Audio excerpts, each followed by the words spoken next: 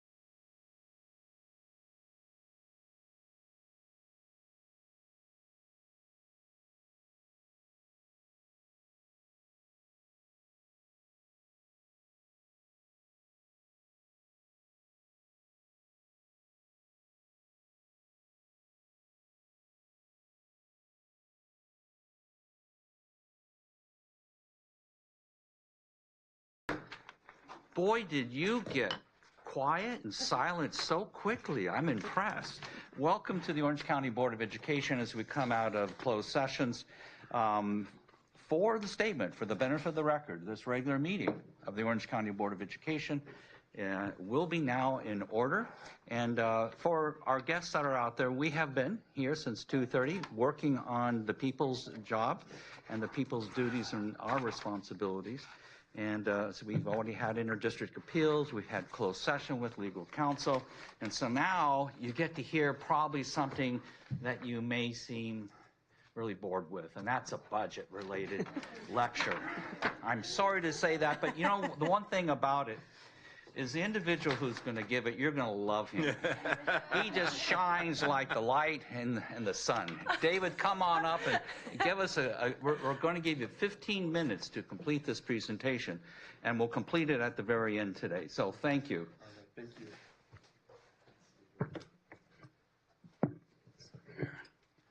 All right, well, thank you and good evening again, President Williams, members of the board. Tonight, we have, of course, our budget study session, which begins preparations for development of the budget for the upcoming fiscal year. And so thank you, Dr. Williams. I definitely will be as brief as possible to keep these kids from falling asleep on us. And so, so let's go on here. Let me get back to the first slide.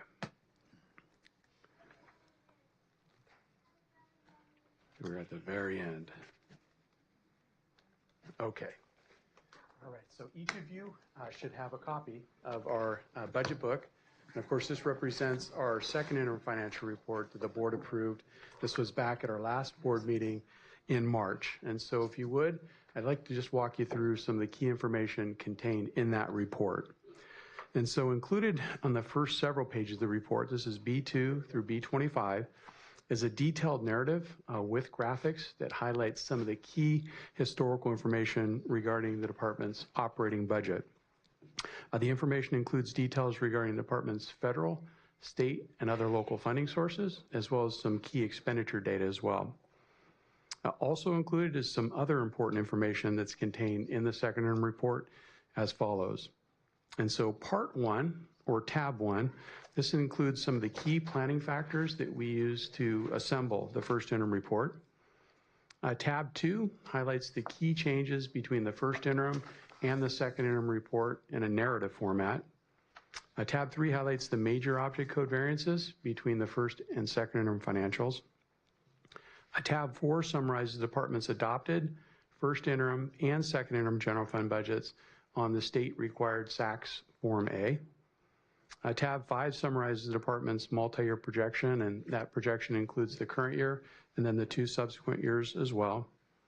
Tab 6 represents the state required criterion standards form, which includes a trend analysis of some key budgetary and financial information. Tab 7 reflects the department's average daily attendance, and this is on the state's required Form A. And then tab 8 provides a listing of all the department's funds. And then tab 9, or form number 10, this reflects the North Orange County SELPA pass-through fund, which is used to account for the SELPA's financial activities, and then it highlights some key revenue and expenditure data for all of our SELPA member districts. And so now moving on to tab number 10, or form number 12, this is used to account for the department's child development activities. Tab number 11, or form number 14, this is used to account for deferred maintenance needs, which of course include major facility repairs and major facility replacements. Tab number 12, or form number 17, this is a special reserve fund that's used for non-capital facility related projects. Tab 13, or form number 35, this is the County School Facilities Fund. It's used to account for state school facilities funding and then the related construction projects. Tab 14, form number 40, this is a special reserve fund. It's used to account for capital outlay projects related to our Esplanade property. Tab 15, form 56, this is used to account for the debt service activities on the loan for the Esplanade property. Tab 16, or form number 67, this is used to account for the self-insurance activities on our Delta Dental insurance program. Tab 17, this is a listing of all the entitlements, contracts, and grants for the department, which we update regularly, and it's also posted on our website. Tab 18, this provides information on our holding account. This is object code 4399, and this is used to temporarily account for expenditure activity until all the project budgets have been finalized. Tab number 19, this provides detailed information on all the state and federal COVID-19 relief funding that our departments has received, along with all the allowable uses. And then lastly, tab number 20, this contains all the other required state forms, including forms such as our cash flow form and our indirect cost rate form. And so this slide just highlights some of the key components of the state standardized account code structure, which we refer to as SACs. And of course, you're used to taking a look at the 2-digit fund and then also the 4-digit object code numbers, which are, of course, are defined by the state of California. And again, that's what you're used to seeing when you take a look at our SACs reports in the budget book. However, there are a total of 8 other state and locally defined fields that are included behind each of the financial transactions. And these fields include the following. So first, we have the 4-digit resource code. And this field identifies federal, state, and other local funding sources that have specific restrictions on how those dollars can be spent. And so an example of one of those programs is our Title I program. We also have the 1-digit project year field, and this identifies projects whose reporting year is different from our fiscal year. We have the 4-digit goal field, and this defines specific instructional goals and objectives, such as regular ed, alternative ed, or special education. The 4-digit function code field identifies detailed activities or services performed for each goal and objective, such as instruction, instructional supervision, or pupil-related services. We also have the 3-digit school field, and this identifies schools with a unique CDS code, such as our juvenile court program and also our special schools programs. We also have a 4-digit manager code, and this identifies the respective manager that has oversight over the budget. The 4-digit cost center field, this is what the department uses to track some of our locally defined projects and programs. And then lastly, we have the 3-digit site code field, and we use this to track our major programs like our access program and our special schools program. So next, just want to provide a quick overview of the current U.S. economic outlook, and this is based on UCLA's December forecast. And so we know the university is forecasting headline inflation will peak at about 3.3% in 2025. Good news is that GDP growth has continued to remain strong, although the university is forecasting that GDP growth will dip to a low of 1.1% by the end of 2025. And that's before increasing to 2.6% by the end of 2026. The university is also forecasting a pause in the federal funds rate until the end of 2025. And currently, the effective federal funds rate stands between 4.25% and 4.5%, and it's expected to drop slightly by the end of 2025. On the employment front, the unemployment rate in the U.S. has been on the rise, expected to peak at 4.3%, and that's before falling to 4% by the end of the forecast period in 2027. And unfortunately, though, California's unemployment rate is projected to outpace the nation and expected to peak to 5.5% in 2025 before falling to 5% by the end of the forecast period. And so here's just, again, this is a quick review of some of the key highlights contained in the governor's proposal for next year, 25-26. And again, this proposal represents the start of the budget cycle for the state of California for next fiscal year. So first, we know, again, the governor's estimating a state budget surplus of approximately $17 billion, as well as healthy reserve levels for next year. And again, this is largely due to an improved economic outlook, as well as strong state tax collections in the current year. Department of Finance is now estimating roughly $17 billion more in state general fund revenues. That's over the 3-year budget window. This is since the state enacted the budget for 24-25.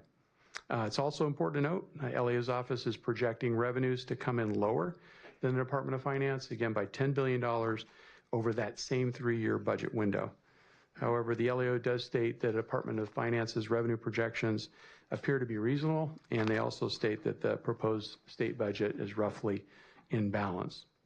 As you might recall, it was only about a year ago that the state was facing one of the largest budget deficits in the history of the state at about $50 billion. Both the LAO and the Department of Finance are pointing to the value of the $28 billion in budget solutions that were built into the budget, the 24-25 budget, for next fiscal year, 25-26. Unfortunately, those were one-time solutions, and so when you look at the out years, 26, 27, beyond, they have a structural deficit they need to address. Next, we're going to take a look at some of the governor's key revenue assumptions. And so here's a chart, again, highlights the changes in state revenue estimates that impact the Prop 98 guarantee. And over this 3-year budget window, fiscal years 23-24 through 25-26, state revenue is up for about $17 billion. That's as of the governor's January proposal, and that's when compared to estimates that's contained in the State's Budget Act for the current year. And again, important to note, LAO's revenue estimates, again, roughly $10 billion lower than the governor over that same 3-year window, which of course poses risk to the state budget if those revenues don't come to fruition. And so this chart just highlights the impact of the governor's revised revenue estimates on that Prop 98 guarantee for schools. Due to the improved revenue outlook, the Prop 98 guarantee has been revised up since state budget adoption by $3.9 billion in the current year, 24-25, and then $3.2 billion in the budget year, 25-26. So a total increase of $7.1 billion over the 3-year budget window. Unfortunately, though, the governor is proposing another controversial maneuver concerning the Prop 98 guarantee, and that's for the current year, and we're going to talk about that here on the next slide. And so this chart just highlights the governor's proposed maneuver regarding the guarantee for the current year. And so based on those improved tax collections, guarantee has been revised up by $3.9 billion in 24-25. However, the governor is proposing to appropriate the guarantee at $117.6 billion instead of the currently calculated level of $119.2 billion, or $1.6 billion below the Prop 98 guarantee. And the governor is citing inherent risks in development of the state revenue projections as the reason for not appropriating the full amount. The governor states that if the revenues do materialize, the funds would be owed to schools under the Prop 98 guarantee as settle-up or one-time monies in 2026. And so here's a look at the Prop 98 guarantee for next year. Governor estimates the guarantee is up only modestly higher, or about $2.1 billion above the LAO's office estimate for next year. And you'll note both the Department of Finance and the LAO both estimate that the 25-26 guarantee is going to come in lower than the current year Prop 98 guarantee. And so here's a look at the state's Prop 98 reserve account. And as you can see on this slide, the governor withdrew the entire balance in the Prop 98 reserve account of $8.4 billion in 23-24. And he did that with the enactment of the current year Budget Act. The governor also made a discretionary deposit of $1.15 billion. That's in the current year, 24-25, which will be converted to a mandatory deposit next year.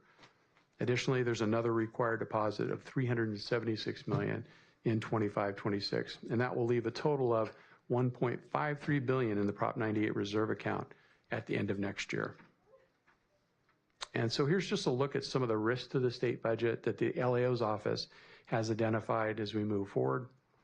Although the economic outlook is definitely improved at the state level, the LAO does note some significant concerns, some significant risks, including capital gains volatility that's tied to the stock market. We have a stagnant job market outside the government and healthcare sectors, as well as elevated unemployment.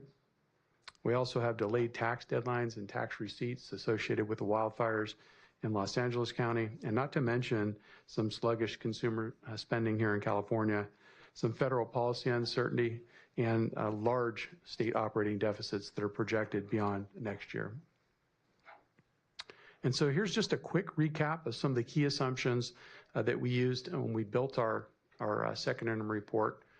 And so again, if you were to take a look at the salary line items in the budget book, you'd notice that we've included costs for step and column for all of our classified certificated management employees, If you drill down and take a look at the statutory line items, you'd see the increased cost reflected for CalSTRS and CalPERS pensions as well. The negotiated settlements are also reflected in those line items. Statutory COLA for this year set at 1.07%, and for next year projected to come in at 2.43%. ADA for this year projected at just over 4,300, and then you notice for 25-26 and 26-27 projected to decline just slightly. LCF funding revenue projections for the current year expected to come in at about $103.7 million. You'll notice in 25-26 a drop of almost $1 million to $102.7 million. Again, the reason for the decline, when you look at the COLA for next year of 2.43%, not enough to be able to offset the funded ADA declines that we've experienced over the last 3 years. And then in 26-27, you can see it a rebound slightly to just over $103.3 million. Tuition for access and special schools for the current year estimated at $45.2 million, and again, expected to increase slightly each of the next couple of years. And so here's a look at some of the key factors impacting our multi-year projection as we move forward. Let's see if I missed a slide here. I did. Let me go back. So here's a look at our combined multi-year projection. And you'll notice here we've got the current year and then the 2 subsequent years. This is the combined general fund, so it includes all of our unrestricted operating accounts, and it also includes all of our restricted categorical programs. If you want to look at the more detailed version, we have that in the budget book. For the current year, 24-25, again, forecasting an $18.6 million operating deficit. If you were to drill down and take a look at just the operating accounts, so take out all those restricted categorical programs, you'd see that we're looking at about a $13.1 million deficit in the unrestricted accounts. But as we talked about last month, that includes a significant amount of one-time spending on large capital facility projects, such as our Rancho Sonata project, the conference center upgrades. We have an installation of elevator here in Building A, and then we also are making significant amount of purchases for classrooms as well. So when you back out all those one-time expenditures, you're actually left with a small structural surplus in the current year. And then in 25-26, we are projecting a small deficit, just over $155,000. And again, there includes some significant one-time expenditures for capital projects, primarily in 25-26 related to the Rancho Sonata project. And so here's a look at some of the key factors that impact our multi-year projection as we move forward. We know the CalSTRS employer contribution rates.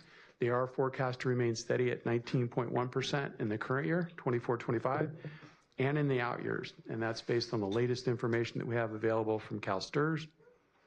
And then as you can see from this chart, since implementation of the LCFF, this goes all the way back to 2013-14, the CalSTRS employer contribution rate increased from 8.25% to 19.1%. And this, of course, has placed tremendous strains on school district and county office of ed operating budgets.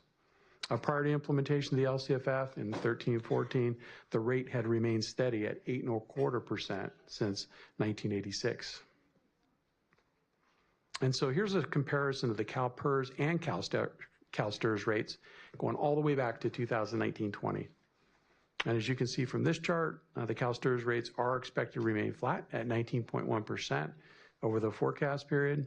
On the other hand, the CalPERS employer contribution rate is expected to increase from 27.05% in the current year to 27.4% in the budget year, 25-26. Additionally, the CalPERS rates are set to increase to 27.5% in 26-27, 28.5% in 27-28, and that's before they drop slightly to 28.2% in 28-29, and then 27.8% in 29-30.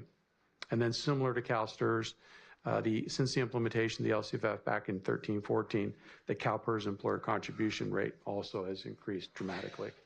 Good time to cut? Can Yes. we continue at the end of our meeting, David? Perfect. Beautiful. Thank you very much. So for those who have been out there, hopefully that was a very interesting conversation and dialogue. That's what government does, is look at all these numbers, and we have to operate within a certain budget. And these are important. They may seem rather boring, but they are important.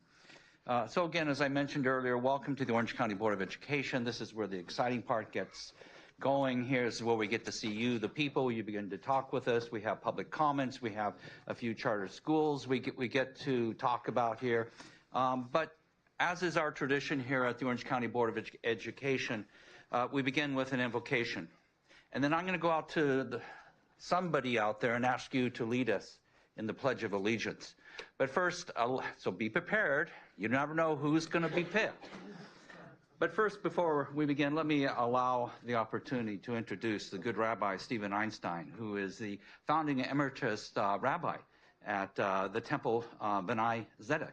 And he is now retired, but he's going to lead us in our invocation.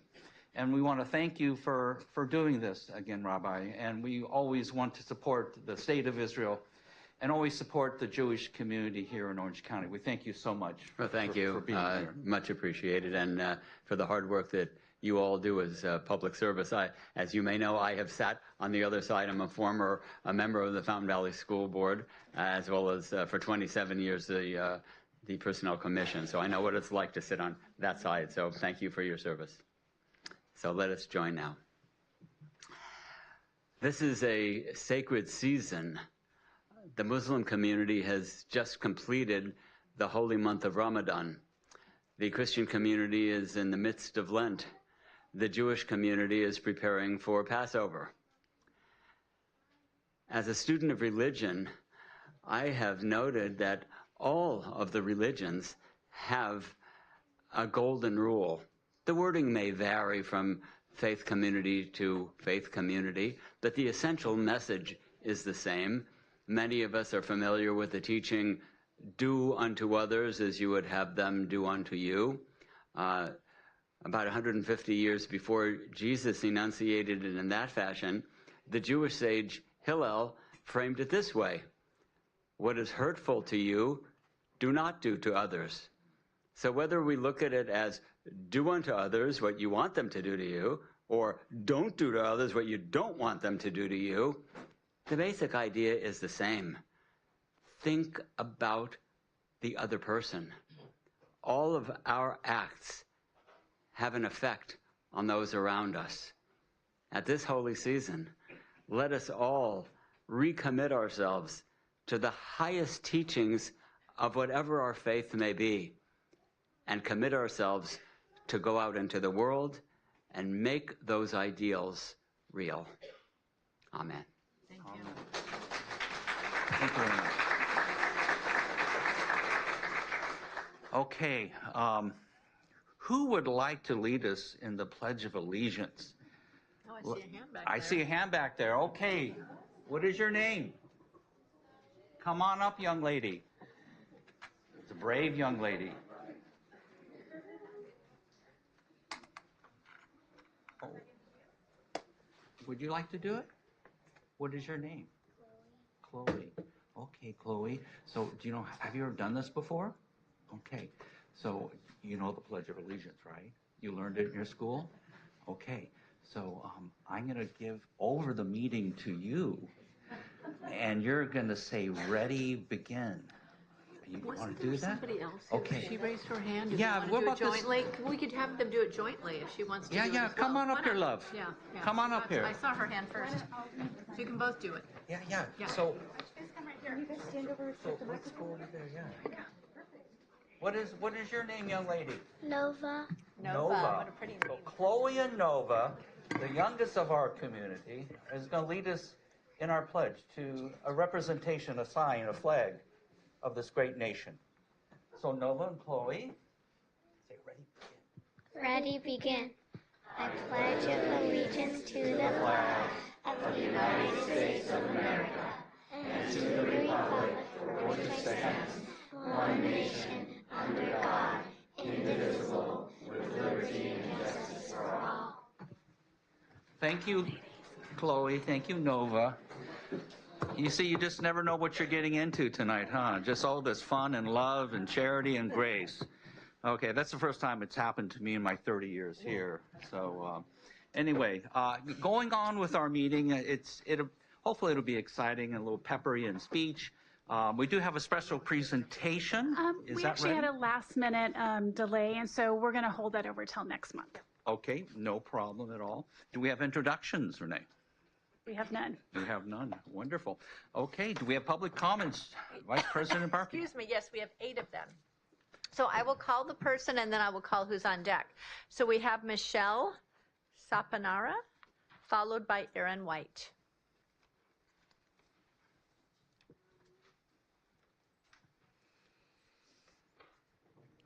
Good evening, Superintendent Bean, President Williams, ladies and gentlemen of the Orange County Board of Education. My name is Michelle Sapanera, and I am proud to serve as the Assistant Superintendent of Student Services with Springs Charter Schools. I'm here this evening for 2 reasons. First, to share a brief update on the launch of our newest school, Orange Springs Charter School, and second, to express deep appreciation for the collaboration between this board, OCDE, and the charter community. Orange Springs Charter School is looking forward to a successful launch this fall as it joins Citrus Springs Charter School, representing our network here in Orange County, and we are incredibly proud of the work our educators and families have done to build a strong foundation of personalized, student-centered learning. I want to highlight one example of the heart of our community. We recently hosted the 3rd annual Open Closet event at our Santa Ana Student Center. Hosted by our school counselor and her amazing team, the event welcomed families to shop for gently used clothing and shoes at no cost. Thanks to generous donations from across the county, we needed a U-Haul to transport everything. Events like this remind us that student success goes beyond the classroom. It's about dignity, connection, and care. I'd also like to acknowledge the academic data being presented this evening for Citrus Springs Charter School. While we recognize there is still important work ahead, we are encouraged by the 4.2-point gain in the math distance from standard this year. This growth reflects the dedication of our teachers and staff, and we're excited to build on that progress with the recent adoption of Envision Mathematics and the addition of targeted instructional coaching supports. We're confident these investments will drive continued academic growth and support deeper learning for all students. I also want to thank Dr. Bean and the OCDE leadership team for hosting the inaugural meeting with the Orange County Charter leaders last month. Your invitation to collaborate, share resources, and align on priorities could not have come at a more important time.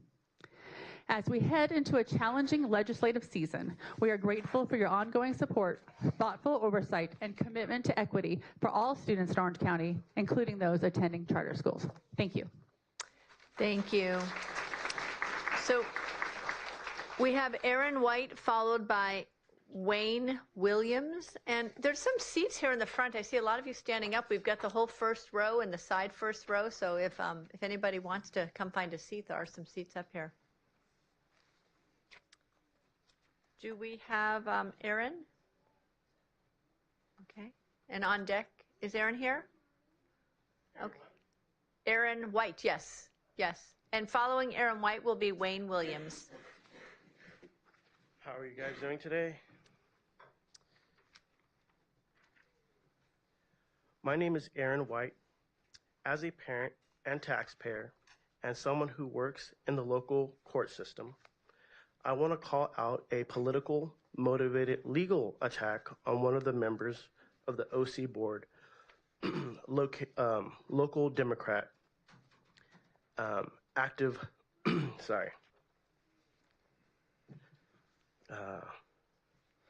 local Democrat, active Lynn Riddle. Riddle, personally, sorry, I don't speak too often. This is Riddle.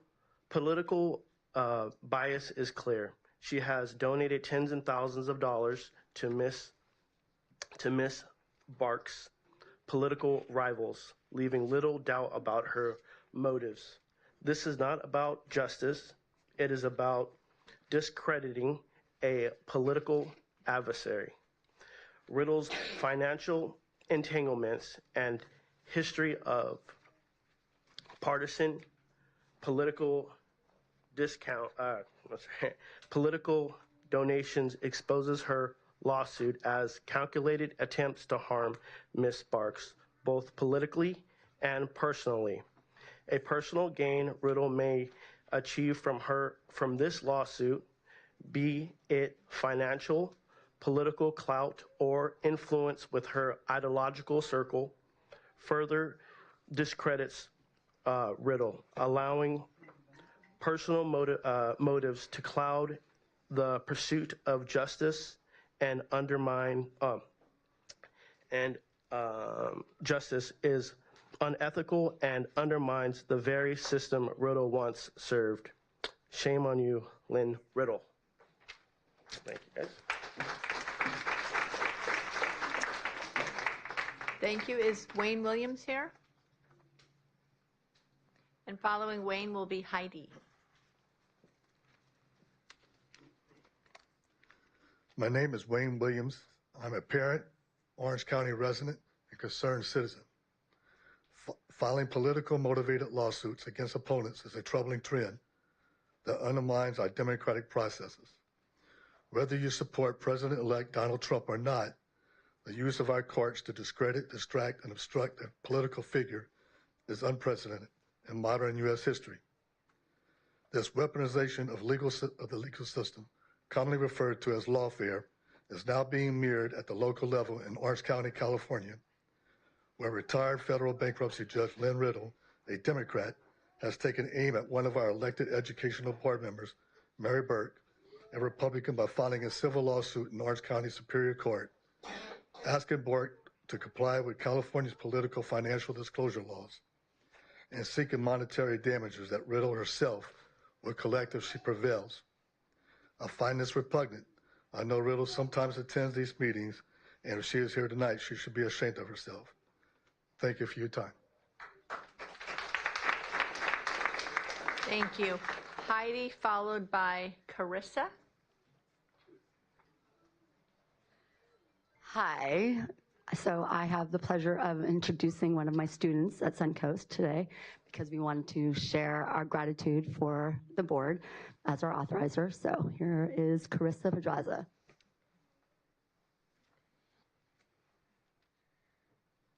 Hi everyone. I'm also here to do a paragraph of gratitude for one of my peers, Joanna Ashby. But first, I do something about I actually really do like Suncoast because one for the amazing Ms. Heidi and all the teachers, they help and support us. They make sure that we keep on our schoolwork, and they help us with if we have any troubles. So, thank you. Thank you. Love, you are very brave to do that. Thank you. You did wonderful. Okay, next we have Carlos Hernandez, followed by Linda Cohn.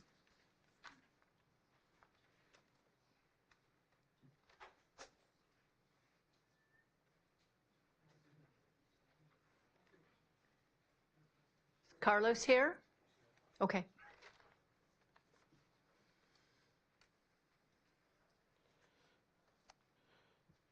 Board members, thank you for the opportunity to address you this evening. My name is Carlos Hernandez. Now to call out Democrat activist Lynn Riddle. Lynn, are you here tonight? Political motivated lawsuits are a destructive force in our democracy. They erode trust, discourage public service, and compromise the fairness of our institutions. Your lawsuit against the OC board members, Marty Bark, sets a dangerous precedent and threatens the credibility of both our legal and political system. Lynn, shame on you. You know better. For turning the courts into a political cudgel, your lawsuit against board member Bark is an abuse of the legal system to settle political scores. As a former judge, you better than anyone should understand the importance of preserving the courts for legitimate grievances, not personal or political vendettas. Lynn, your actions are not just disappointing, they are dangerous. Thank you for your time. Thank you. No, just one more. Following Linda is Cindy. I just want to begin. I'm not speaking on this, but I want to add my voices to the three people who've already spoken. I also want to call out Judge Riddle for what she has been doing for many years now. She should be ashamed of herself. I'm actually here to speak on a different issue. We have in Orange County a treasurer tax collector who has held this office since 2010. Her name is Shari Friedenrich. I do not know her personally, but I've come to know a lot about her recently. The powers that she holds in terms of managing the tax collections from all of our property taxes, which amounts to several $billions, have recently been removed from her by our Orange County Board of Supervisors. And I want to commend this Board of Education for providing me the opportunity to hear both sides of this issue and also committing themselves to follow up on this issue. And I urge you to do so. This is extremely important, even though anything to do with finances really makes my eyes glaze over. I heard two very different views of Dr. Friedenrich at this meeting, last meeting. I heard first from Don Wagner, but I'd also read some media accounts that gave a view of Dr. Friedenrich as being somewhat problematic, incompetent, doing a poor job, and requiring the removal of her responsibilities. I heard a very dramatically different view from these rather vague charges launched against Shari from Dr. David Carson. He gave several minutes of very factual data on the job that Dr. Friedenrich had done. You all heard that. I urge you to re-listen to what Dr. Carlson said, because in comparing these two views, I am going to go with a factual account supported by hardcore evidence, which I got from Dr. Carlson.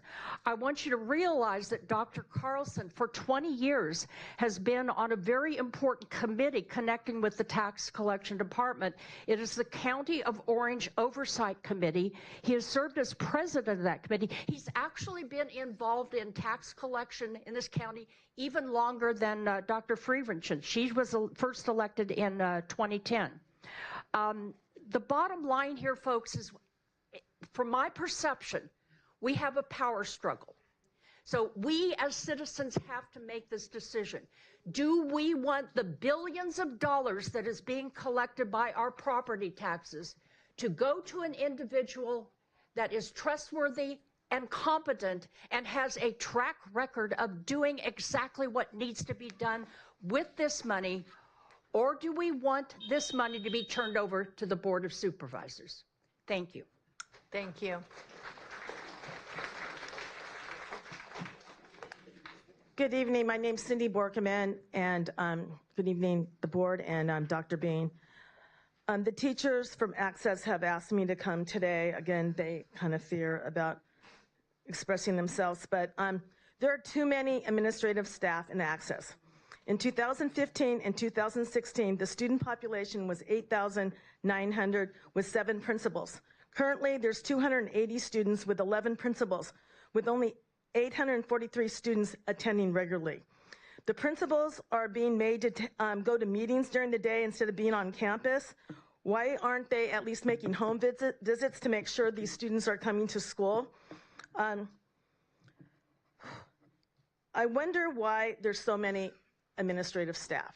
Mayor Montes hired, as you know, many of his cronies from his school districts that he worked at. They still remain.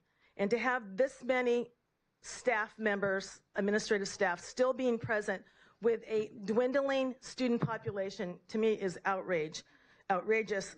And I just really want you to look into it, because I think it's a waste of taxpayer money. Thank you. Thank you. That ends our public comment.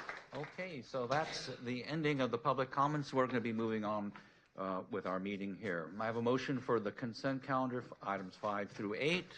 So moved. Second. Second. We have a motion and a second. This is a non-discussion item.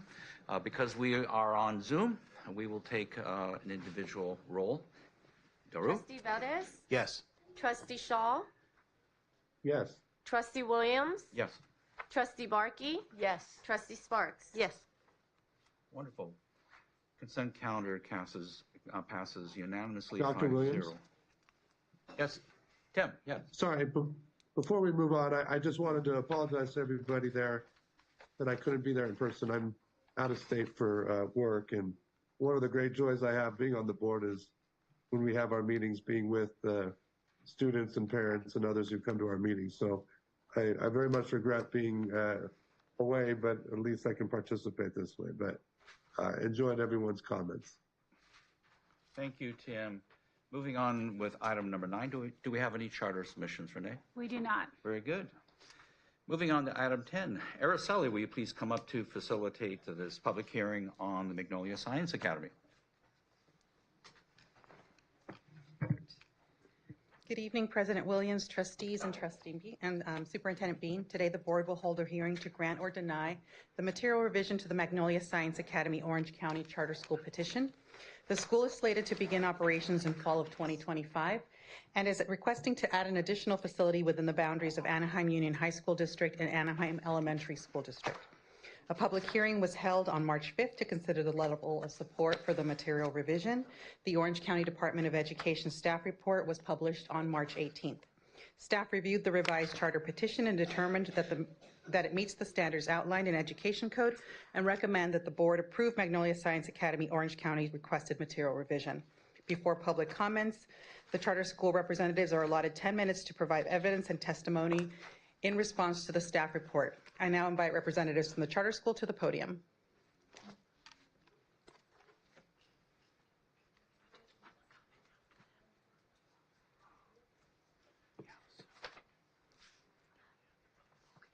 Hello, good evening, distinguished board members, Orange County Department of Ed staff, and community members. I wanted to wish first all of you a happy Autism Awareness Day, as this is April 2nd. And again, my name is Dr. Maria Rao, and I am back before you this evening, just as excited as last month to work with the staff from OCDE and this board in regard to our material revision for MSA OC, particularly an Anaheim location. We are so grateful to see that there were no staff findings, and we hope that we can continue to grow in all of your support and growth and expansion in the county with a yes vote. Our Magnolia families and staff are here to answer any questions about our material revision, if you have any. And I also wanted to acknowledge all of our Magnolia supporters. So if you could, my Magnolia families and community, please stand and cheer in support for MSA OC. Thank you. Thank you. So thank you so much for your time. I pass it over to you. Thank you, Dr. Maria. That was very kind. We do have public comments. Araceli, is that the next step here? The hearing's now open for 15 minutes of public comments. Trustee Barkey, are there any comments right now? Yes, we have 5. So I will call Veronica Escobar, followed by Laura Murillo is on deck.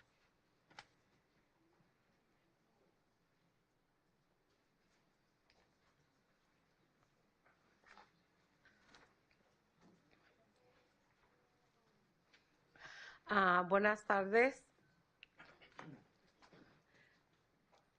Mi nombre es Verónica Escobar. Good afternoon. My name is Verónica Escobar.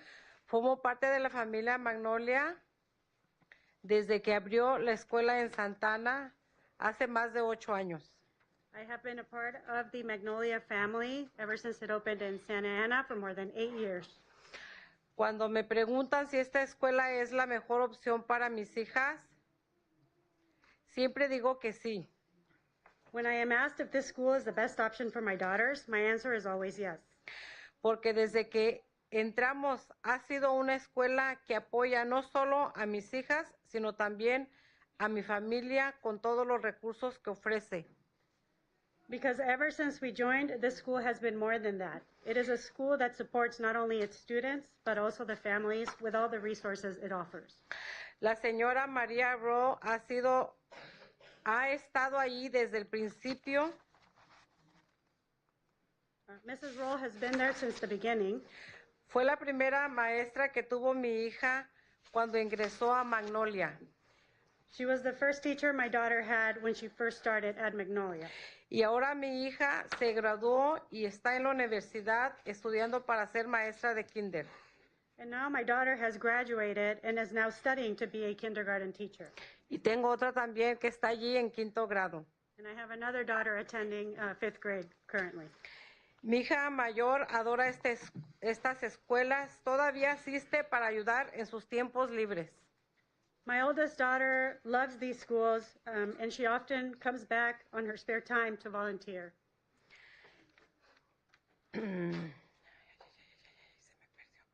Al igual, yo también soy voluntaria en esta escuela y lo hacemos por gratitud y porque amamos todo lo que representa Magnolia. Muchas gracias.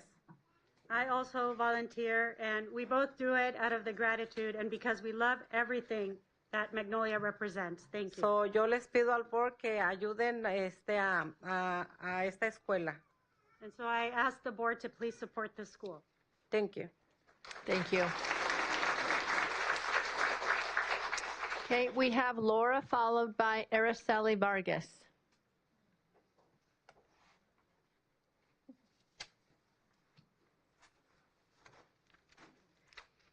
Buenas tardes, mi nombre es Laura Murillo. Good afternoon, my name is Laura Murillo.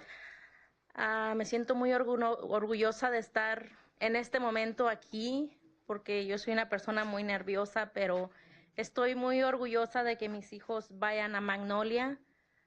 Tengo 4 hijos que van ahí y uno de ellos que está en el 7 va a competir para robótica en el estado de Texas. Y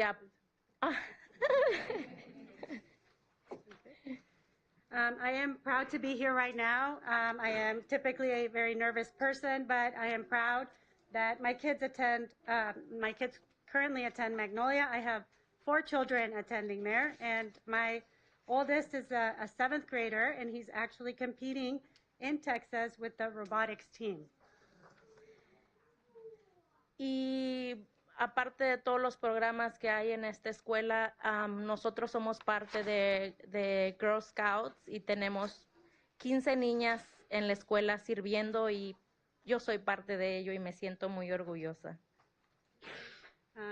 And that's just one of the many programs that are offered in that school. There's also Girl Scouts, and there's 15 girls that participate in the Girl Scout group in our school currently, and I am also participating there. Muchas gracias. Thank you very much. Thank you. Okay, we have Araceli followed by Luz Villa. Buenas tardes a todos. Una de las cosas que quisiera dar es gracias al board por apoyar a las escuelas y pues al igual que mi compañera yo también pido como más support para nuestra escuela porque es una de las pocas escuelas que ha llegado a nuestra comunidad latina a aportarnos oportunidades para nuestros niños y para ser unos mejores ciudadanos de este país. I want to thank everyone for allowing me to be here today. And I wanted to thank the board for always supporting the schools. And as my friend had mentioned previously, we want to thank you we want to ask you for more support because these are the kind of schools that have entered the Latino community and have provided a lot of support and resources and given us hope, ¿verdad? Para el futuro. Okay. And giving us hope for the future of our kids. Y también quiero aprovechar a dar gracias a las escuelas Magnolias porque gracias a ellos mis niños han tenido la oportunidad de crecer y poder desenvolverse y pensar en algo a futuro y llegar a ser alguien grande. And I also want to thank the Magnolia schools for giving my kids the opportunity to grow, to be open-minded, and to dream big and dream farther than they ever thought they could. Muchas gracias. Thank you very much. Thank you. We have Luz Villa followed by Javier.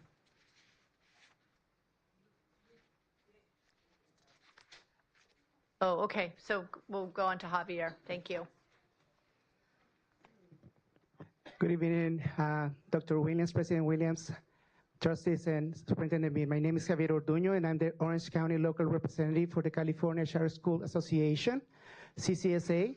CCSA is a membership and professional organization that serves our members, schools, and advocates for fair policies across more than 1,250 public schools in California. Our mission is to meet the needs of parents, educators, and communities by supporting and advocating for high-quality, no-profit charter schools while sharing their successes throughout California's public school systems. On behalf of CCSA, I strongly recommend the approval of the Magnolia Science Academy Orange County Material Revision. Magnolia Science Academy is a valued member of our association in good standing. In our view, it meets the legal standard for a material revision.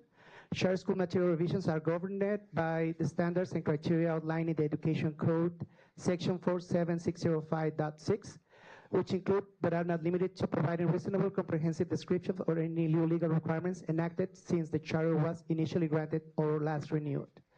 CCSA has worked closely with Magnolia leaderships and recognized the valuable programs that they provide students throughout the community. Approval of this material revision would ensure that the school can continue and expand its essential services for students under its care. Therefore, CCSA fully supports these schools and respectfully urges you to approve this petition. Thank you. Thank you. That's it. Very good.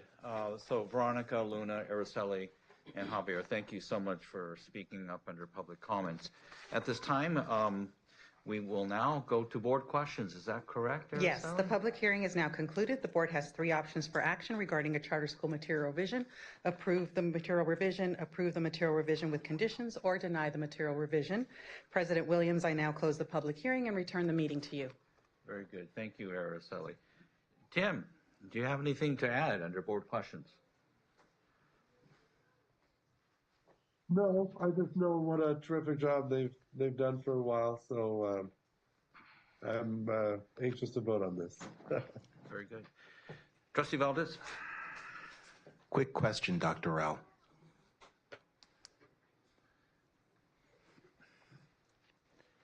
Yes. Did I hear somebody say that you have a robotics team that's competing in Texas? Yes, our Santa Ana campus, our students, high schoolers and middle schoolers are competing in the National Robotics League in Texas as we speak. Wow. So big, huge round of applause. You know, when I was growing up in the 1980s, we did not have a robotics team in high school. Did you compete with Atari? I was a baseball player. Oh, baseball. So it's the Sega Genesis. That's all I have, Dr. Rao. You always do a great job. Trustee Barkey. Well, I can't say how excited I am that you will be spreading this enthusiasm to Anaheim, because I love the enthusiasm. I love what the school is doing. As you know, I'm a huge supporter of school choice. I don't like to see children trapped by their zip code, and you guys are just doing an exceptional job, and seeing expansion just warms my heart. So thank you for all you do and your continued success. Thank you. Thank you so much. Thank you. I would just echo Mary Barkley's words.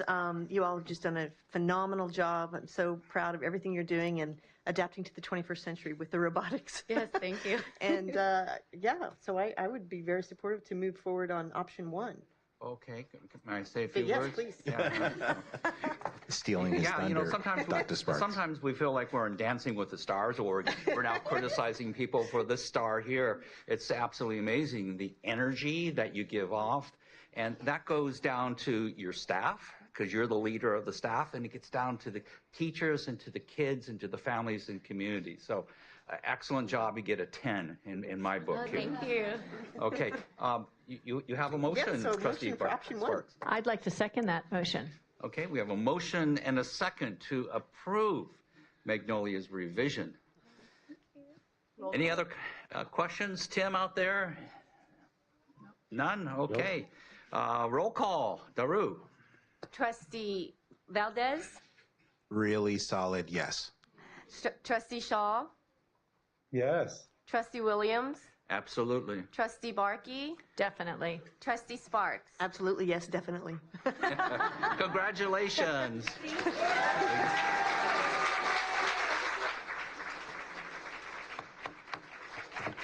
So the board's going to take about a 2-minute break.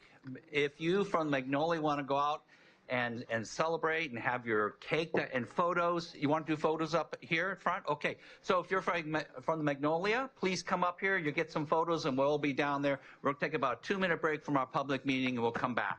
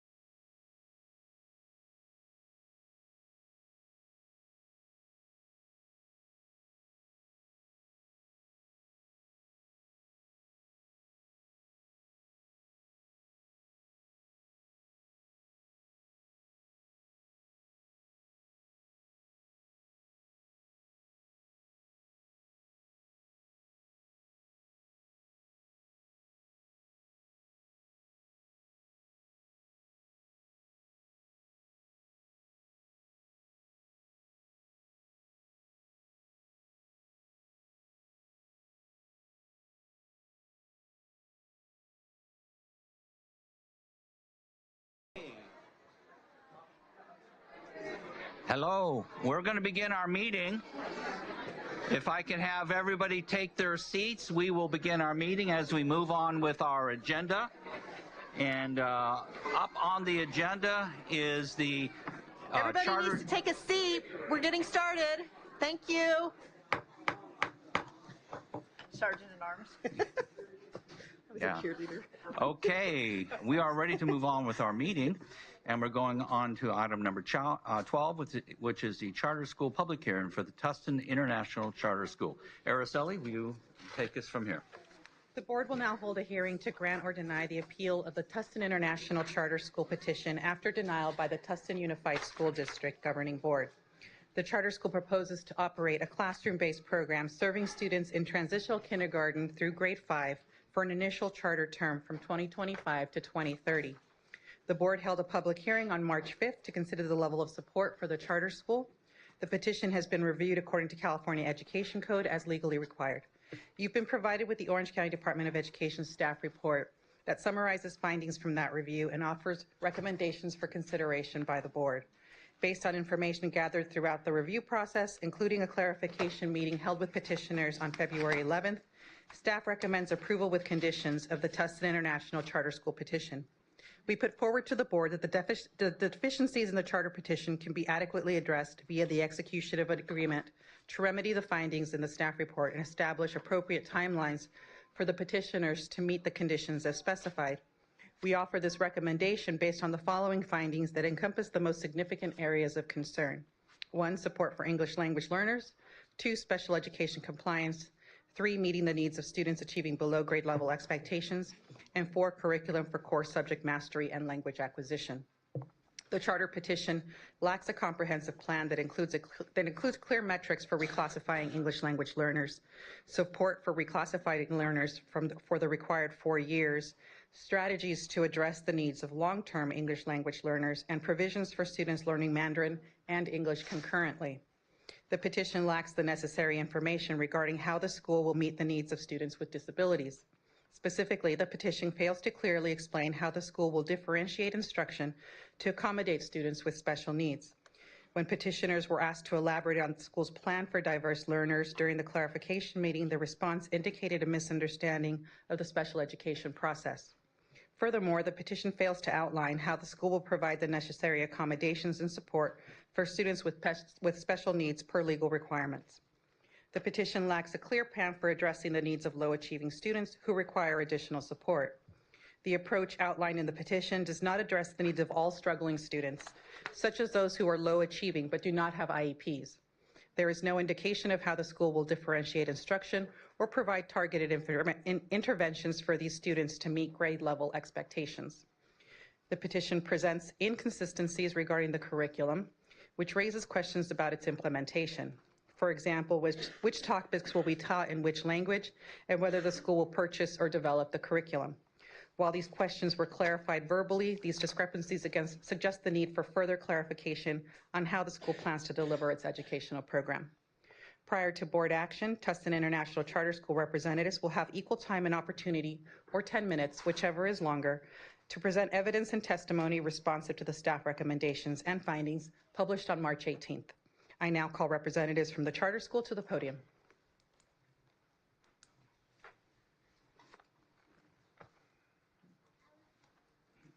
Good evening, Board President Dr. Williams and Board Trustees.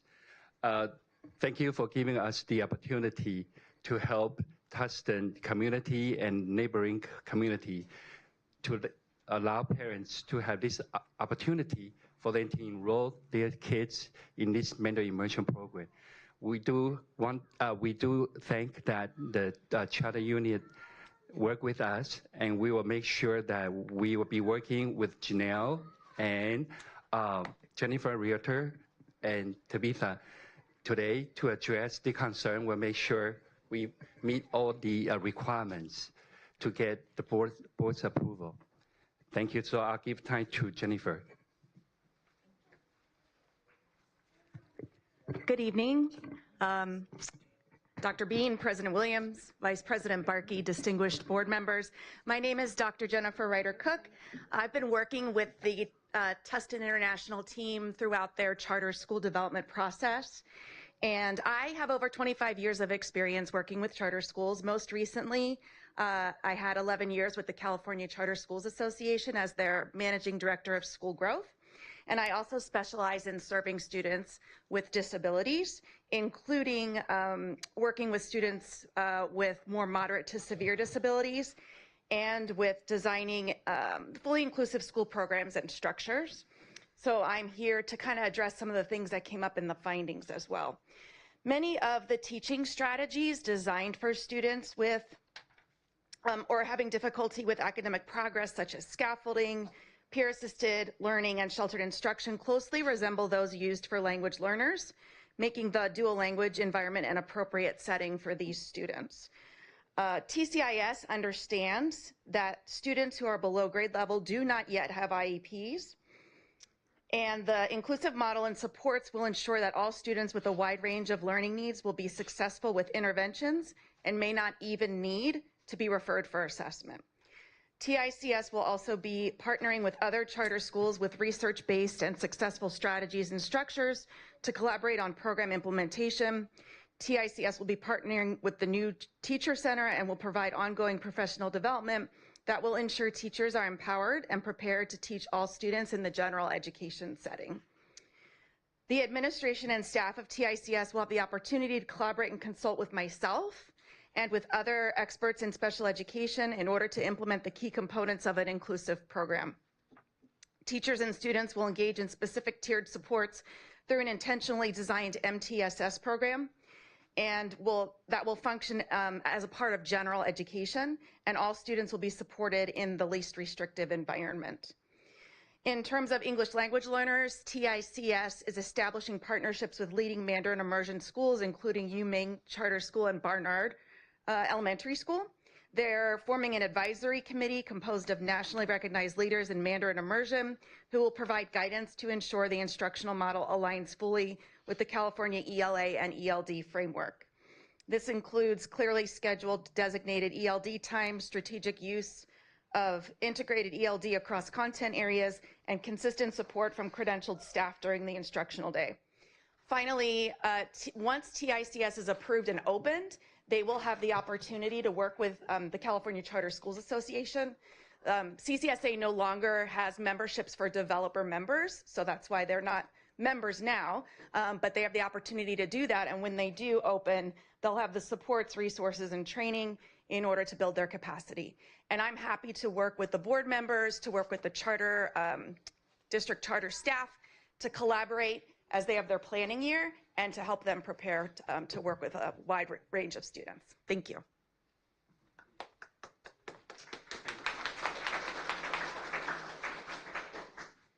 Hi, just to kind of piggyback on that, my name is Tabitha Obligacion.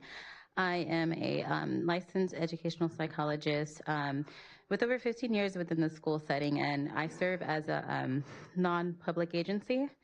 So that is certified by the Department of Education. And so what we do is we have a team of psychologists. Currently we have staff over 7 psychologists. We have speech therapists. Currently on board we have about 5 speech therapists, and we have 3 occupational therapists and behavior interventionists. So basically we are ready to serve students. We not only serve students that have IEPs, but we also service students that do not have IEPs. We are a team of advocates, therapists, and psychologists, and we also do have a lawyer on our team that we help parents gain knowledge and understanding of their child's schooling, rights, and services. We are an excited team to help with Tustin International Charter, as we help support not only with their special education department, but with their general education department by aiding with child find, Tier 1 and Tier 2 interventions, and with their student support study teams, and providing any special education services. I've already had the lovely opportunity of working with Dr. Chung and the hard work and dedication that his team provides. They are definitely supporting putting the students' needs first. And I just want to thank the board for this opportunity to speak with you guys today, and thank you.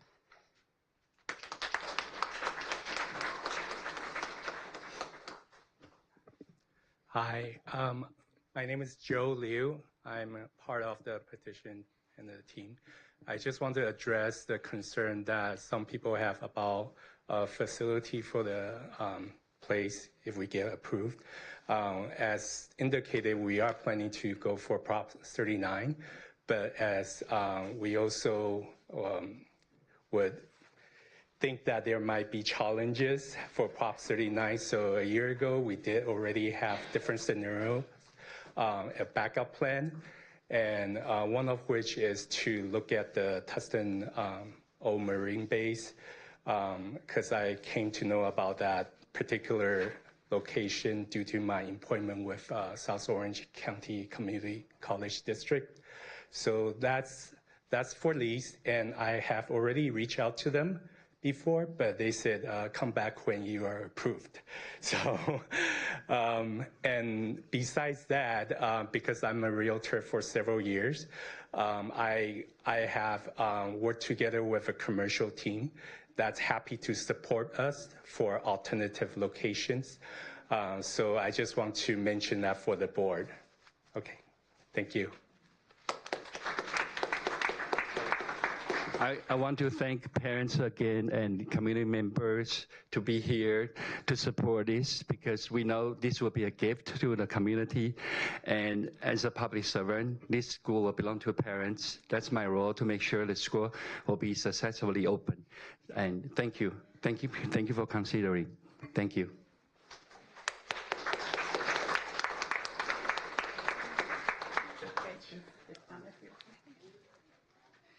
The hearing is now open for 15 minutes of public comments. Trustee Barkey, please call for the first speaker. Okay, so we have 15 public comments, so each person will be given a minute to comply with the 15 minutes. So I'll call up the first person who's on deck. We have Jennifer Ryder-Cook first, with Emily Chu following. Oh, okay, gotcha. Okay, all right. So next we have Emily Chu. Barkey. So as I mentioned in the past, most parents are really shy. Okay. So they would just give time to her.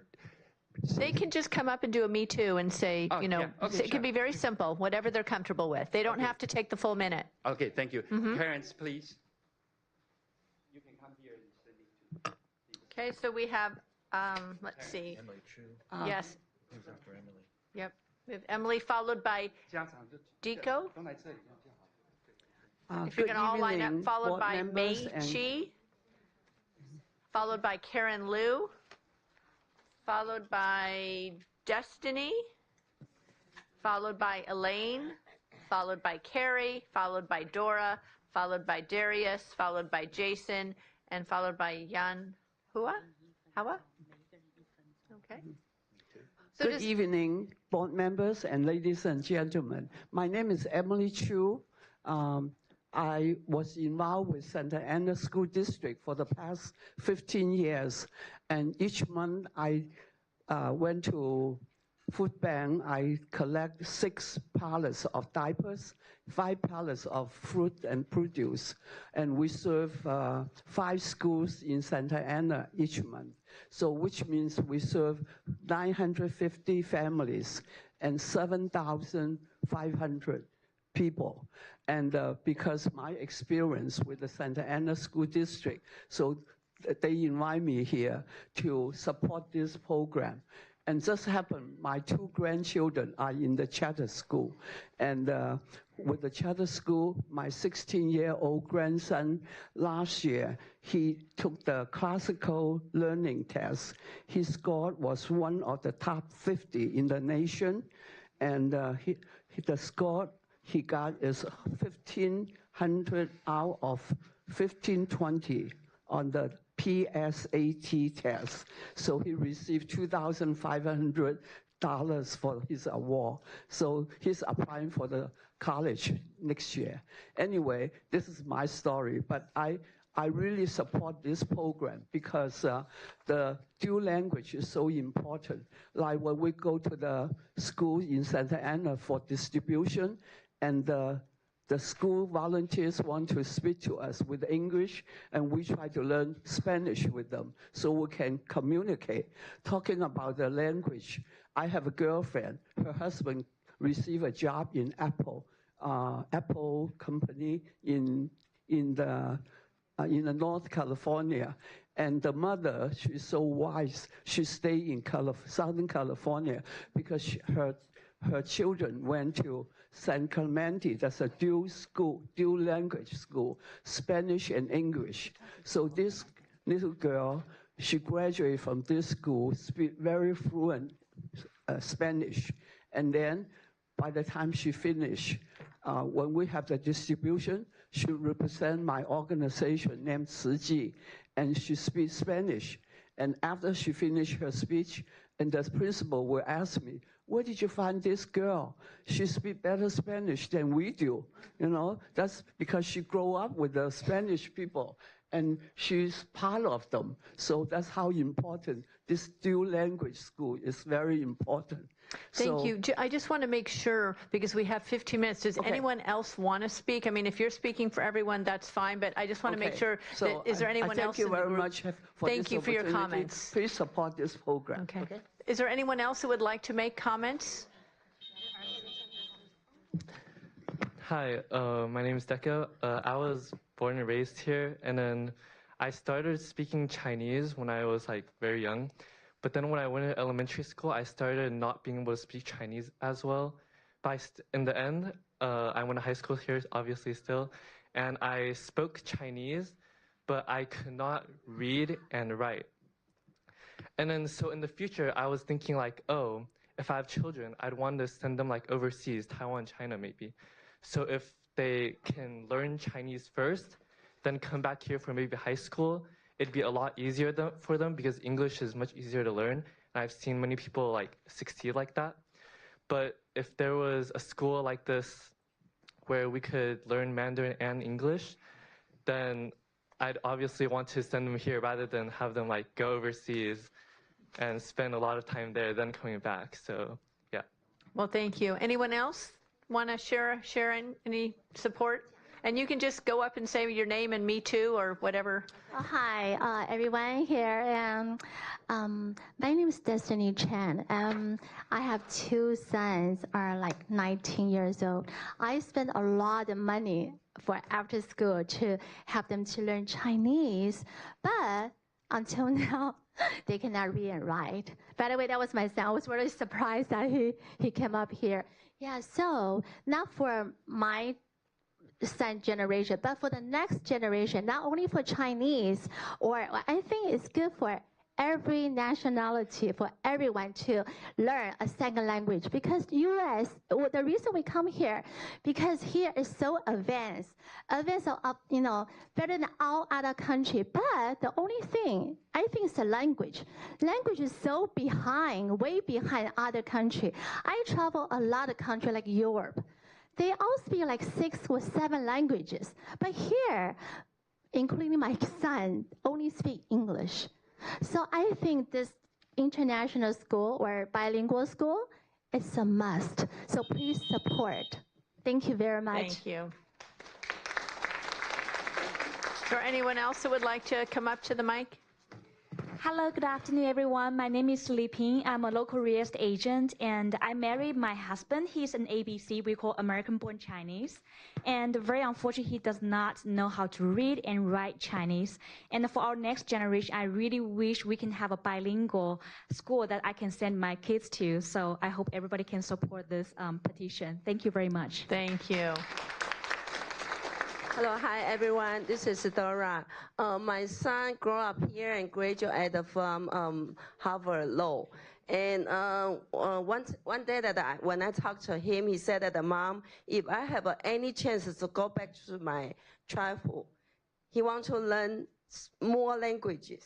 So we want everyone to support this one, to be a bilingual school. Thank you. Thank you. Anyone else? I think we have a couple minutes left. Are we good? Everyone spoken who wants to speak? Hello. I talked last time, but just want to also just express my support for the program. It's a wonderful program. It's so beneficial for the kids. And just think how incredible it would be to have children in the Tustin area who many of them are already speaking like Spanish in their homes, and many of them are already bilingual to become trilingual. That is just so powerful for them and for their opportunities in the future. So thank you. Thank you. Anyone else want to venture to the mic? Good afternoon, board. My name is Karen. The reason I support this international charter program is I also I'm involved with the Santa Ana community for the volunteer work, and then every month I visit a Santa Ana school. Most of the family don't speak English, so I have to learn some Spanish to them, like "Quedaya," that's what size of a diaper do you need? And then because we have been doing this for many years with them, they want to learn Chinese to show their appreciation. And so the reason I mentioned that, the reason I support, because we all know to learn a language, you have to learn at the youngest age because the brain are still developing. And then once they master the second language, the third language will be the easiest to grasp. So I really think it's a benefit with regardless Chinese, English, Spanish, or French. And then I think the more language the children can learn at the youngest age, that will be benefit to them. Please support this petition. Thank you. Thank you. Do we have any time left of our 15? Anyone else? We have a few minutes left. You can just go up to the mic and say, "Me too, I support," or anything you want to say quickly. No? My name is Mei Chi Chen. I have 3 girls. We all speak Mandarin at home. And I stopped sending my daughter to the Chinese school Sunday every day until the high school. And then now they still don't speak good Chinese. They cannot write, cannot read. I believe learning the different language had to be every day. Of course, their English still better than the Chinese. And although my daughter, they don't need to go to the school, it's kind of late that they all grow up, but I support this program. Yeah, definitely. Thank you. Yeah, my name's Richard, and I just support this because with my grandson, he would have the opportunity to learn more than just English, varied languages, and I think this would be a great program for the younger group that's growing up. So, yeah, okay. Thank you.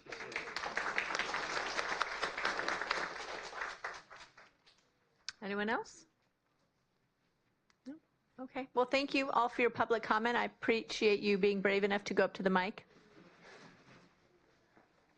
This concludes the public hearing. The board has 3 options for action regarding a charter school petition submitted on appeal. Option 1, approve the charter petition as written. Option 2, approve the charter petition with conditions. This action will result in the approval of the charter and require the execution of an agreement to address the issues outlined in the staff report. Option 3, deny the charter petition. President Williams, I now close the public hearing and return the meeting to you. Okay, so Araceli, under item 12, we have board questions. So we're not ready to move on with item 13 until we have board questions? Yes, or would that be fine? correct. Okay, very good. So I just want to make that clear. Tim, do you have any questions for this charter school petition?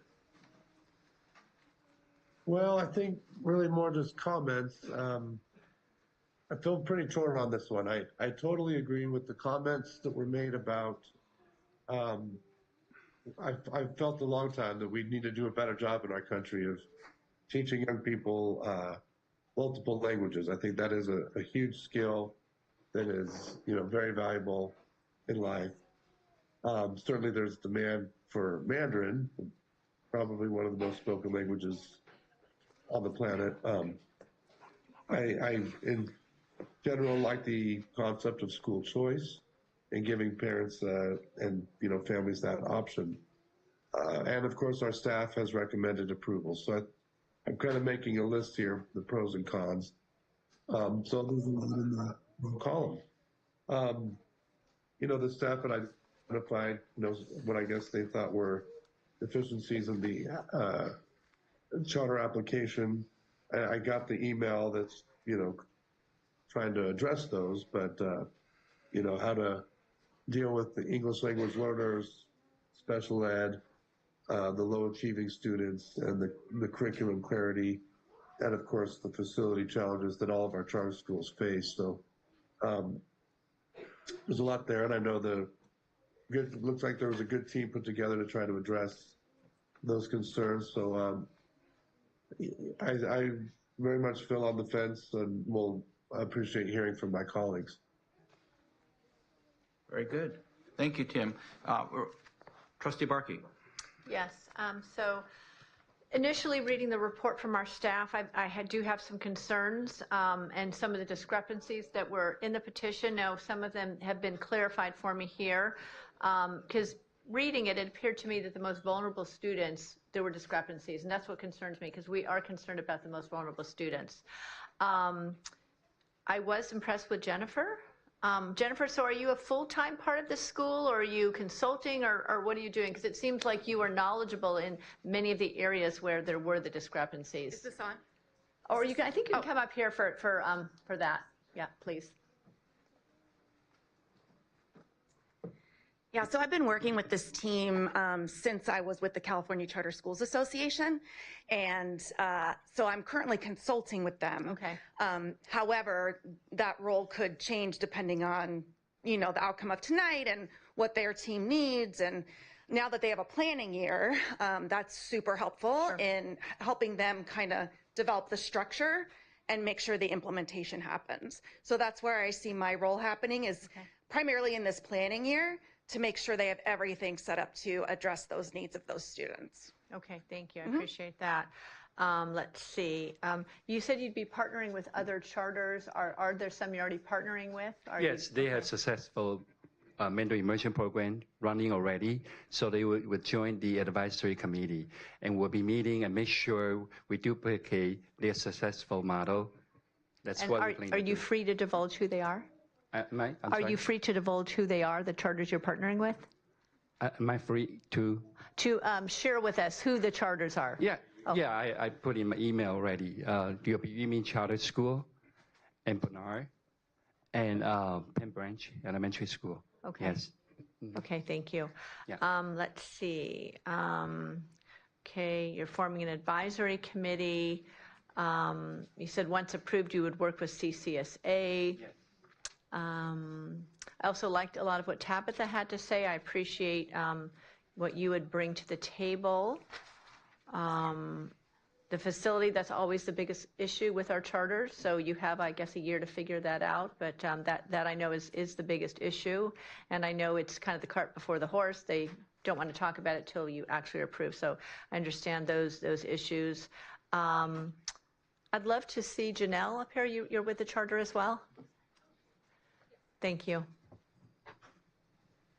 And are you comfortable with the petition? And you've worked with a lot of our charters. We have a lot of faith in you. And is your feeling that they have what they're ready to go? Or after their planning year, they're ready to go? What's your feeling? Yes, I do. Janelle Rulli, Young Medium Corps. I do feel with the planning year, that's going to be very helpful for them to, I think what staff identified as concerns are going to be actually really instructive for the petitioners to figure out, like, you know, here are some concerns we have, here are some potential holes we have, let's figure out how we fill them before we have students in front of us, right? So that we get those things addressed, make sure we've got the team in place on the ground ready to go before we open the doors to students. So I'm confident that they can do that. Okay. Yeah. Okay. And my last question, and then I'll let one of my colleagues, is as far as student enrollment. Tonight I saw a lot of people with grown children who really support this, and the theory behind it, it's what the community needs. But do we have excited families that are ready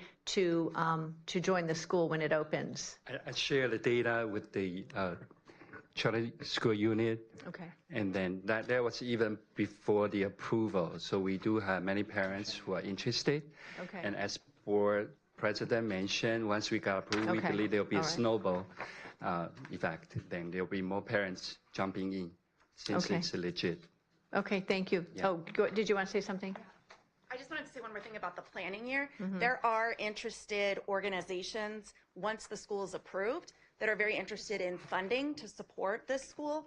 So once they need approval, right? So once they get approved, they're going to be able to have that consistency in the team that they're working with, because they're going to have those funds to be able to do that. So Okay. the funding issue, pre-approval, as you know, is very limited. Mhm. So that's where the consistency will come in to do to establish the structure of the programs. Okay, thank you. That's all for me. Thanks. Okay, yeah, I have a few questions. Just to clarify with the consultant Jennifer, right? Yes. Yes. So what role will you have, if we did a conditional approval or an approval, and how is that going to be funded, your role as a consultant? Excuse me, sorry. So the approval funding would come pretty quickly from the organizations that are interested in funding this school. They also have had some funding available to work with consultants, so that would continue. It's pretty flexible in terms of how I'm able to work with schools, because I'm not an independent consultant, I work with an organization, so I'm able to kind of provide more services than, say, an independent consultant who would want a bulk or a fee up front or something like that, right? So I can consistently work with them through this planning year. If they needed more support once there were students, I don't do direct support to students, but I certainly could work with Tabitha and with the networking and resources that we have with our organizations that we work with to actually provide the services to the students, right? So my role would be more setting that up, making sure they're getting the right people on board, making sure they have people who understand the structure of both the English language piece, the special education piece, the dual immersion, all of those pieces. Yeah. So I would be, primarily would be this planning year, well, the end of this year and then the planning year to set all that up. Okay, great. Thank you. Speaking of the struggling learners that can't speak Chinese or Mandarin yet, maybe they're coming in. Maybe this is for you, Stephen. Can you explain how MTSS would be supporting that struggling learner who isn't speaking Chinese or Mandarin yet? So as many research show that, you don't need to know the language to learn the language. And why it's important for them to learn when they are very young, because they have little filter, like to think anxiety. So they pick it up every day as long as you put them in the environment. So in this model, it's 50-50. So half day Mandarin, half day Chinese, half day English. Once they work in the classroom, it's all Mandarin only or all English only. So they'll pick it up. And I thank you for the opportunity to clarify that again, as I mentioned last time. So our teachers will be trained with the small group instruction. They will deliver the whole group instruction during the first hours. Then after that, they will deliver small group instruction like for at least 45 to 60 minutes. So during those small group instruction, they will meet different small group with different level of proficiency, providing the needed support to help them. So, and we will meet monthly with the teachers to go over with each data, and then see who need extra support, and that's where the morning after school support program come in to help these low achieving students. How are you going to measure that? How will you measure that? The teacher will do the daily assessment, right? And we will meet and then make a Google Excel spreadsheet and see what level they belong to for both languages, so we can identify during our faculty meeting. Okay. Yeah. And another question is, the report talked about the lack of a comprehensive plan, particularly for special needs students. So how would you work with the NPS to support the school with the special needs students to make sure the special needs students are getting the support that they need? I think last time I didn't really clarify the question because they said I didn't understand, like the IEP meetings annual. I did understand that because I was the principal for 4 years. So for the IEP, we'll make sure we take the advice from the expert and fix whatever is not meeting the standard. So, and then once we got approved, we'll join the LA County SELPA to make sure we have the support from them too. To make before the school open, we'll make sure we meet all the standards. As you all know, we are very much pro-school choice board, and we want to support, but we want to make sure that you're educationally viable, Yes. you're organizationally viable, Yeah. and that you're financially viable. Yes. And the students aren't going to be placed in a school that later is not performing, that forces us all collectively to make a decision where the school's not succeeding. We do not want to cross that bridge. Absolutely, yeah. And so we don't want you to be out in front of your skis. I'm a skier. You don't want to be out in front of your skis because you're going to crash and burn. We want to make sure you're prepared, and that's why we're asking all these specific questions. Yeah, and I already worked with her in the past, so she know we have a record to make sure you work successfully, and they work successfully. Okay. Yeah. And thank you. And then is Javier, I saw him earlier. Is he around? Javier, I want to hear from you.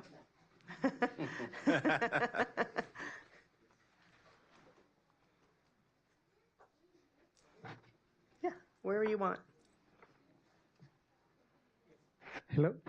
Yes, what is the question, Dr. Sparks? Well, the question is, Javier, I need to know what your overall assessment is given, pretty comprehensive, list of challenges that this school is still currently facing in the current proposal.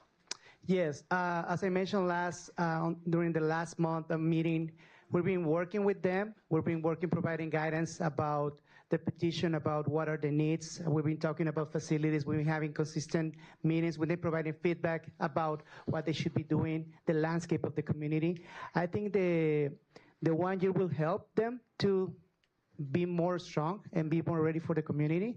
I've been very vocal with them that we will remain neutral because they're not our members, but happy to provide more resources when they have their membership with us. I wanted just to have successful schools in the community, so I think the 1 year will be a good opportunity for them to start working with that. And as Board Member Barkey mentioned, the facility challenge is one of them, so I've been talking to them about how they can be doing things in advance. So I can be providing that type of guidance throughout the year to make sure that they will be ready for next year when they become members. So that's kind of my assessment on this school. Okay, thank you so much. That's all I have for now. Okay. Trustee Valdez. Dr. Ryder Cook, would you take the podium, please? Yes, sir. So you said your role with the charter right now is just as a consultant. Mm-hmm. How many other charter schools do you consult for? Well, I kind of have two roles right now. I work with new charter schools. So since CCSA no longer does that work, I'm continuing that work. So I'm working with about 9 teams, but they're in various developmental phases, right? So I don't have any right now that are submitting. And then I also work with current charter schools in assessing their special education programs and redesigning the structure of those programs.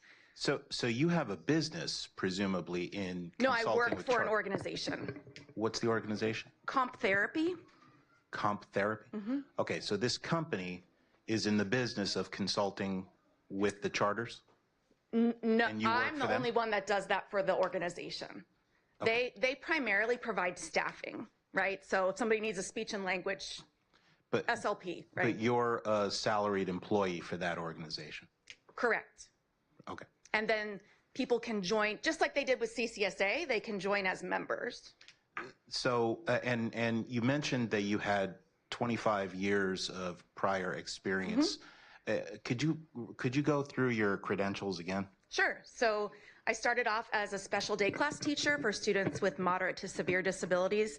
My whole career has been in charter schools. So I started in a special day class at a charter school. My kids were not included for lunch or recess, let alone anything else. So I also had a general education credential. So I started the inclusion program at that school. So my principal allowed me to go to 4th grade, and I took 2 of my students with significant needs with me, and I modeled full inclusion. One of them had a significant intellectual disability, the other had Down syndrome. So I did that for about 7 years. I started multi-age programs. So I taught 4th, 5th, and 6th grade general education. I then was a principal of a charter school in San Diego Unified, and then got my master's in special education, my doctorate in leadership studies focusing on charter schools and charter school closures in California. And then I taught in a credential program at Point Loma Nazarene University for about 10 years before I started at CCSA. So I was with CCSA for 11 years, the whole time on their growth team. So I would support new schools. And I've seen some of you at the, regional meetings and that kind of thing when I was doing that. And then after CCSA stopped doing that work, then since I have that extensive background in special education, I moved on to the organization I'm with now, but they also have allowed me to start the support for the new schools as well as work with the charter schools and their special ed programs.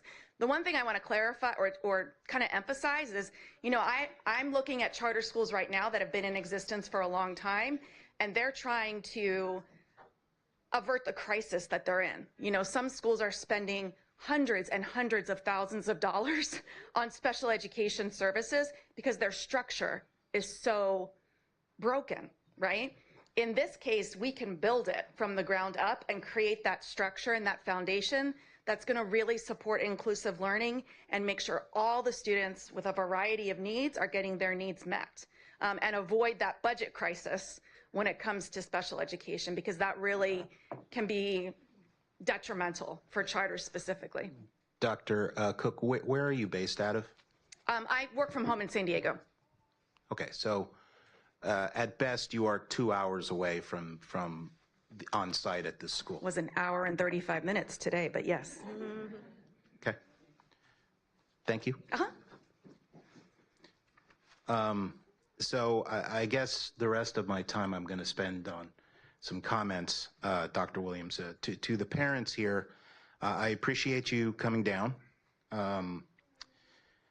You don't need to sell this trustee on the need for a Mandarin charter. I think that need is well established. And I know a lot of you spent a lot of time trying to convince this board and myself that another Mandarin charter is a good idea. I'm already of that opinion. The problem, to lay my cards out here, I am deeply concerned about the leadership structure at this school. It does not have a good prior track record. And without someone like Dr. Cook on site every day, I just see a lot of problems in this school's future. I will very likely be voting no. Is that it, trustee? Yes. All this? Okay, very good. So historically, this board has been always very supportive of parental choice, charter schools, private schools, all those types of alternatives that our children have besides the neighborhood brick and mortar public schoolhouse. We have also been burned. We have learned a lot. Like many of us in life, we go down this journey and we stumble and we fall and we learn from it.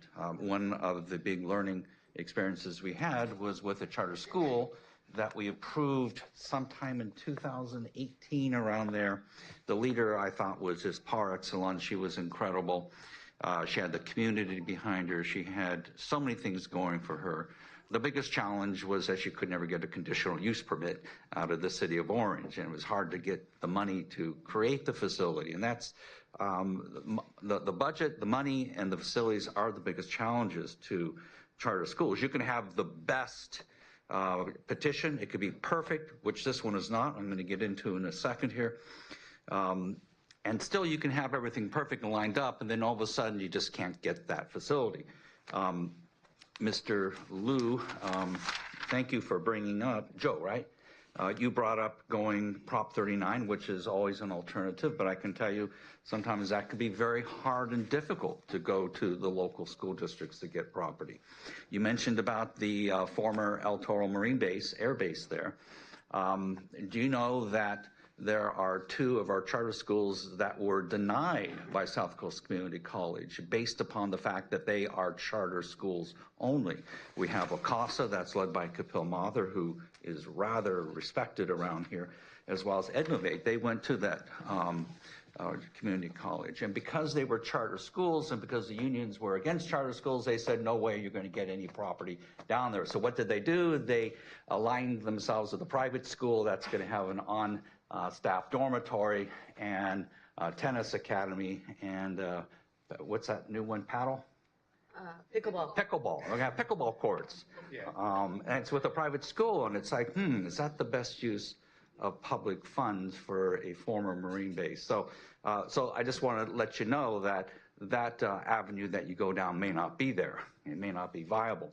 So again, it's the money, it's the funding, it's the facilities, which are the biggest obstacles. Now, I do want to get to a couple key issues about the petition itself, and then I want to ask Araceli if we can alter the time limit and approval on this. I want to see this go, but I'm not so sure I want to give a 5-year commitment. You know, can we go less? Can we do less than the 5 years? Can we go 1 or 2 to get them starting off the ground? To see if a year from now they can get going and pass that bar. You can approve the charter school for up to 5 years. So yes, you can go less. Our concern as staff with going less is that the school would still go through renewal. Whether it's after 1 year or 2 years, 3 years, they would still go through the renewal process. And the renewal process, as you know, is complicated and it's based on academic. And so if we don't give the school enough time to show us what their academics are, they will most likely fall into that middle category. And that middle category is, you know, we tend to figure that's okay. But they won't really have the academic data to back it yet. And so we would probably end up giving them more time in order to get that academic data. And so even though you're thinking you're doing a 2-year initial petition, since they would most likely get approved, because 2 years is not enough time for us to say you're not academically doing well. What the next approval has to be for 5 years. And so what you're actually giving them is a 7-year approval period, as opposed to giving them an initial 5-year where we can see where their academics are, we can see where their finances are, and it's given us enough time to really assess where the school is. And when they do come up for renewal at that 5-year mark, we can give you good data to make that decision on, as opposed to giving you no data because they haven't gotten enough time yet to do what they need to do as far as academics, if that makes sense. But yes, the board does have the ability to do that, and they've done that before. But these are some of the struggles we've had in the past with short terms. We've done a 3-year before. Correct. I can't recall what charter that was. How did that work out? We only had 1 year's worth of data because they need to submit their renewal, pretty much a year before their term ends. And they're doing a planning year, so that's... And so, right, so one of their years already is going to be a planning year. And so if you do, for example, a 3-year renewal, one is a planning year, no students. The second year we don't have, they're just starting to test, we don't have data. So by the time they do their renewal, we'll only have 1 year's worth of data and a very short period of time for them to have gotten really their finances in order the way we would want them to. May I ask you another question? Sure. I'm troubled by the report that, for instance, the issue of implementation. In page 42, it said one thing, the instruction will be in Mandarin, and then there is a discrepancy because now mathematics was going to be taught in English and now it's in Mandarin. Right. We see that often in charter petitions that are submitted and then pulled back and fixed, according to some of the feedback that they get. They could end up missing some of those areas within the charter petition. That's what the clarification meeting is for us, to make sure that what we're reading, the discrepancies that we're seeing, are they discrepancies? Do they actually know what they're going to be doing? We did get clarification on those questions. However, we would want those to be in writing.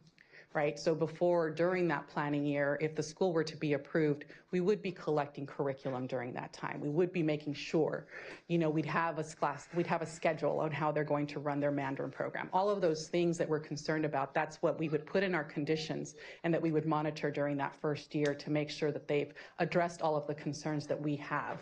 So for special education, for example, we would be collecting their special education plan, seeing who they've put in place to run that special education program. Those are the types of things we'll be looking at in order for them to meet their conditions. On page 26 or page 4 of your recommendations, You put here that there is a misunderstanding of the special education process. Our staff is felt that a general concern, that they don't understand the special education process? it was a general concern from Dr. Schwang, who's the one who answered that question. He was conflating services for special education with services for just low-performing students, for example. And those are two different populations of students that aren't addressed in the same way. There was some, believe there's something in the petition about holding monthly IEP meetings, right? You don't hold IEP meetings every month. And so we wanted some clarification during our clarification meeting as to what his understanding was of the special education process. It's a tough meeting, and I'm sure there's nerves and all that happening, but it ended up in our staff report because we did not come away from that meeting completely sure that he understood the difference between the two student populations. And because they're a new charter, they don't necessarily have yet in place who's going to be looking at these things. And so we would be wanting him to hire someone to be on staff that monitors their special education vendors and has a clear understanding of special education and how IEP meetings and things like that are run. And that's one of the conditions we would want to put into place were this to be approved with conditions. And I think that's what Trustee Valdez and Sparks were addressing as to the leadership and to the people who are leading this, right. That it appears, and I don't mean to be offensive, but it appears that they don't understand the process, which leadership is everything to success. I think it and that depends, concerns right? me. Right. A lot of folks, we have a lot of executive directors that take on schools and even first-time principals for charter schools, and they don't have teaching credentials. They don't necessarily have the background. But they put the people in place, they put the vendors in place, they ask for help from CCSA, they get the training they need to do. And a lot of them begin without even a first planning year. So we are encouraged by the planning year for this particular school to make sure that we have everything in place before they open. And so without that planning year, I think our recommendation might look different. So let's suppose we do what you say, we recommend it. What happens after the first year? The planning year, number one, is done. They're wholly inadequate. We would hope that by the time that the school opens after their planning year, that they have everything in place that they need in order to open a successful school. After that, we obviously continue our monitoring, right? We have our visits. We make sure that they're serving the students that they're serving. And that's when the results start coming in, right? Their academic results, their financial reports. So we really can't predict what any school is going to do, what their finances are going to look like, what their actual instructional programs are going to look like when they begin. All we have to go by, is what we can collect, what we can monitor, what we can see. And so as with any other school, we would be giving them that opportunity to begin their program and show that they're able to successfully run it. Can I jump Absolutely. in? Since you're here, and you're talking about the special needs, and you were talking about in the report that they didn't seem to have understand the difference in IEPs and how that specifically works. Okay, maybe they could hire someone to do that. But then they also didn't address the struggling students that may not fall into an IEP. Right. But there needs to be a plan for those students. Yes, correct. That are falling between the cracks. We would want to see what those plans are. We would want those plans in writing and fully developed before the school opens, and that would also be part of what the conditions are. And just to remind you, what you don't have in your initial packet here, because we don't do it in this order, but if they were to be approved with conditions, what we'll come back with to the board in a month or two is the actual agreement with the conditions that we're wanting to see. And that will outline everything that we want to see from them with timelines on when we want to see it. Then in that first, planning year, we're going to be monitoring that those are actually being met.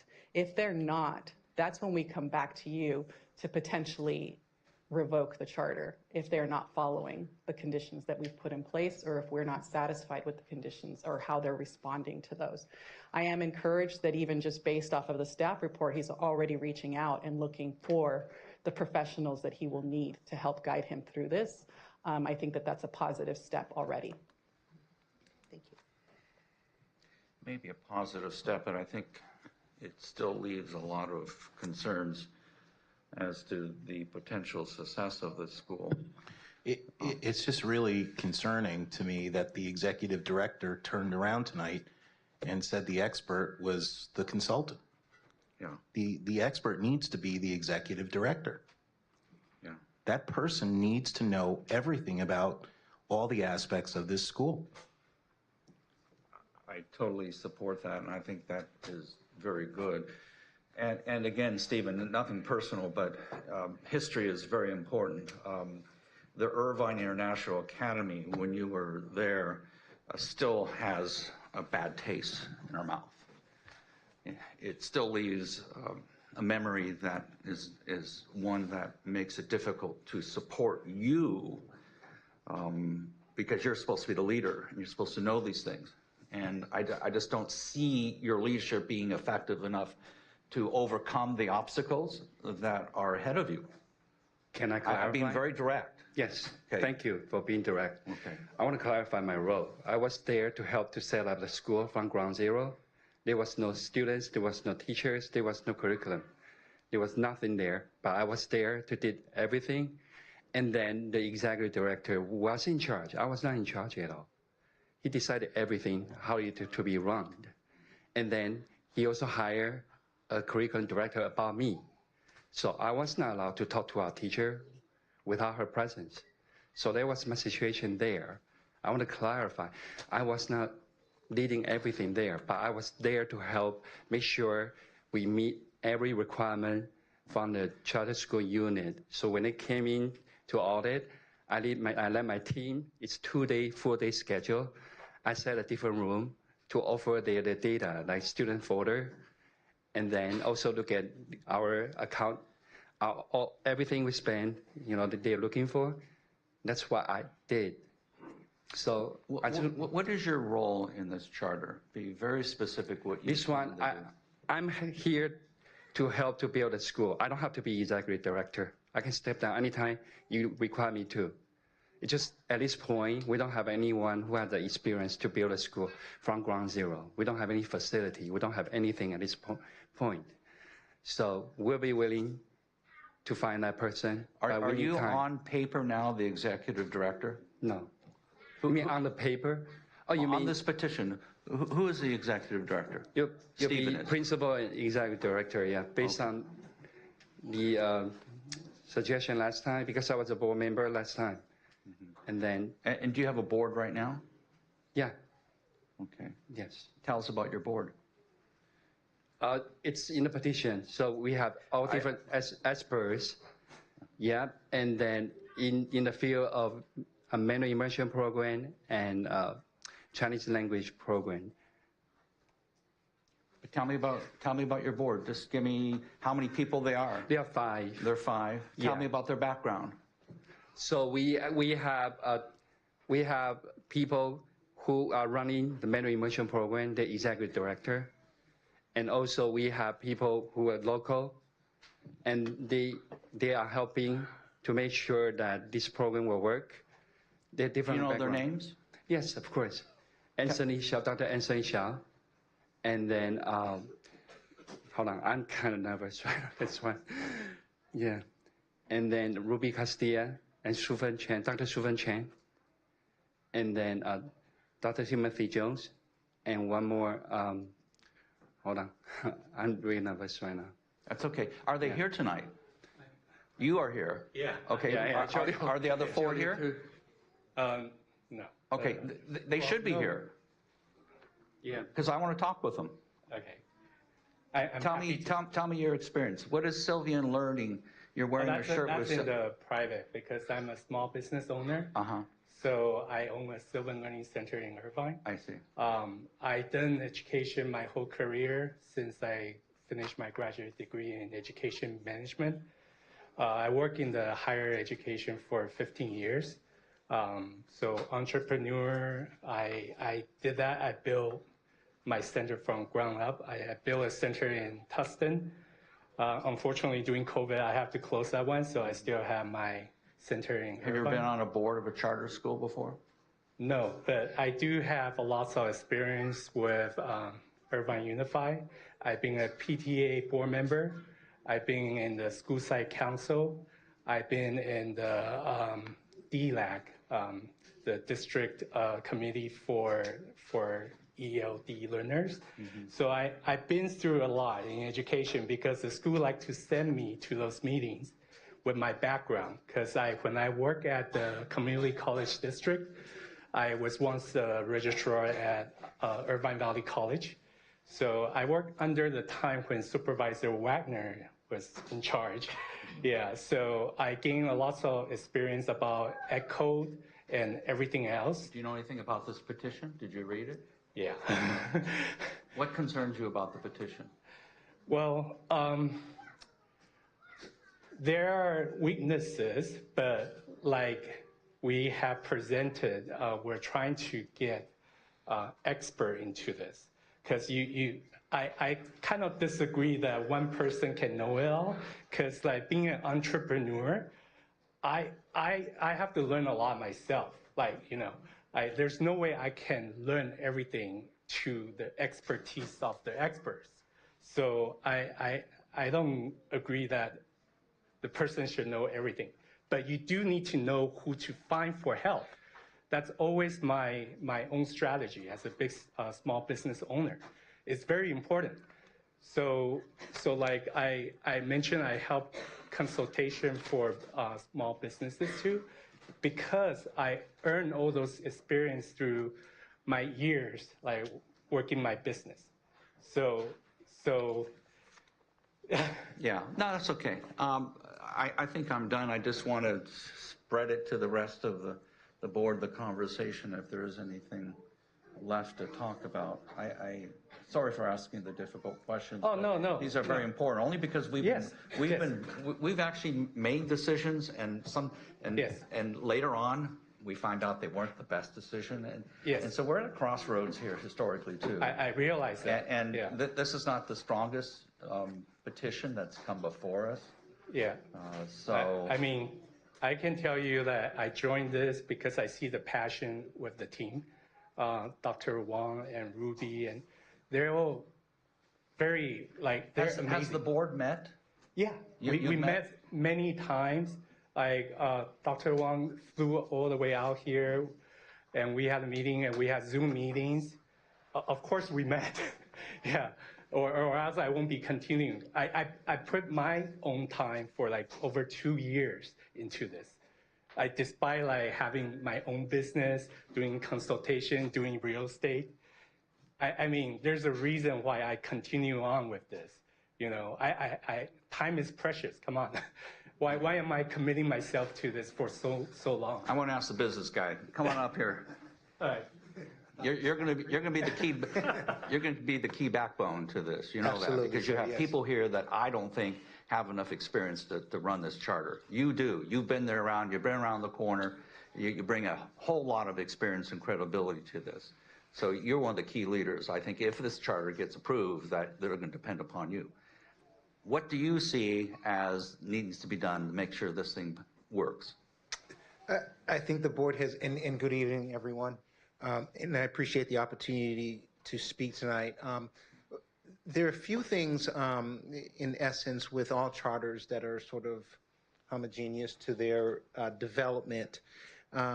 They all have to start someplace, and they all start at ground zero, and then they go up from there. One of the things that I do believe in is the passion of the people behind me. I don't think anyone is getting a check or has received any payment for the amount of time and effort that they've put into this, present company included as well. And I believe in this in the same way that I believed in Irvine International Charter, because I saw that from ground zero. And some of those same comments that were echoed tonight were echoed then. And look how far we've come to where they're now one of the pillars in Irvine. In fact, we denied that charter, didn't Absolutely. we, the first time around? Yes, sir. Yes. Absolutely. So we know what the potentials are. We know what the possibilities are, and all we're asking for is an opportunity. I think you've heard from staff who said, well, it's not really there, but it's not completely a mess either, right? It does have potential. I know the numbers. I don't think we heard anything about the budgets or any concerns about those things, but that's not to say that everything that's on that paper will come to fruition in the exact way that we said it either, right? There will be some trials, there will be some pitfalls every charter has these as growing pains. And I think they will not be any different for this group behind me. But I think what we have is that perseverance, we have that go-get-it attitude, and I think the people that were here today who gave up their afternoon or their evenings to come and speak tonight speak to the potential and the possibility for that. So absolutely, yes, I do believe in this thing 100%, and you can hold me to that word. If in 2 years or 3 years we come back here and it's not the way that we say, then you can absolutely take it. And I stand by that because I believe in what they're doing. It's the first positive thing I've heard. Janelle. Oh, Janelle. Janelle's very Where's positive. Janelle? Okay, we're going to put you on the spot. I'm not going to volunteer any revocation, but understood. Just for disclaimer, we've known Janelle for quite some time, and she's a very competent attorney, a good decision for your school. In the process, you've been through this. You know our concerns. You know where we've been. You know the past. I do. There are a great deal of concerns for this charter. And it's not an easy decision. I clearly am still thinking about options. Help me out here. Help us out as a board. Well, I'll say I haven't seen all of you wrestle with a decision like this for a long time, so I can appreciate the It's because I don't think we like saying no. We want to say yes. Right. Yeah, I think what was most persuasive for me was actually hearing, I shouldn't say actually, was hearing from Araceli, was hearing from staff. The staff is difficult. They're challenging, right? I've been in those capacity interviews. I get sweaty, right? Like those are difficult meetings. And I think that the OCDE staff came together and really took a difficult look and a hard, long look at this. You know that they're not shy about recommending denial. Yep. And in this case, they didn't. And so I actually felt a boost of confidence in seeing their staff report. And knowing, again, that Araceli is not going to sign her team up to do work that's not possible to do. I'm a little nervous about what the MOU would look like, what kind of or else's are in there. But look, I don't like the messy ones either. I don't like coming here to beg you and to say, we promise, we promise, we promise. I don't want to be a part of that either. And so I think that we are all collectively, I think what you're seeing is all of us collectively trying to put our arms around this and saying, let's give it a shot. If it's clear that we're not going to get off the starting block in the first year, I would hope that there would be the self-reflection on that. Dr. Bean, you've been so quiet.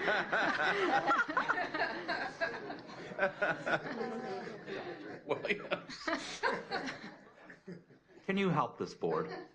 Can you give us insight? Yeah, I mean, the insight that I would give you is my staff's report. I was in the capacity meeting. I listened to the answers. I've read the staff report, and I am behind my staff's report. I would like to make a motion if you're ready to entertain it. I don't want to cut off discussion if you want more, but I am ready to make a motion. Well, you can make a motion. Okay, so point of parliamentary procedure. Yep. If you make a motion, it has to be seconded, Yep. and then it goes into discussion. Yes. Okay, so you know that. Yes, so I'd like to make a motion in line with our staff recommendations. I'd like to approve it with conditions. And whatever our team feels is necessary, I know Araceli is expert in that. As long as you're agreeable to the MOU, I would like to make that recommendation or that motion. So you're making, so just for clarification. It's number two is what I'm. Right, you're making the motion for option number 2. Yes. And those are conditions. Okay, so there's a motion on the floor. It needs a second to continue.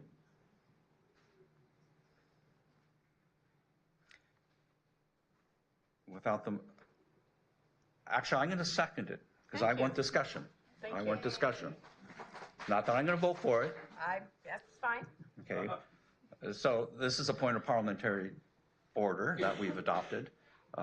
You have a motion, a second, and that carries on the conversation. So the motion on the floor is to accept and approve this charter with the options on number 2. Now, Araceli, I do have questions regarding option number 2, if you can help explain that now that we have a motion. Option number 2 includes conditions. Option number 2. What are those conditions? Option number 2 approves the petition. And part of that approval is that they will enter into an MOU with conditions to address the staff report. As you know, that MOU gets negotiated between all parties that are involved. And so that's what will be brought back to the board once that's been negotiated. Okay. So that's where Dr. Bean, you're going to come into this. You've been a charter school leader for many decades. I consider, an expert in charter schools. Are you going to be present and know about this and participate in it on behalf of the board? Yes, we have fiduciary responsibility to be present as a staff and make sure that this particular organization meets its conditions. Okay. Could you give me an example of a condition, Araceli, that we would be facing or they would be facing? Sure. The one that comes to mind is we would ask them for a board-approved special education plan that outlines their entire special education program. We would ask for the same thing, an EL master plan, which would tell us, how they're going to reclassify students. We would be collecting, an LCAP that tells us what their plans are for their kids and how they're going to be spending their money. So those are just some of the easy ones that I'm thinking of. And we probably have a few more that are going to be a little bit more difficult, which is making sure that they have the appropriate staffing in place with appropriate credentials for, in all areas and where we're concerned. So being fully staffed before they start, having all of those programs in place. And so those are some of the things that would address the issues that we have in the staff report. And then on top of that, they'll be doing the regular things that they need to do in order to open a school, get their food vendors in place, find the facilities, doing all of that is also part of our oversight in that first 0 year. What happens if they do not have a facility identified by the end of 1 year? We've had that happen quite often recently. They can put off opening for another year. And then, as you know, we even had Explore Academy that put off opening for 3 years because they couldn't find a facility. So that is something that has been allowable through CDE, and they are able to do if they are not able to open a facility. It becomes expensive to not be able to get a facility because, you have folks working. And so at that point, if you can't find a facility by year 2, you should be definitely making a decision as to whether this is even a feasible charter. So let's say we approve them. They get a number from the state. They start now lining up their vendors. They start lining up their funders. How does that money get accounted for? Is there a process for a fiscal responsibility and oversight on that? There is, and they do start accounting. They start doing their fiscal reporting and everything right away. Well, not without kids, but because they're not receiving any ADA yet, but not exactly the person to talk to about how finances happen in that first year, but it does happen. And a lot of the folks who work with charter schools understand the way financing happens. And so they, some payments are deferred, some, different things can happen, but a school is given startup funds and they are able to, and I'm thinking probably Delano can answer this a little better than I'm fumbling through it right now. See, as he taps me right here. I was dying to help you out of it. So we would in that first year, that planning year, we would submit a multi-year budget with a planning year budget included in there. So what you would see would be that first year would be inclusive of all our grants and outside of ADA funding and all our expenditures related to that in that.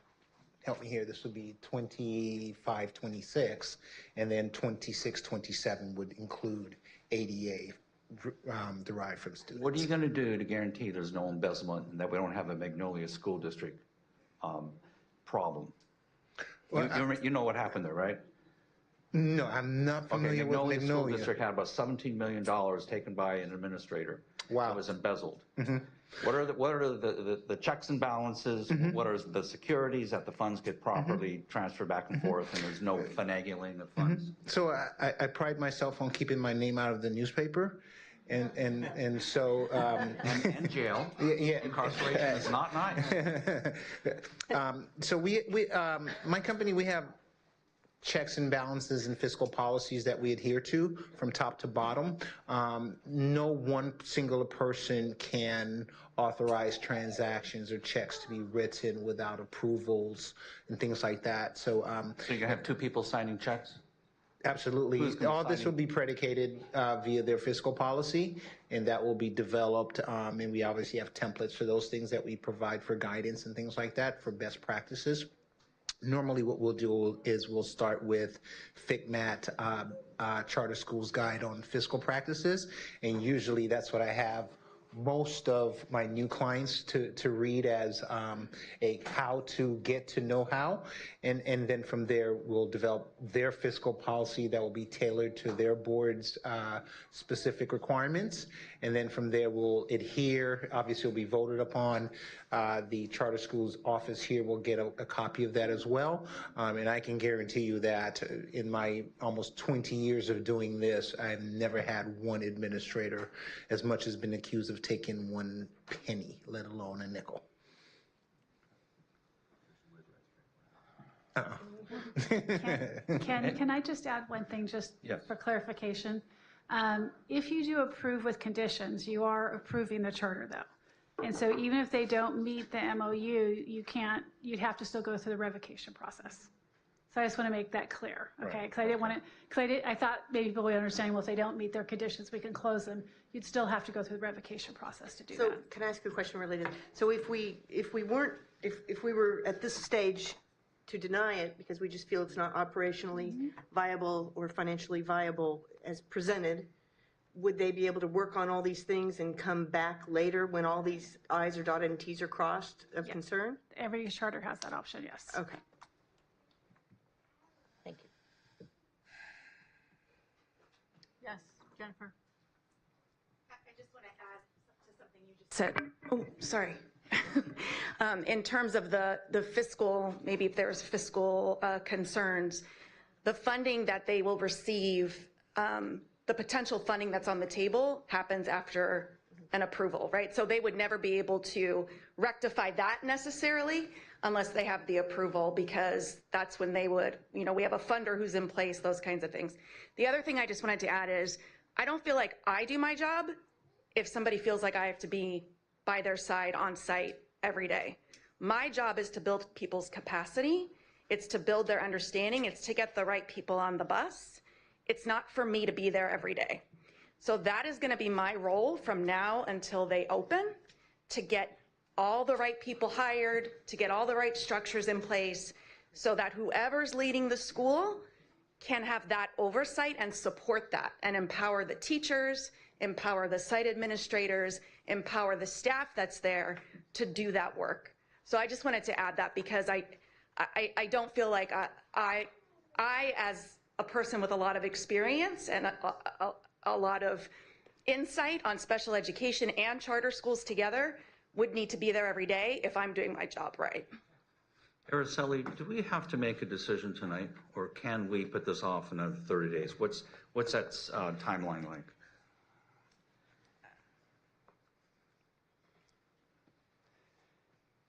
In order to extend the deadline, you would have had to request that from, and there be agreement between the charter school and the board for an extension of the deadline, and that can be extended to the 120 days, which right now I don't know what that what that date would be on the calendar. It's 120 days from when they submitted their petition. Okay, so we're like 90? We're beyond 90. Beyond 90. They've already, I believe we're beyond 90. And if we were to do option 3, deny, is there some sort of appeal process? They can appeal to the state, yes. How does that work? The appeal process to the state, they have 30 days to submit their petition to the state, and the state would then review for any abuse of discretion, taking into account, all the information that we would give them as well as what the school would give them.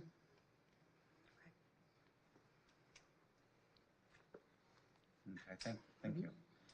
Okay, board, you're looking at real life drama. This isn't theater. This is a real serious thing, and we take our job and duty and responsibilities very serious here. And this has probably been one of the most difficult charter decisions that we've ever had to make. We do have, just for the point of order, we do have a motion and a second. I second it to continue the discussion. I'm done with my questions. Is there any of my boards, Tim out there? Lisa, George? Okay. And then what I'm going to do is call the question. We have a motion and a second, and the motion is to approve option number 2. Yeah. Option number 2. Okay. Roll call. Trustee Valdez? No. Trustee Shaw? No. Trustee Williams? No. Trustee Barkey? Yes. Trustee Sparks? No. Motion fails 1-4. We will take a 10-minute break. Thank you very much.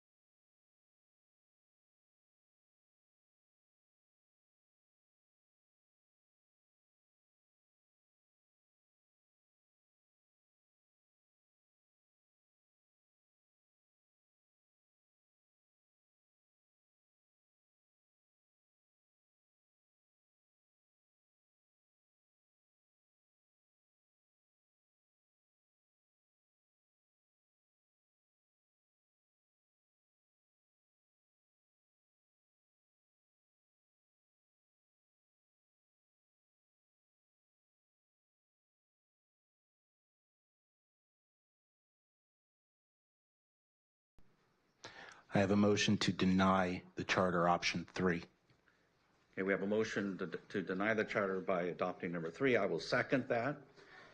Any further discussion? Bar none, we'll take a vote. Daru? Trustee Valdez? Yes. Trustee Shaw? Yes. Trustee Williams? Yes. Trustee Barkey? No. Trustee Sparks? Yes. Motion passes. We will take a 10-minute break.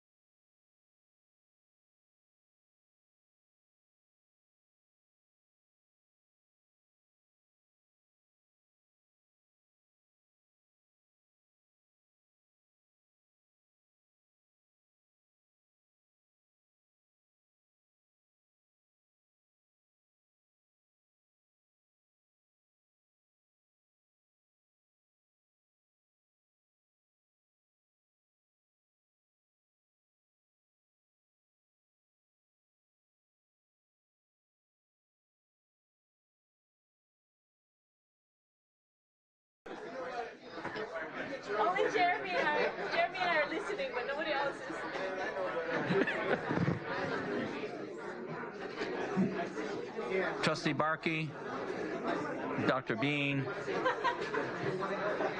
my board members, we need to get started with the meeting.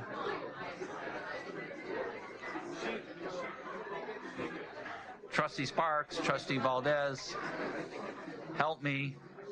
Please take your seats.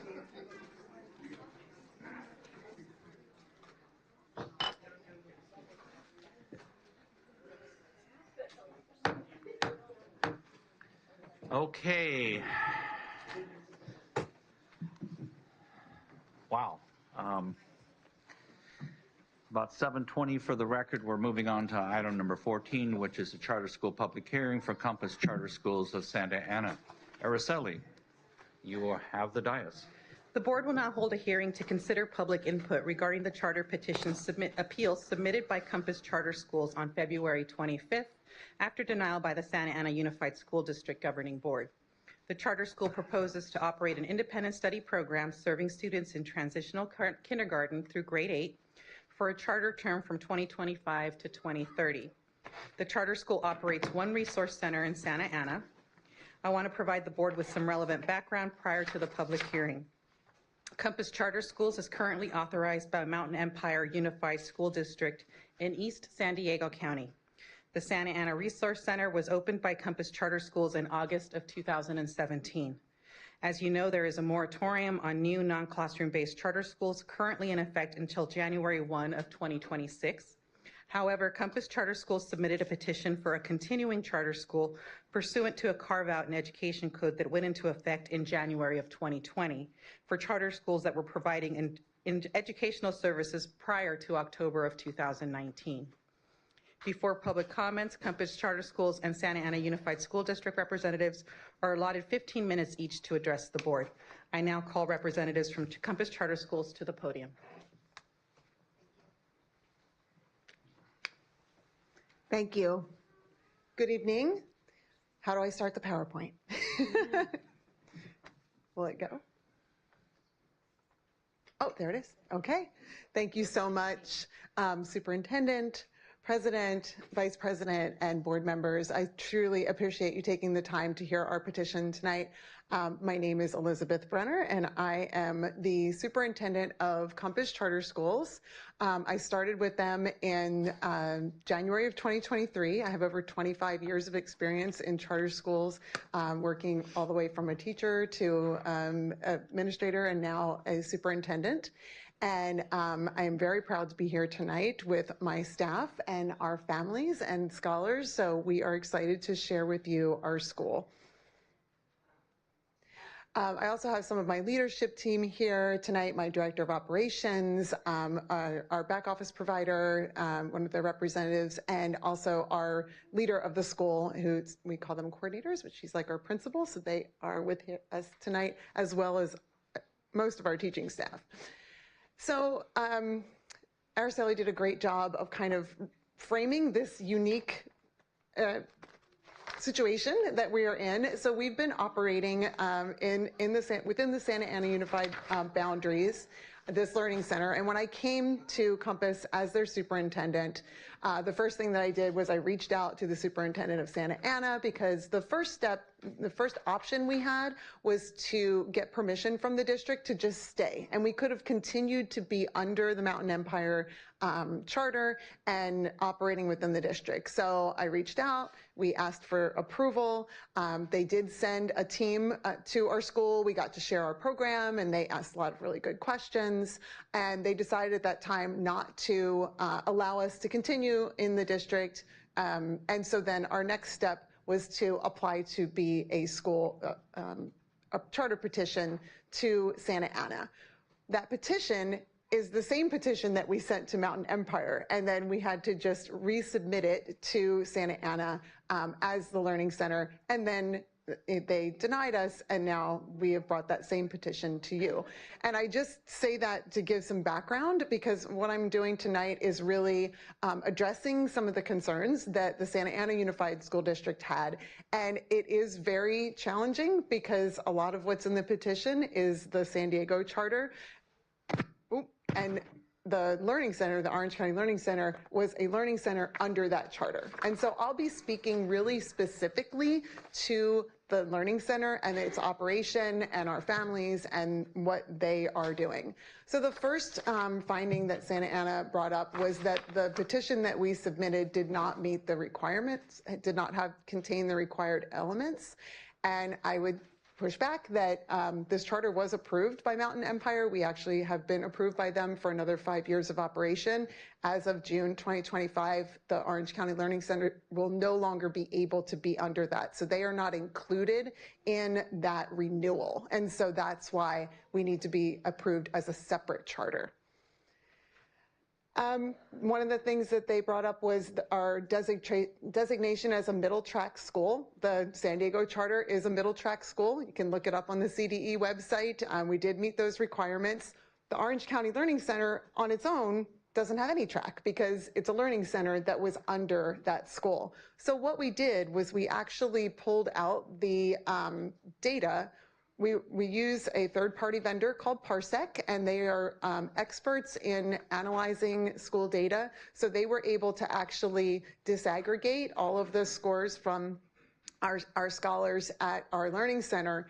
And they provided us, and I'm sorry, this chart has a lot of bars and they're kind of small, but this is our math state scores. For the first one is the Learning Center compared to Santa Ana Unified, and then also the state of California for the last 3 years. And the blue bars are bad, okay? So you wanna have more of the yellow and green. And if you look at our scores, we outperform the state and the district year after year. And we are a TK to 8 school, so it's only our, those grade levels that are tested. We have 100% participation rate. And so year over year, our scholars do very well in math and in English. And so we know that if we are approved, that we will continue to have that high level of success.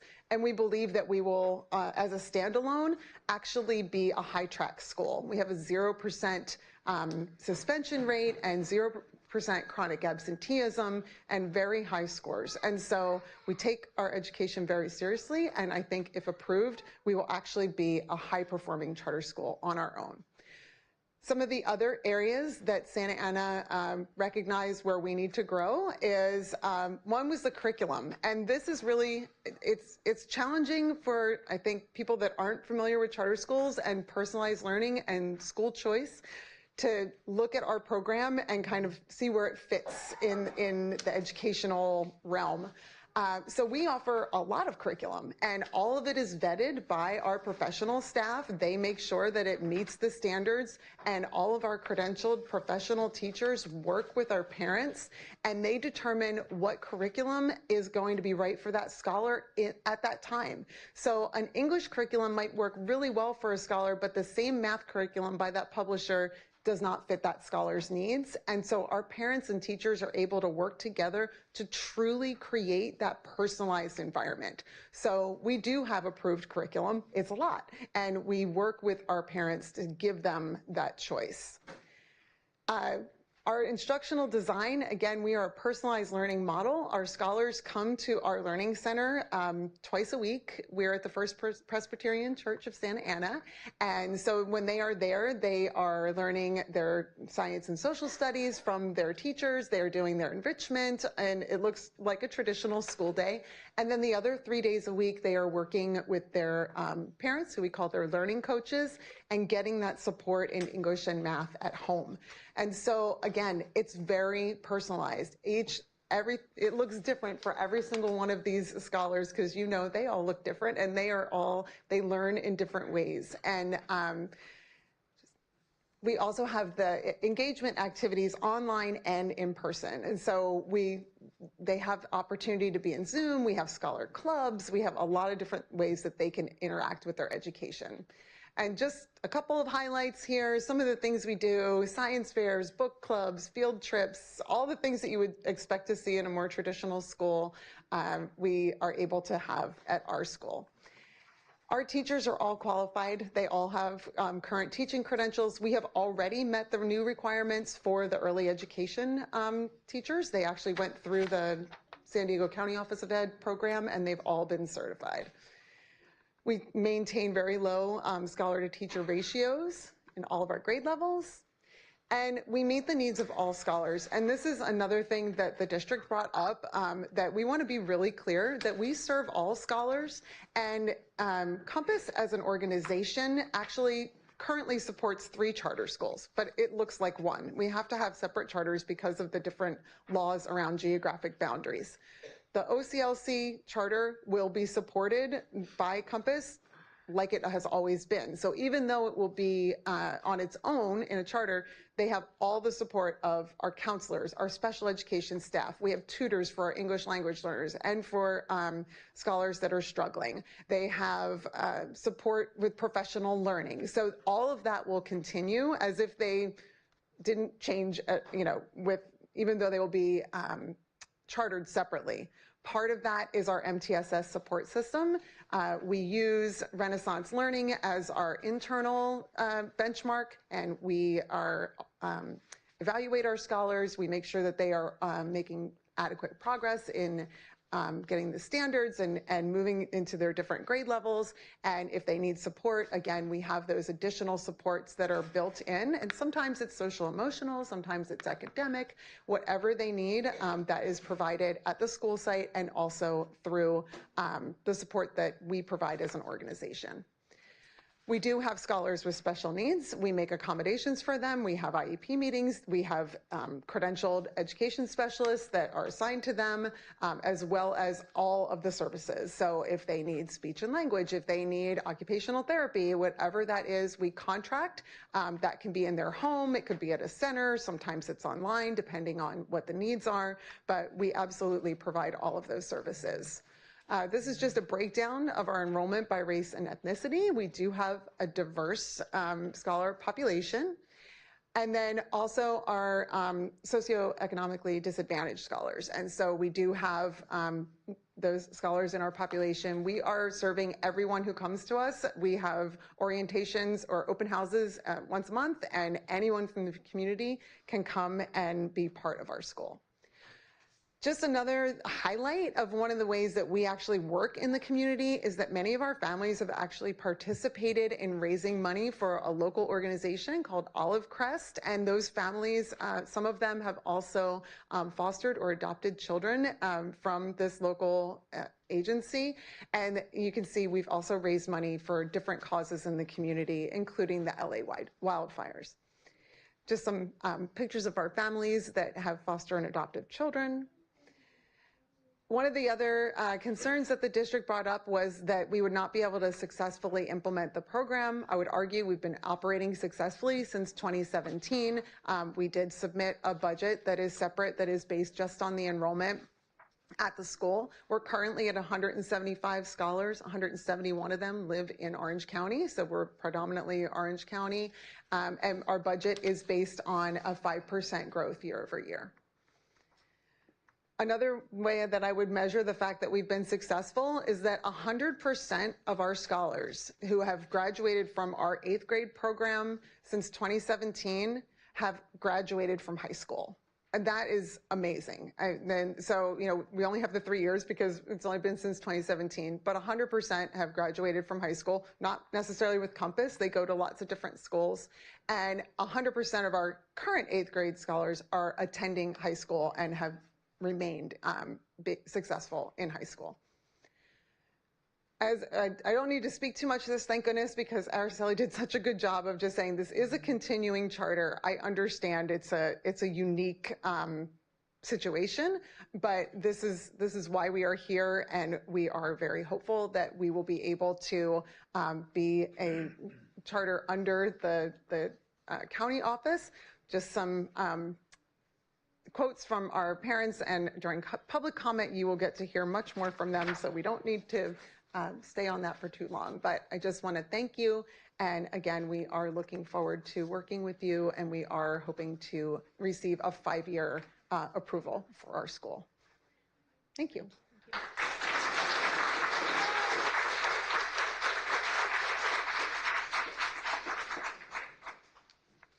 I don't believe representatives from Santa Ana Unified made it to the meeting. Is anyone here from Santa Ana Unified?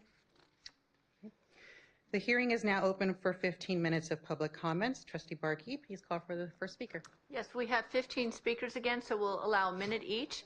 I'll tell you who's up and who's on deck. Antonio Novella is first, and following him is Katie Novella.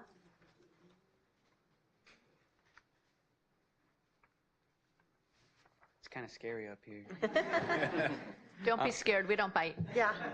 Hi, everyone. I'm Antonio. I'm a freshman at VP, and I'm alumni from Compass, and I just wanted to say that Compass is an amazing school, and it really set me on track to be in honors in AP classes at Villa Park, and most of my friends ended up also being in honors in AP classes or going to OSHA or schools of the arts, and Compass offers a lot of really cool things, like for field trips, you get to go to Catalina, or you get to go on a ton of different field trips for history. And since it's only 2 days a week, like, it's really like, one sec. So on Tuesdays and Thursdays, right, it's like history, science, and then like your elective, and the classes are longer, so you spend more time on each subject so everyone really understands. And if you don't end up understanding, the teachers are more than happy to help you understand and help you get the education that you need. So, yeah.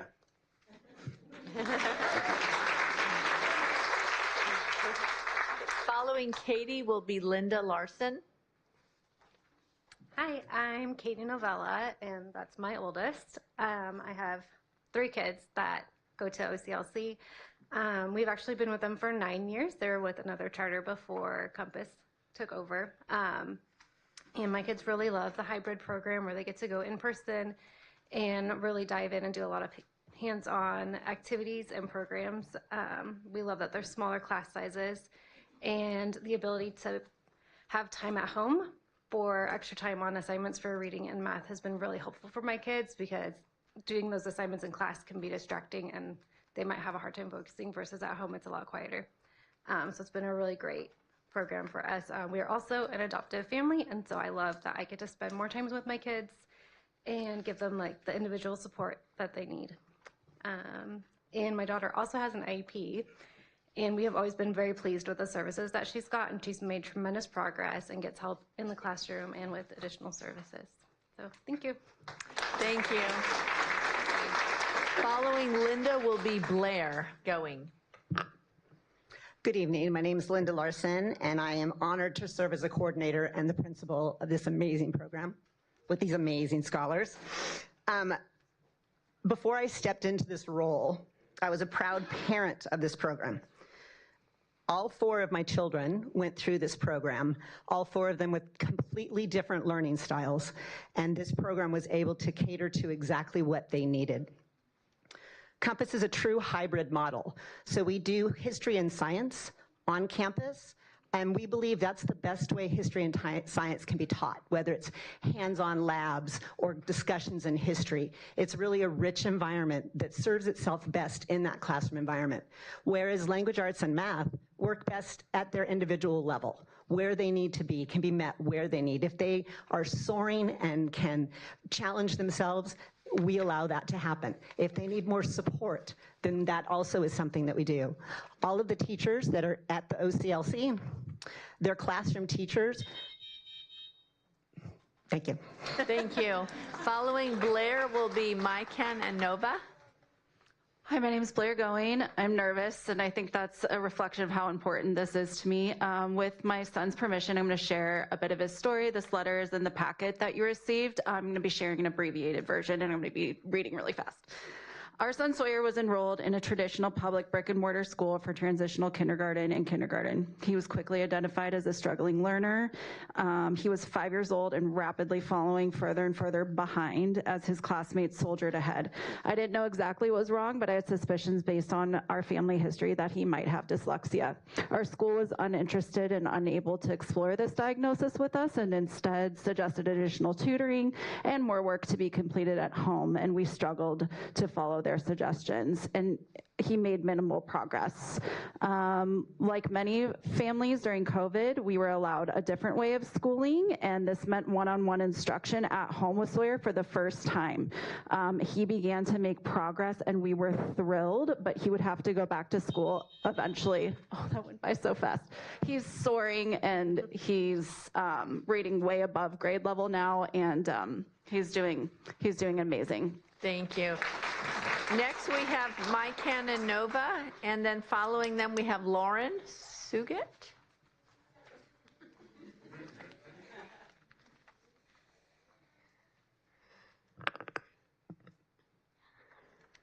Hello. Hello. Hi, my name's Micah. I'm in 5th grade, and I go to school at Compass. I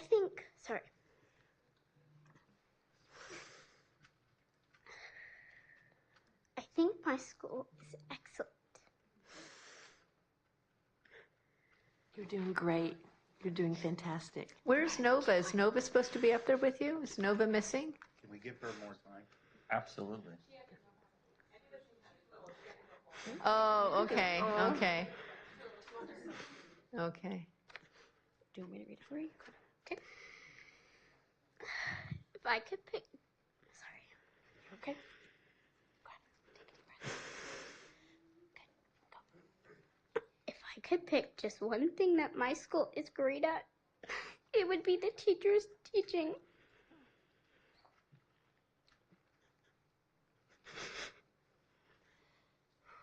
Almost every day I learn something new and fun. They also help me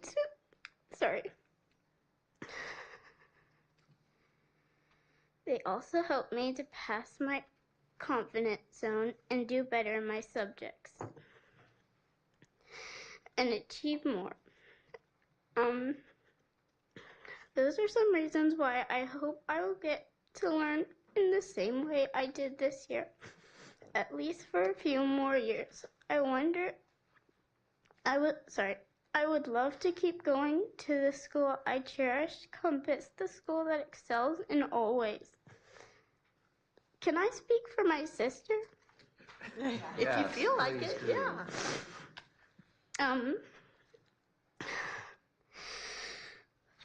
She's in kindergarten, and if she were here, I know that she would say, I love this school, and I have a lot of new friends that I have been able to have this year. I love learning about learning about the world. Thank you. Thank you so much. That was very brave.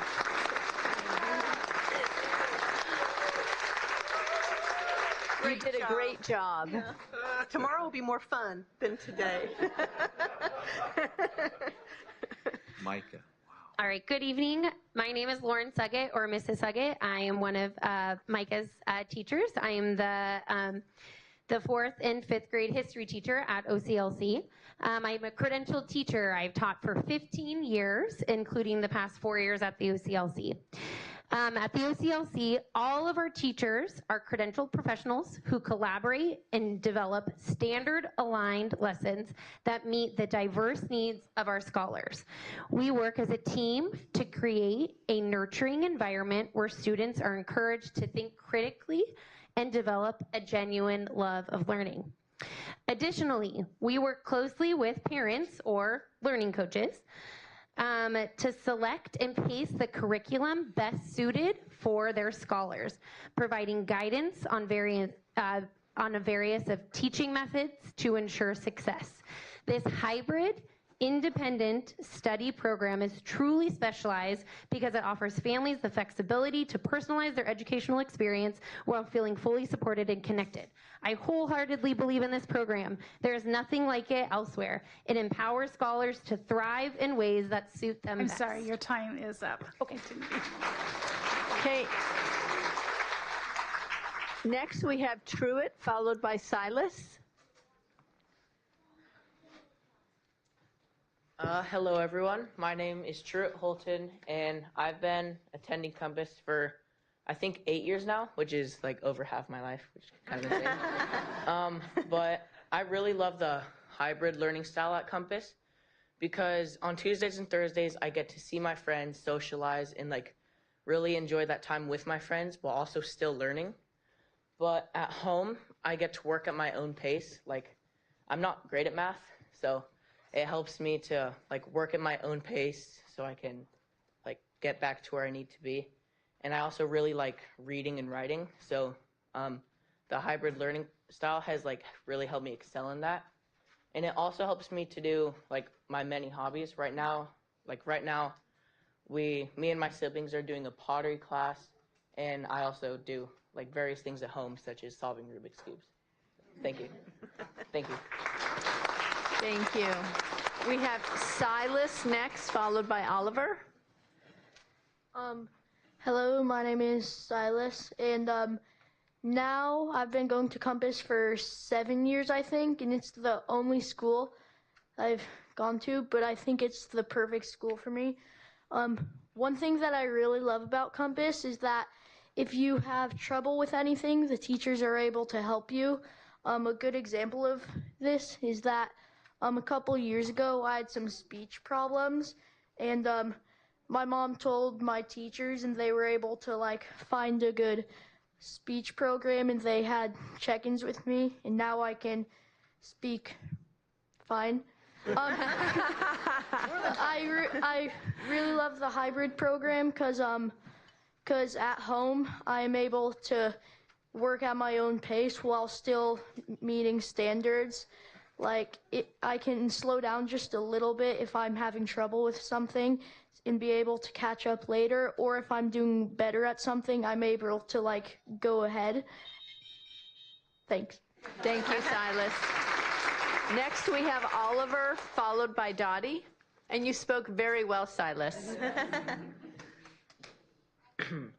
Hi, my name is Ollie, and I have been attending Compass for, I think it's been 8 years. It's an amazing school for a couple of reasons. One, the half independent studies, half in-person school gives us many opportunities to do amazing things outside of the classroom. Not only are we doing typical math and language arts at home, but being at home allows us to learn in unique ways. I've enjoyed learning how to recognize patterns through Rubik's Cube, study local plant life on hikes, doing book clubs with friends, and learning instruments throughout the day. Another thing I love about Compass is that the small number of students lets us get to know the teachers and our fellow classmates better. I've gotten to know my teachers on a deeper level, and because of this, they know how the class learns best and can modify lesson plans based on that. Among the students, this small community lets us know everyone better, not just a small group of friends. Lastly, I love our school's unique style of learning. Our classes are very project-based, which is amazing because that's how a lot of our classmates learn best. In class, we have Socratic seminars, labs in science, group projects in both, science fairs, and history festivals. It really makes it fun to discuss what you're learning with your peers. Thank you for considering making space for all kinds of learning in our area. Thank you. Next we have Dottie, followed by Anna. Hi, my name is Dottie Holiday, and I've been attending Compass for 3 years, and I'm in 4th grade.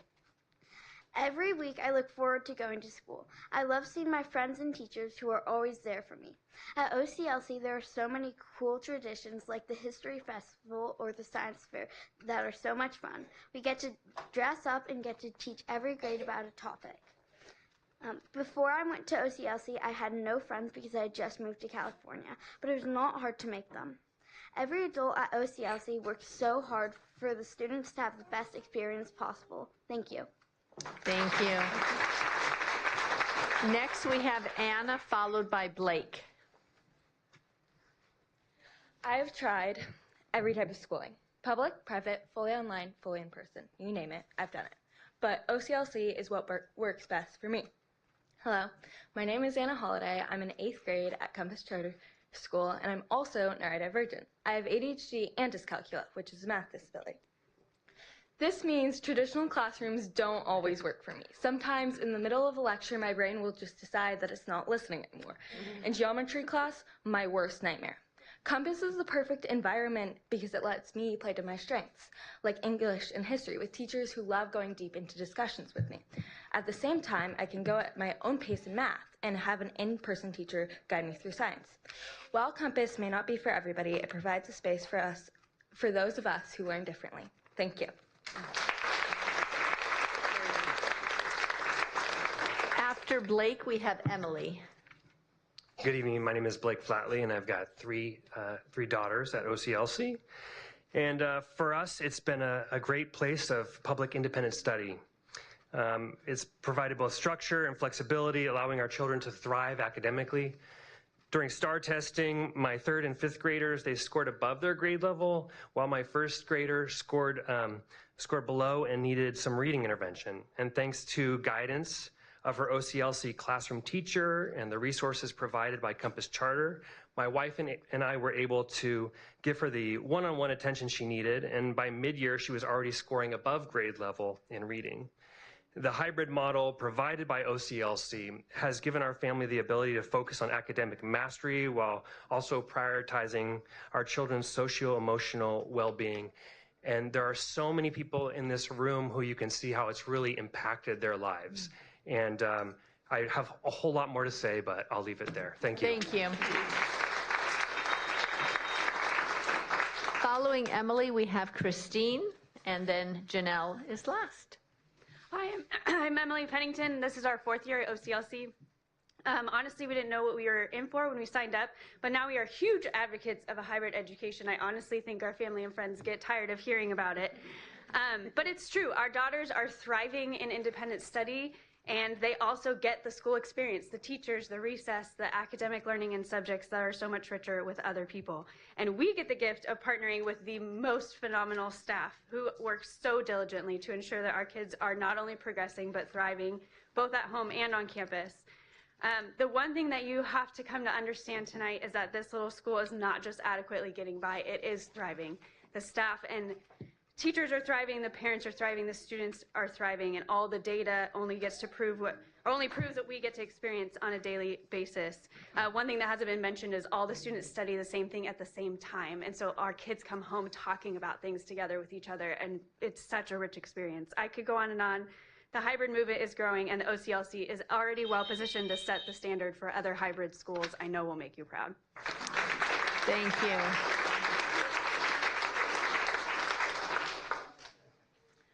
Thank you for taking the time to learn about our school. I know it seems like a foreign concept to understand a hybrid school, 2 days on campus and 3 days doing independent study at home. You may wonder how that can work, but I'm here to attest it does work, and it works so well. I have 2 children currently attending OCLC, and I have 2 older children that also attended OCLC. The older 2 went on to excel in high school after attending through 8th year. The oldest excelled in sports, captain of his football team, AP classes, and graduated with above 4.0 and is in university out of state on full academic scholarship. The next one is in high school presently, is in a varsity sport, honors classes on speech and debate, and coaches the junior high speech and debate at his school. He also has an above 4.0 GPA. And he just got elected as vice president for the next coming year for his school. I just want to let you understand a little more about what this education model helps to produce. Thank you for listening. Janelle. Good evening again. Dr. Williams, board president, board members, Dr. Bean, superintendent. My name is Janelle Rulli. I'm with legal counsel for Compass and really proud to be here tonight. And in a total rookie move, I planned a whole thesis dissertation for you on what a continuing charter school is, and now I've got about 45 seconds. So what I would like to express, I think your staff talked about it, I think the school talked about it a little bit. The reason that Compass is here before you is because the law changed. So it used to be okay for a charter school to be authorized by District A and have a facility in District B. That is no longer now allowed under the law. The legislature, in its wisdom, gave schools an off-ramp from that program. And so you can essentially continue to do that up until the time that you come up for renewal. Compass San Diego, as you heard, was up for renewal this year. Their term expires, or would have expired in June of 25, but it's been renewed. So We're here as a continuing charter school, so a learning center that has already existed that will now, is now proposed to be its own standalone school. It's got its own budget. It would, if you approve it, have its own CDS code, generate its own test scores and everything on the dashboard, all of that. I see that you stopped the time, which is very generous, but I also want to respect the board's time here. So I wanted to hear this, so Sure. I asked Daru to stop the timer. So Janelle, Sure, thank you. Yeah, so I will give you just a brief history lesson. In the mid-2010s, there was a lawsuit up in Shasta County where somebody was alleging that a charter school was basically improperly located. There was a ruling in that litigation that was not favorable for the charter school. But of course, that was in Shasta County, and we're here down in Orange County, so it wasn't clearly statewide applicable. The legislature, as part of Assembly Bill 1505, Assembly Bill 1507, you've probably heard of these over the years.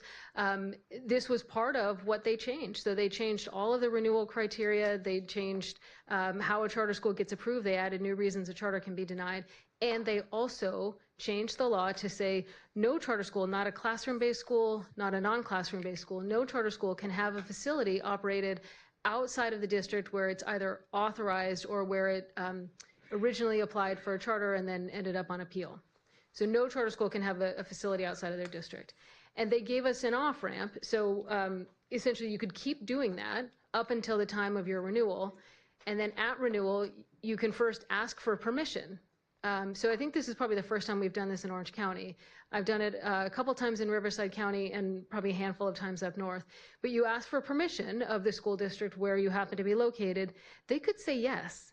And if they said yes, if Santa Ana had said yes, we wouldn't be here tonight. And essentially, Compass San Diego would continue to be authorized in Mountain Empire with a facility here. All of these families would still have their access. Santa Ana did not say yes. Other districts do. It's maybe 50-50. Half of them say yes and half of them say no. Santa Ana said no. And so what we did was to create a continuing charter. The last thing I'll say, the overlay here that Araceli mentioned as well, there's a moratorium, there's a prohibition on new non-classroom based schools. As of right now, that's set to expire January 1 of 26, so we've got eight more months of the moratorium. But this is not a new non-classroom based school. This is a specific carve out that the legislature gave charter schools situated like Compass, basically because if they didn't, it would have killed quite a number of charter schools because non-classroom based schools wouldn't have been able to open in that way. So I really appreciate the extra time. I'm certainly happy to answer any questions now or next month or talk with your council. Happy to do any of it, but thank you for the extra time. Thank you.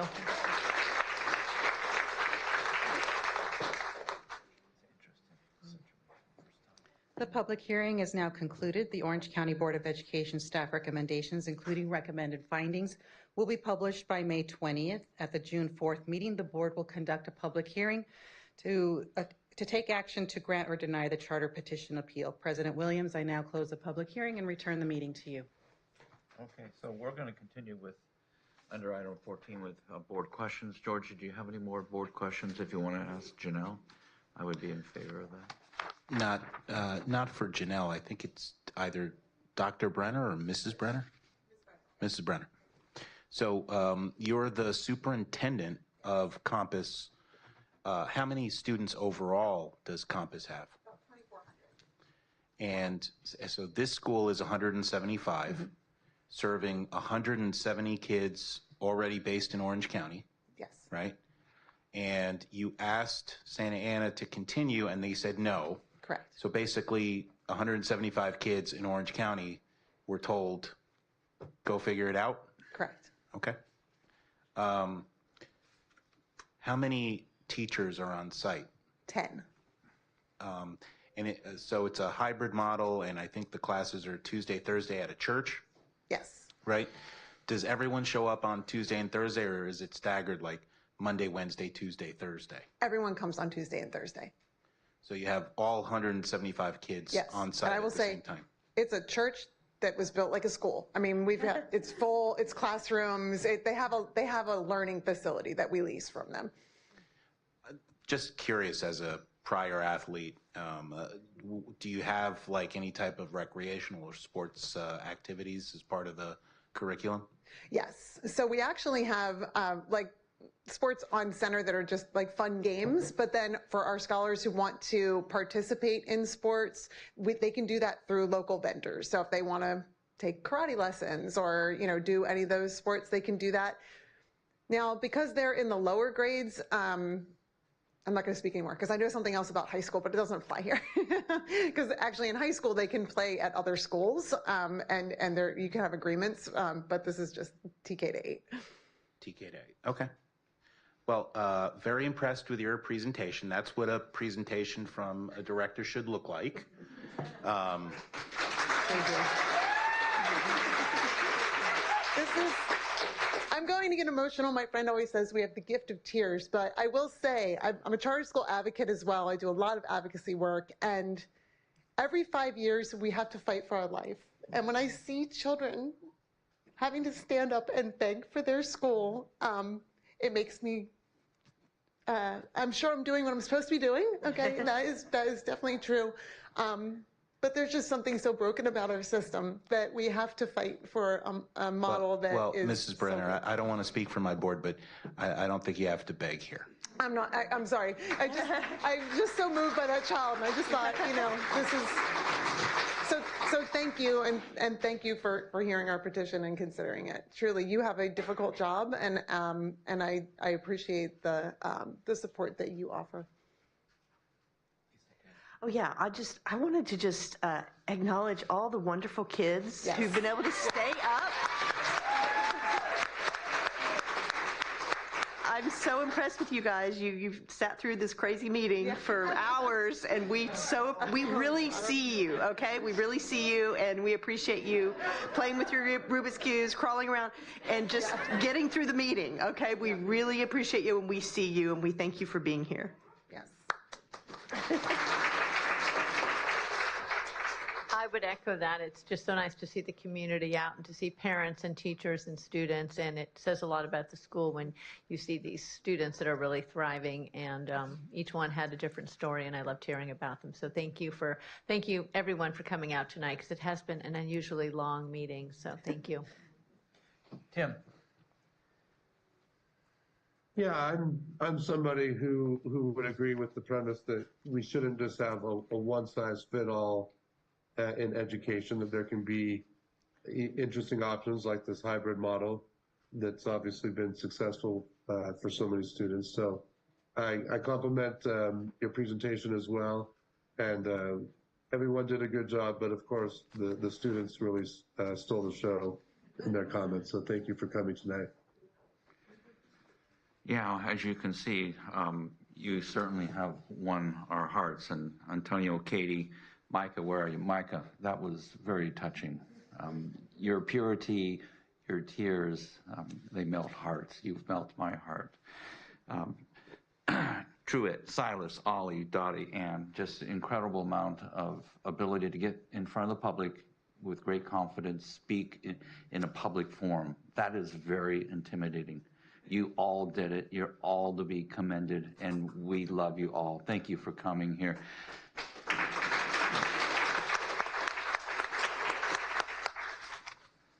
Now, Elizabeth, it's your turn. Okay. What else can I do for you? I'm still having conceptual issues.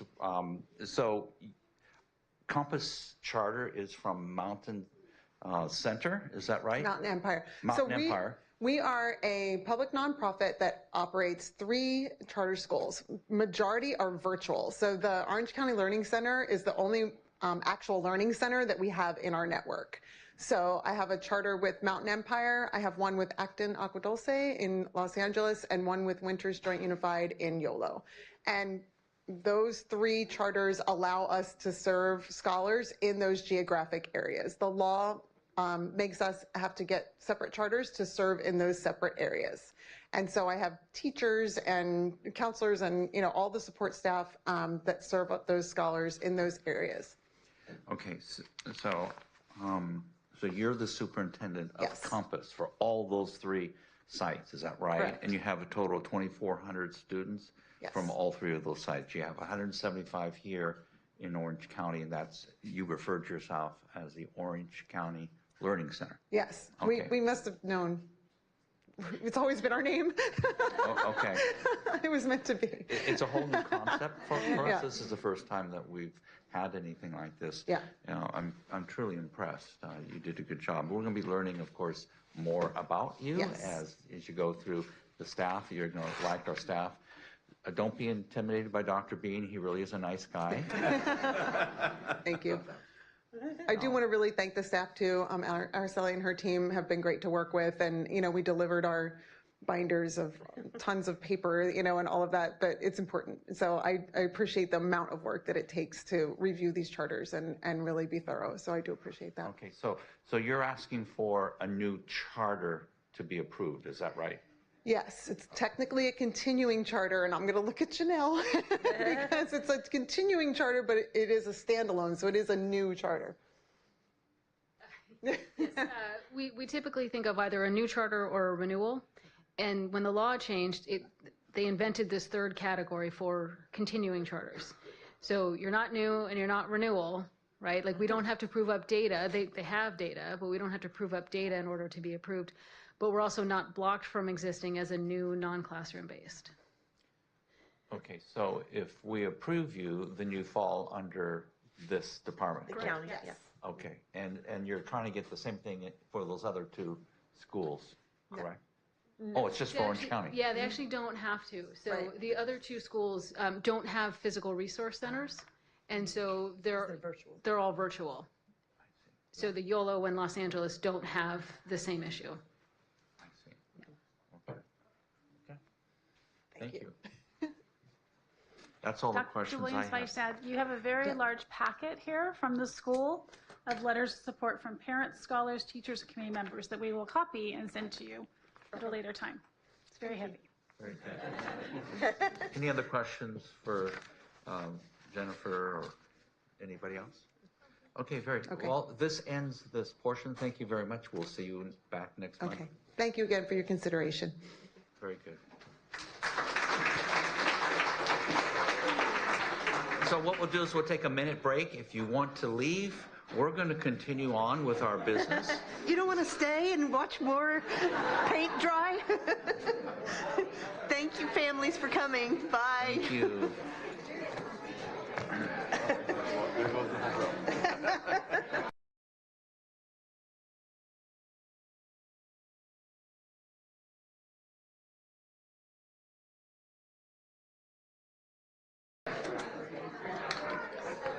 May I have a motion for item number 15? So moved. Second. Good. So we have a motion and a second for resolution 925. Just give me one moment here. Dr. Bean, do you want to give us a little bit of background? Sure. On 927? Yes. Yeah, that's basically I'm sorry, the this one Williams is, settlement. I'm sorry, Dr. Bean, this one is the other one. A resolution 925? It's AB 1224. Oh, 1224. Okay, Yeah. I thought they just passed on. Okay, gotcha. Yeah, 1224, basically, because of teacher shortage, Assembly Bill 1224 would address that by allowing the extension of a 30-day emergency sub to extend to 60 days. So the 58 county superintendents have all lobbied, whatever you call that, when you go to Sacramento. Yeah. And we went to all of our legislators asking that they would support this resolution. I support it as the county superintendent of schools. I would hope that the Board of Education would join me on that. Absolutely. Good. Any questions more for our good superintendent? Barring none, this is a resolution. Daru? Trustee Valdez? Yes. Trustee Shaw? Yes. Trustee Williams? Yes. Trustee Barkey? Yes. Trustee Sparks? Yes. Good. Motion passes 5-0. Moving on to item number 16. We have a motion for item number 16. So moved. Second. We have a motion and a second. Discussion. Dr. Bean, do you want to fill us in on this one? Yeah, just a summary of this one is that the county superintendent of schools is responsible for the Williams settlement, which basically we inspect all facilities, well, not all facilities. We inspect facilities within the list the Williams settlement list. We also inspect curriculum or material, and then teacher assignment, all under that settlement. In a typical year, or a typical cycle, each cycle is 3 years, our list is about 30 sites. But because of the pandemic, that list grew because it's based on chronic absenteeism. So chronic absenteeism was greater during the pandemic. So now we're in the new cycle, and so that's going to include about 4 times more schools. So we're looking at about 120 that we need to actually inspect. And so this bill would then allow county superintendents to do these inspections within 8 weeks instead of 4 weeks. And so again, another bill that we, as the 58 county superintendents, would obviously have you guys approve, and the state legislators. Sounds reasonable to me. Very good. Just a real quick note. So, Renee, you're going to send these resolutions to the author of the bill, so they have it as part of their census building. That would be Tom. You would let the legislators know that we approve and support these bills too. Yes, please. Yeah. So, in essence, we're passing these bills, approving and supporting these resolutions. So they need to go someplace, right? Where do they go? They don't get deposited in U.S. mail. They go someplace. So, Dr. Williams, once the board takes action on these resolutions, then that will trigger my firm to go ahead and create letters of support on behalf of the Orange County Board of Education. And then we will have those letters distributed far and wide in the legislature to the appropriate policy committee staff and members of the legislature that weigh in on education policy. Good. Thank you. Just wanted to put that into the record. Very good. Okay, so we have a motion, a second, and are we ready for the roll call? Trustee Valdez? Yes. Trustee Shaw? Yes. Trustee Williams? Yes. Trustee Barkey? Yes. Trustee Sparks? Yes. Good. Motion passes 5-0. Moving on with our agenda number 17, I need a motion to approve the appointment of Renee Hendrick as a real estate property negotiator. So moved. Second. Okay, motion a second. Do we need any sort of background for the record on this, Dr. Bean or Renee? No, but you may want to read the whole motion as here. Okay. So to put into the record, this motion is for the approval of Renee Hendrick, who is our deputy superintendent of instruction here, to act as the negotiator for this property on behalf of the Board of Education. The property is the Argosy building located at 601 South Lewis Street in Orange, California. And this particular piece of property that we're considering currently houses our Access Kids and programs, as well as our administrative staff. So this is something that we're beginning the process to look at for acquisition for our students and our department here. I think that's adequate. Renee, anything else to add? Dr. Bean? No, that's perfect. Okay, very good. Negotiate well, Renee. Okay, so we have a motion, a second. Any further discussion? Bar none, Daru. Trustee Valdez? Yes. Trustee Shaw? I'm actually going to abstain on this item. Trustee Williams? Yes. Trustee Barkey? Yes. Trustee Sparks? Yes. Very good. Motion passes 4-0-1. Moving on to item number 18, Resolution 1125. I have a motion for this. So moved. Second. Good. Motion and a second. Trustee Barkey, anything that you want to give us some background on? Yeah, this is just in favor of it's actually in favor of an upcoming run for our students, and it's something that we're supporting. I know our superintendent has discussed it with the districts. We have several, over 100 districts, I know, throughout California or throughout Orange County, that participate. And basically what these kids do is the teachers are given a curriculum for their PE that they really love, and they run the first 25 miles during PE course all year. And then on the day of the run, which I believe is May 3rd, they run the final mile, and they get their little marathon, and they get a medal and a t-shirt. And so it's really encouraging physical fitness, and it just provides an alternative for PE for a lot of our children. So. Okay. So Where is this resolution going to go? Does it go to anybody in particular? We can provide it to the founder of the marathon. I think would Okay. probably be the best to do. Okay. And Dr. Bean and I met with the founder, and we're very impressed by the program, and I think our instructional team was very impressed as well. Great. So Drew, you'll make sure it gets to that program then? Very good. And if you get it to me, I can get it to them. Trustee Valdez? Yes. Trustee Shaw? Yes. Trustee Williams? Yes. Trustee Barkey? Yes. Trustee Sparks? Yes. Great. Motion passes 5-0. Thank you. Presentation. We have Mr. Thomas Sheehu, who is our Sacramento representative up there as we follow the various bills that impact education and our children and their well-being. With the board's indulgence, I want to provide some context for this item. The board has had many legislative struggles in the last few years. We've attracted a lot of attention in Sacramento, and we have withstood the attacks. And the architect of that defense is Mr. Sheehy. Just by way of a feel-good story, we found out about AB 286 to move our board elections about 2 days before the hearing. I got in the office at 7 o'clock. I made calls to lobbyists till 7 that evening. Mr. Sheehy picked up the phone and he said, "Give me 2 hours. I will come up with a strategy." He not only came up with a strategy, but that was a strategy we implemented in order to get the bill held in the suspense file. So he became a full-time lobbyist for the board. We had some successes in maintaining communities of interest for the board and in redistricting efforts. And the governor vetoed SB 907, yet another attempt to reconstitute the board. And Mr. Sheehy works with the board and myself in a legislative process that you're going to learn a little bit more about tonight. But he has been doing such good work with his lovely bride, Brina, that I wanted to acknowledge his work here publicly and let him contextualize our legislative process and make some recommendations to the board. So thank you for that indulgence. Thank you.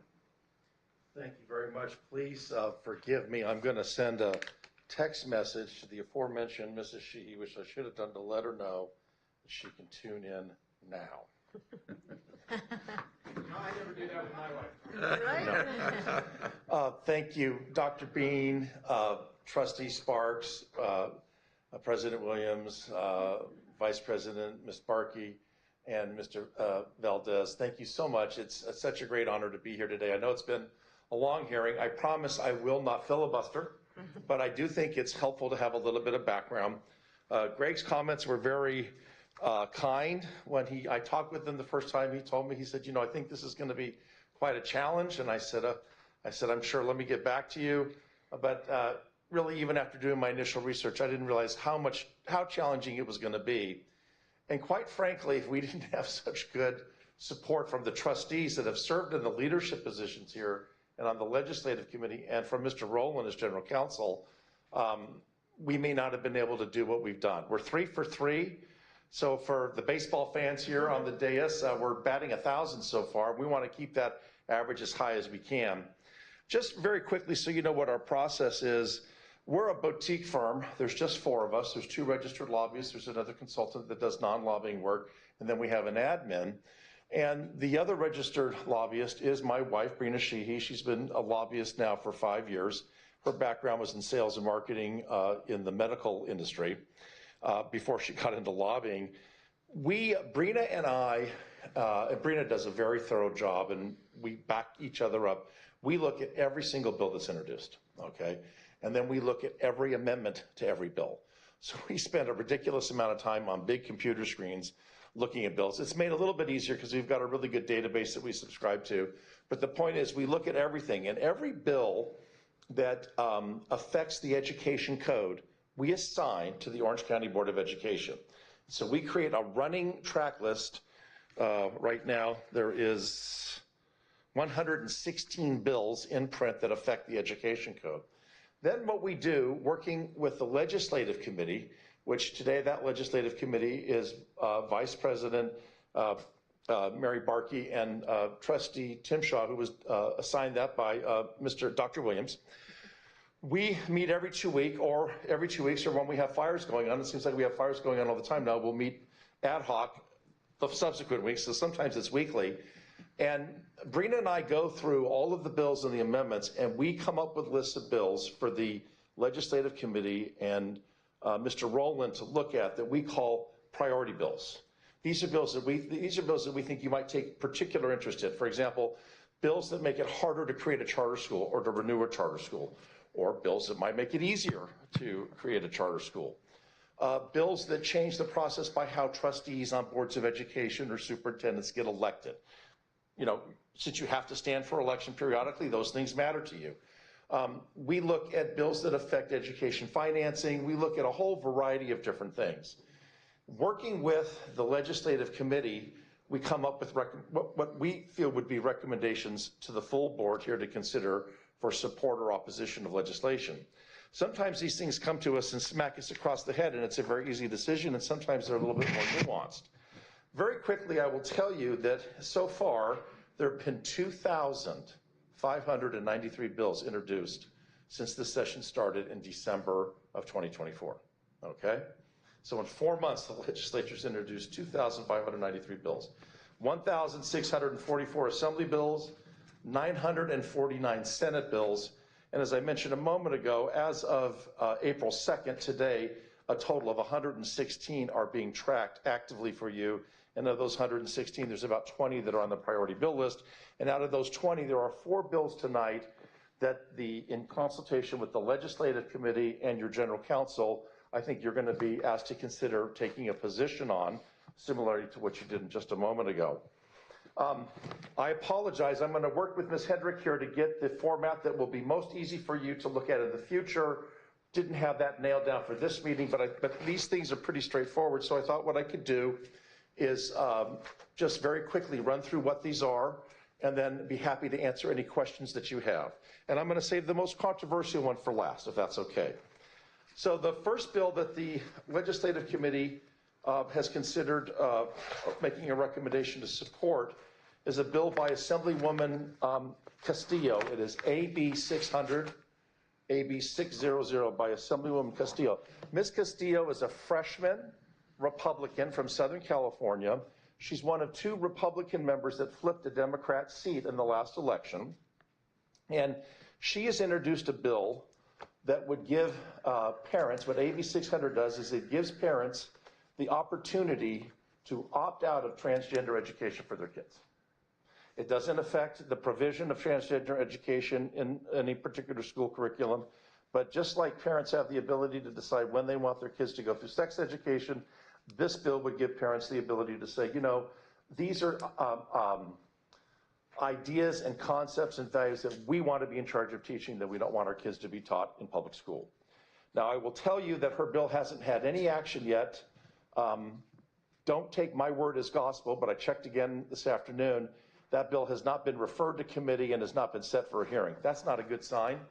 That tells me as a seasoned lobbyist that the Speaker of the Assembly is probably going to bottle this bill up and not allow it to come to a vote. But hopefully I'm wrong, and it will come up for a vote. But nevertheless, that bill is alive and is eligible to be supported. Are there any questions on AB 600 by Ms. Castillo, which is an opt-out for parents on transgender education curriculum? Are there any particular ages? Oh, it would affect all public. It would affect public schools K through 12. I believe that's how the bill's written. I wouldn't swear my life on it, but I'd bet you $5. If I was a betting man, which I'm not. I don't know anything about a transgender curriculum. Dr. Bean, is there such a thing? Well, I mean, that's a very broad question. I mean, I'm not aware of any curriculum, but there's certainly things that schools are allowed to talk about, but I'm not aware of any transgender curriculum, no. So may I, Mr. President, Dr. Williams, let me just read directly from the summary of the bill. AB 600 would allow parents or guardians to request that their students be excused from and not participate in any form of curriculum, lessons, or activities that discuss transgender concepts, as well as any confidential tests, surveys, or questionnaires related to transgender concepts. The bill would also prevent schools from punishing students from being excused from those activities. Very good. That answers my question. Okay, so that's AB 600, and the legislative committee may want to recommend a support of that bill. And we'll hear from Trustee Mary Barker. You want to wait to the end so we just run through all these, or did you want to do that now? Just rather than rehash it, I would absolutely ask for a vote in support of the bill. I appreciate this new freshman legislator that bringing this out and doing something to protect parental rights in our children. I think we are about that. You know, one of the many things, we're about school choice, but we're also about protecting our kids and parental rights. So I think this is aligned with that. So you would. And if Ms. Barkey's motion, if that is a motion, if it's approved, what, just so we're clear, what that will trigger is my firm, He Strategy Group, will draft a letter of support on behalf of this board. It'll have that letter approved by Mr. Rowland and the legislative committee. And once they give it the thumbs up, then that letter will be transmitted to the legislature, become a public document. And if this bill is set to be heard, we will show up in person representing the Board of Education, testifying in support of the bill. Dr. Sparks, I have a question for you. Yes. So one of the things that I've appreciated in our 3-year dialogue at this point is you are always concerned about the educator not being able to educate. And the question I have for you, really, you know, when we're talking about kids who are in 3rd grade, I mean, I absolutely think a parent should be able to make a decision. I'm not sure if that is such a great idea for someone in high school. You know, I mean, these concepts are something I think a high schooler should be able to entertain. So I'm more on the fence on this, and I just want to know what your thoughts are. Well, my thoughts are, you know, on the side of parental rights, and parents are in charge until the age of 18. 18? Okay. Yeah, at least. Forever, for life, really. But yeah, in the schools. As long as they're in the house. As long as they're in the house, we're paying the bills. Yeah, but I do believe in academic freedom, absolutely. So this is kind of the perfect storm in that way. The educators can still educate in whatever way they see fit, and as a teacher, that's very important to me. The bill, as I understand it, is they can't. No. But the parent, the educators can still teach whatever they feel is appropriate in their class. That's very, very important for academic freedom, and that's why a lot of us go into teaching and education, right? Now, hopefully, people are making sound judgments along those lines, but nonetheless, parents then can choose to opt out of information that they believe is not age appropriate for their child. And I think that's really important. Yeah, and that's right. I'm just looking at the bill. This doesn't stop. Right. It doesn't stop anything from happening in the schools by way of curriculum, whatever that is. But it gives the parents the authority to say, this is a subject that we want taught at home or at the synagogue or, you know, wherever. Not something that we want our 3-year-old I meant to say 3rd grader. Not something we want our 3rd grader or 4th grader or 8th grader to be taught in public school.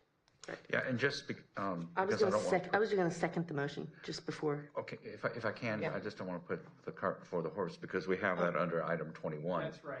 So we're going to be taking these positions under item 21. Oh, okay. I mean, we can talk about I'll it just now. talk about my position. I won't make the motion. Oh, okay. Yeah, Okay. yeah, You made a yeah. motion, so I was trying. I was going to say your motion is out of order, but Well, you didn't say that, so I went ahead. Yeah. I want to be respectful. Just a boring housekeeping item. The way the agenda item's written is that we are going to discuss each one of these things and either take a support or deny a position on all of them together.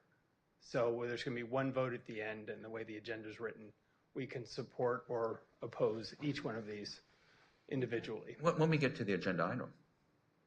Is that the next item? It's number 21, yeah. Yeah, and 22 is after that? Yeah. Okay. You can count. And 20's before that, too. Yeah, I took a math class as well. Okay. I apologize if I muddied the waters. I'll do it a little bit smoother next time. No, this is very spontaneous. This is awesome. Trustees, are there any more questions at this time about AB 600 and what the legislative committee is likely to be recommending here? Okay, seeing none, I'm going to move on to the next bill. The next bill is a Senate bill. It's SB 64. This is by Senator Shannon Grove. who, if you don't know her, is just a delightful state legislator. She's a veteran Republican from Kern County, and she is in the last 2 years of her term in the legislature. We're going to miss her. She's been a really, really good advocate on a lot of issues. Shannon Grove is nothing if she's not persistent. She's introduced the same bill, I've counted at least 3 times, and it might be 4 times, I might have missed one. And each time it's been a bill trying to give parents more choice. Her bill says that if you don't have the right, you don't have an OCLC that you can send your kid to, and you don't have the choice that you think is right for your kid, and you want to send them to a different school, could be a private school, could be a school that has a different tuition structure, that a portion of your ADA money, in this case, the number is $8,000 for regular students, it's double that amount if they have an IEP or they have special education needs. That money will follow the student with them to the school that they want to enroll in. Since there's a total of about $28,000 tied to each child in a classroom, if they take $8,000 with them, by definition, they're leaving $20,000 behind in the classroom, a classroom which their students no longer participating in. The point being that the actual dollars being spent per student would be higher in those public schools where the students left, and it wouldn't be less. So it was meant to counter the argument of you're draining our resources. And at any rate, this is an attempt. It's kind of like a voucher program, but it's not really a voucher program. It's supposed to provide parents some financial flexibility so that they can have more choice in sending their kids to school. I'm sorry to report to you, I've witnessed this personally 2 out of the last 3 times. Each time she has brought this bill up, they've had a polite debate in the Senate Education Committee, and each time the bill has failed on a partisan vote, and leading the opposition, of course, is the California Teachers Association, who just doesn't want anything to do with legislation like this.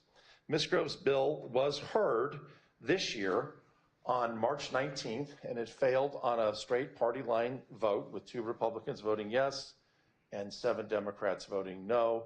That bill is not dead. It has now become what's called a 2-year bill. So you can still choose to support that bill. Your support will matter. That bill is still viable, but it doesn't have the necessary support at this point to get out of the Senate Education Committee. Are there any questions about SB 64 by Senator Shannon Grove? Okay, seeing none, I'll move on. The next measure that your legislative committee may want to recommend is SB 267. I believe this is one that Trustee Shaw is going to want to talk about. And oh, by the way, I think that SB 64, Ms. Barkey was going to talk about.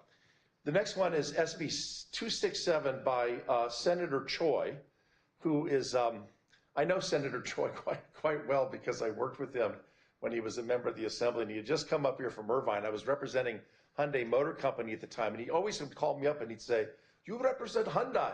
And I said, "Yes, we do." And he says, "You know, you've got to get them to work with me." And I said, "Okay, Assemblyman, we'll try to get them to work with you." And of course, you know, you don't boss your client around. You just let them know that there's a freshman, the only Korean member of the California legislature is dying to get a meeting with you. So we finally got him a meeting. But I really like Dr. Choi. He's so bright, and he's got a really good sense of public policy. He's introduced this bill, SB 267. And what this bill does is it would provide teachers, all teachers, public schools and private schools, not a deduction. As Mr. Shaw pointed out to me earlier last month, there's a deduction already allowable under the tax code, but this bill would give teachers a credit against their taxes owed of up to $250 annually for any qualified out-of-pocket expenses that they have in the classroom.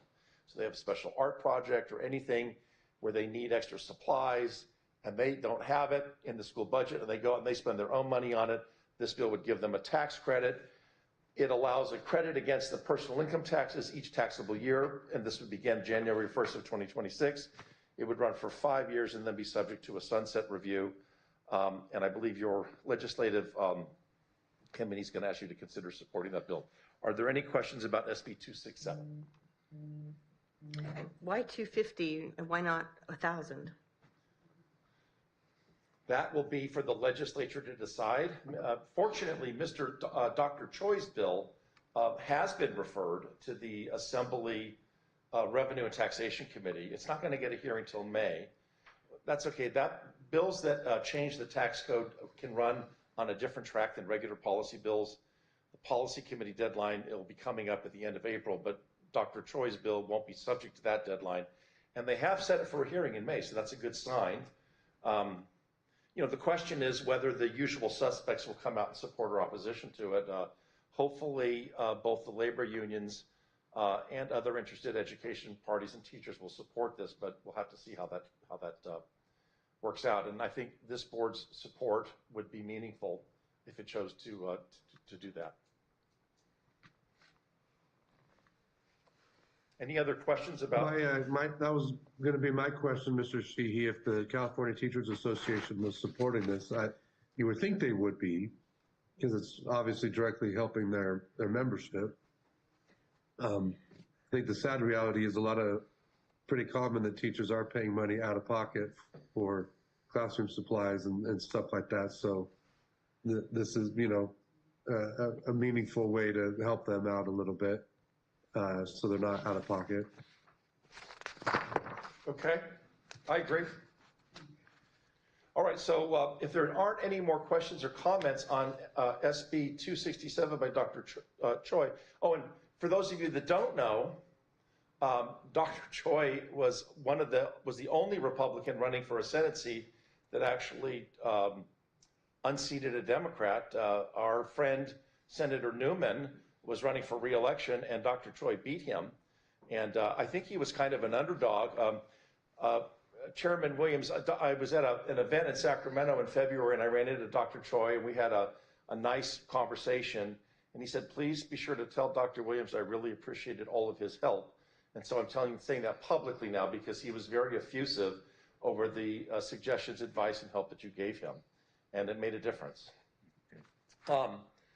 Finally, the last bill here, unfortunately, is rather controversial, and it's unlike the last two attempts, SB 286 3 years ago, which we killed in the legislature after you hired my firm, and unlike SB 907, which was introduced last year, which we got the governor to kill by way of a veto.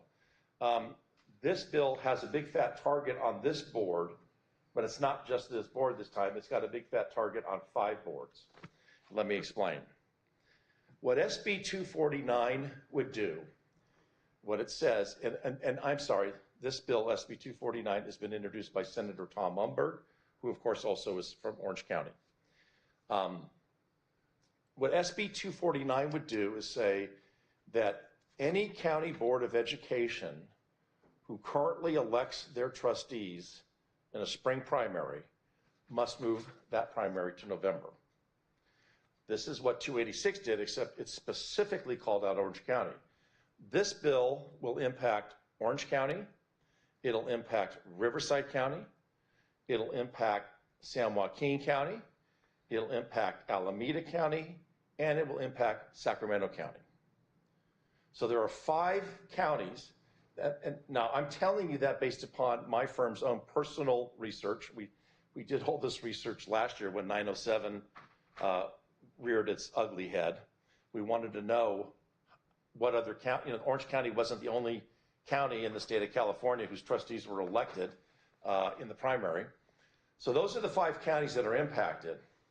Now, the Senate Appropriations Committee, their own fiscal staff in the Senate determined 3 years ago when 286 was going through the legislature that the cost to the Orange County registrar would be several $100,000. This is associated with changing election procedures, new ballot cards. There's a whole series of technical things that the registrar here in Orange County has to do in order to change the election procedure for the County Board of Trustees. Now, if you take that cost and you multiply it by at least 5, now you're dealing with a bill whose cost is going to be in the millions. And by the way, that's going to be a cost every time there's an election. It's not just a one-time cost, so let me explain. In the state of California's Constitution, and I promise, first of all, I'm not a lawyer and I won't get into legal geek, but I think we need to know.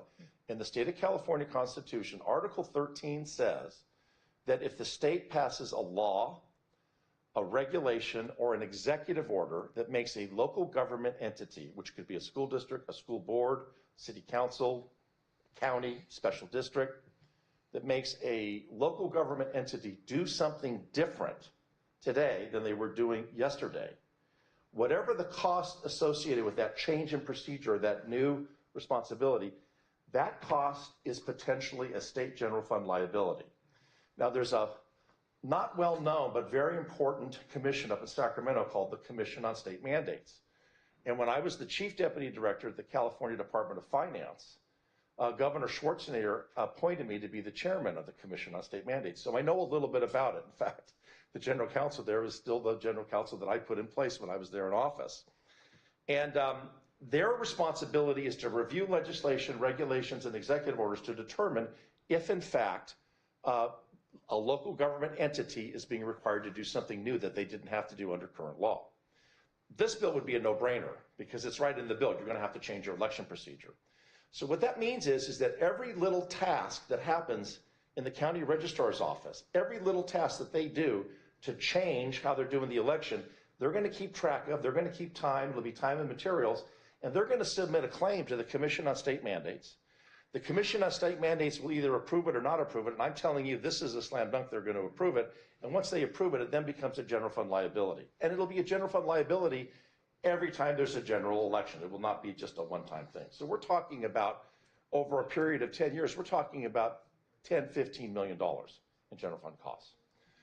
So this bill is ill-advised on the cost factor, but probably the biggest issue here for you as trustees and anybody that cares about public policy is this bill tramples all over local government rights.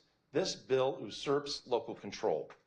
There is I'm going to talk about Orange County because you're the Orange County Board of Education, but what I'm saying now is true in the other 4 counties as well, Sacramento, San Joaquin, Alameda, and Riverside. There is a process in Orange County. If you as trustees decided, hey, we want to move our election process to November, you could work directly with your county board of supervisors. They could pass a resolution, and there is an administrative process that does not require the state of California to come in heavy-handedly and say, you must do this. And you can do that. In other words, you don't need legislation to change how you elect your trustees. And this bill just tramples all over the local control issue and says, no, you've got to do it the way we want you to do it. And I think that that's just, this is my personal opinion, I think that's bad public policy. Finally, the last point I want to make before I take your questions is, we talked about the cost of the bill, state mandate, likely to become a state general fund liability, which is not a good thing. And we talked about the local control. It's terrible what they're doing to local control here. Finally, even Gavin Newsom agrees this is a bad idea. The governor vetoed SB 907. And while we made a truce with the author, he agreed to amend the bill to make it less bad. It was still a bad bill, but he agreed to make the bill less bad last year. And in return, we promised that we wouldn't go lobby the governor. And I had to give him my personal assurance I would not lobby my former colleagues at the Department of Finance to get the bill vetoed. He made some amendments to the bill that made it less deleterious, but it was still a bad bill. Governor Newsom vetoed the bill. Let me read you the governor's veto message. He says, to the members of this is the governor's veto message to SB 907. This was in September of 2024. To the members of the California Senate, I am returning Senate Bill 907 without my signature. This bill would require the Orange County Board of Education to be increased from 5 to 7 members, and it would require an election for the Orange County Board to be consolidated with the statewide general election in November of each even number year. I appreciate the author's intent to increase representation on the Orange County Board of Education. However, there are local processes for altering the number of members on a county board of education, and there are local processes for changing how they are elected. State circumvention of these local procedures, especially with respect to a single county board of education, should be avoided absent extraordinary circumstances. Unfortunately, I am not convinced that there are extraordinary circumstances in Orange County, and for these reasons, I cannot sign this bill. Sincerely, Gavin Newsom. So even the governor didn't like that bill, and obviously 907 did the same thing that this new bill by Mr. Umberg did but it did some more too. It also would have added additional trustees, which was also a problem. So that's where we're at. It's going to be costly. It's going to mess with local control, which is not a good thing. And even the governor has said there is no compelling reason to do this. Why are you doing this? And so I think you're going to see your trustees here are going to recommend an opposition to this bill, in which case my firm will act. Well, we will lobby against it, but we're going to discuss the lobbying strategy in private, not public. I'm happy to take any questions that you might have. Does the bill also change the number of trustees? No. So it's just moving to November? Correct. Does the cost fall to the 5 counties named in the bill, or does the cost, the increased cost shared by all 58 counties? No, the costs will fall to each individual county. So, you know, in Orange County, it may cost $475,000. In Riverside, it may be $575,000. And that's every year? It'll be every election cycle. Every election cycle? It'll be, in this case, it would be every in every even-numbered election in November. So every 2 years? I guess you could say the silver lining is for those trustees that would be coming up for election in the springtime, they're going to get an additional 6 months on their term before they have to be on the ballot. But no, each county will be responsible for their own implementation costs. And each county then will need to make a decision as to whether or not they file a claim with the Commission on State Mandates. Now, I've talked about this a lot in the state capitol because my firm has lobbied this very hard in previous years, as you all know. And but I'll tell you what, the consultants in the legislature did not understand how this worked. When we killed, if I may, when we stopped Mr. Min's bill in the Assembly Appropriations Committee in August of 2022, I sat down with the principal consultant in the committee who that bill was assigned to that was doing the analysis on it. We talked about the mandate, and she said, "Oh, I don't really know that much about the mandate process. Could you share more?" And I said, "Well, yes." You know, I told her that I used to chair the commission. And so we talked about all of that, and she said, "Oh, okay, so you know, this sounds like this could definitely become a general fund impact, but do you think that they'll really file a claim?" That was your question. And I chuckled. And I said, and this is what I'm about to say is absolutely true. There is a cottage industry in the state. There are several consulting firms who make their bread and butter working with local government entities that have legitimate claims with the Commission on State Mandates and help them tabulate the costs, present them in a way that will be compelling, support them in the hearings and the data and information that they present to the commission, and basically hold their hand along the way to help them get their claims approved. And those firms out there, that cottage industry, they're watching everything that goes on in Sacramento by way of legislation, regulations, and executive orders. And anytime they see something that looks like, you know, it could be a mandate, they're contacting that local government entity saying, "You got to, we highly recommend that you file a claim because it's very likely you're going to get money back from Sacramento if you do." Got it. Yeah, thanks for that. And I know those people. Explanation, yeah, because for the public to understand the complexities of this kind of thing, it's important to have you explain it. So, Tom, yes, sir. Just so you're aware, on our actual agenda, we're going to be taking a opposition. We actually have a resolution there. So we're going to be, that'd be a formal document that you will be able to take.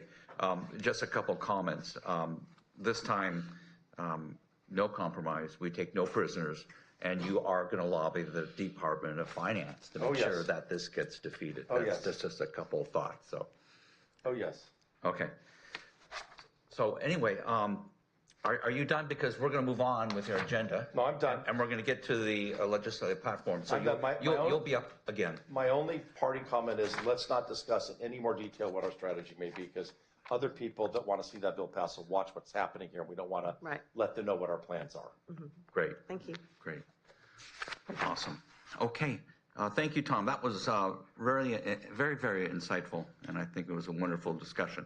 Okay, let's move on with our agenda item number 20. I'll make the motion on Resolution 1225 to oppose Senate Bill 249. I'll second. And we have Trustee Barkey seconding that. Do we need any further discussion?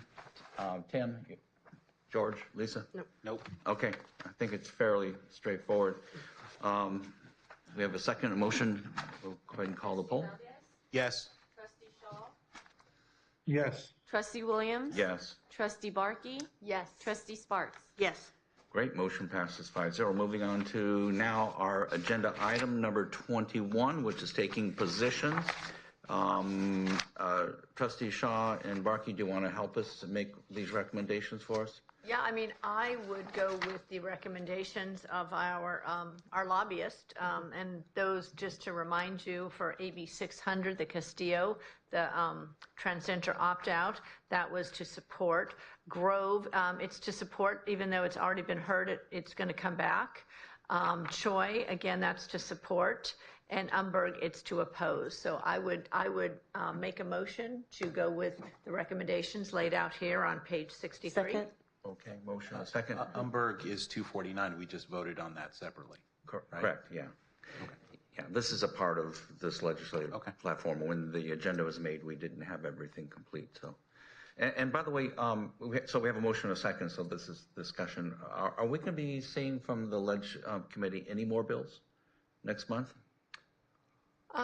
Any thoughts, Tim?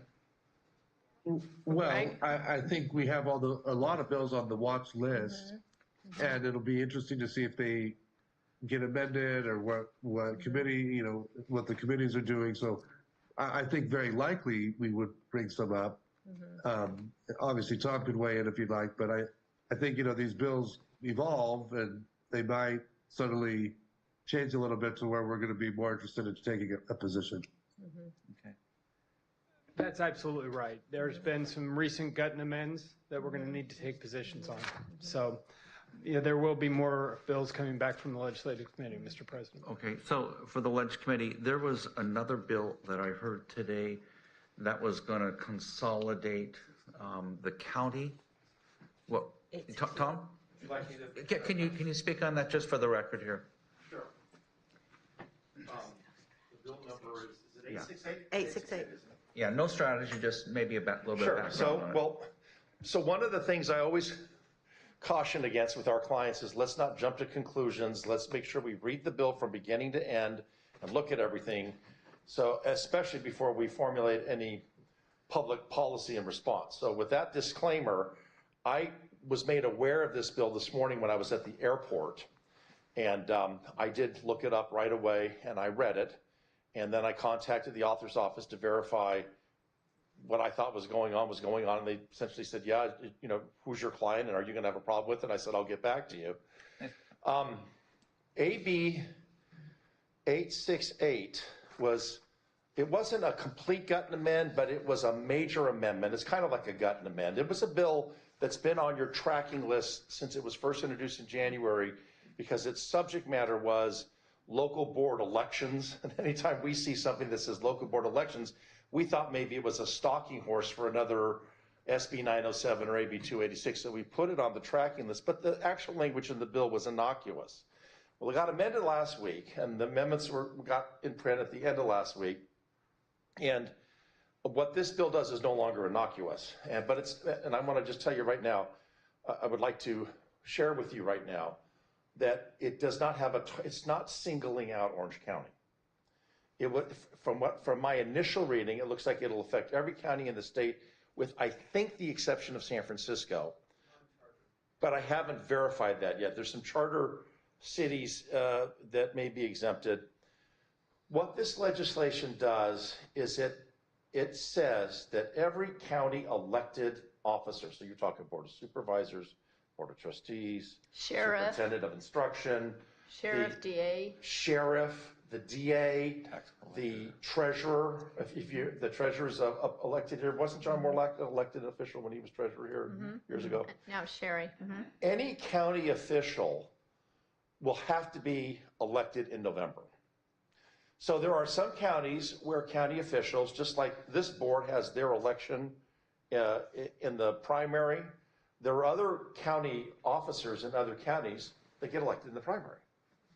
And in cases where there's a runoff possible in the general election, if one of those two candidates, if one candidate in a contested election gets 50% of the vote plus one, they win outright in the primary in many cases.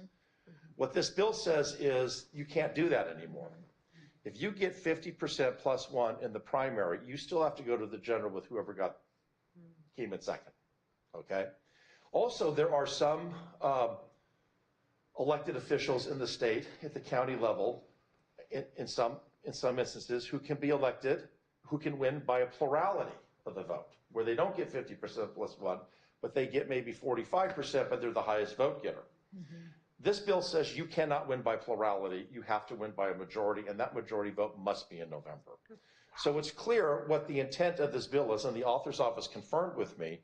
They believe, since there is, and it's a fact, it's not disputable, there is always a higher turnout in November than there is in the springtime.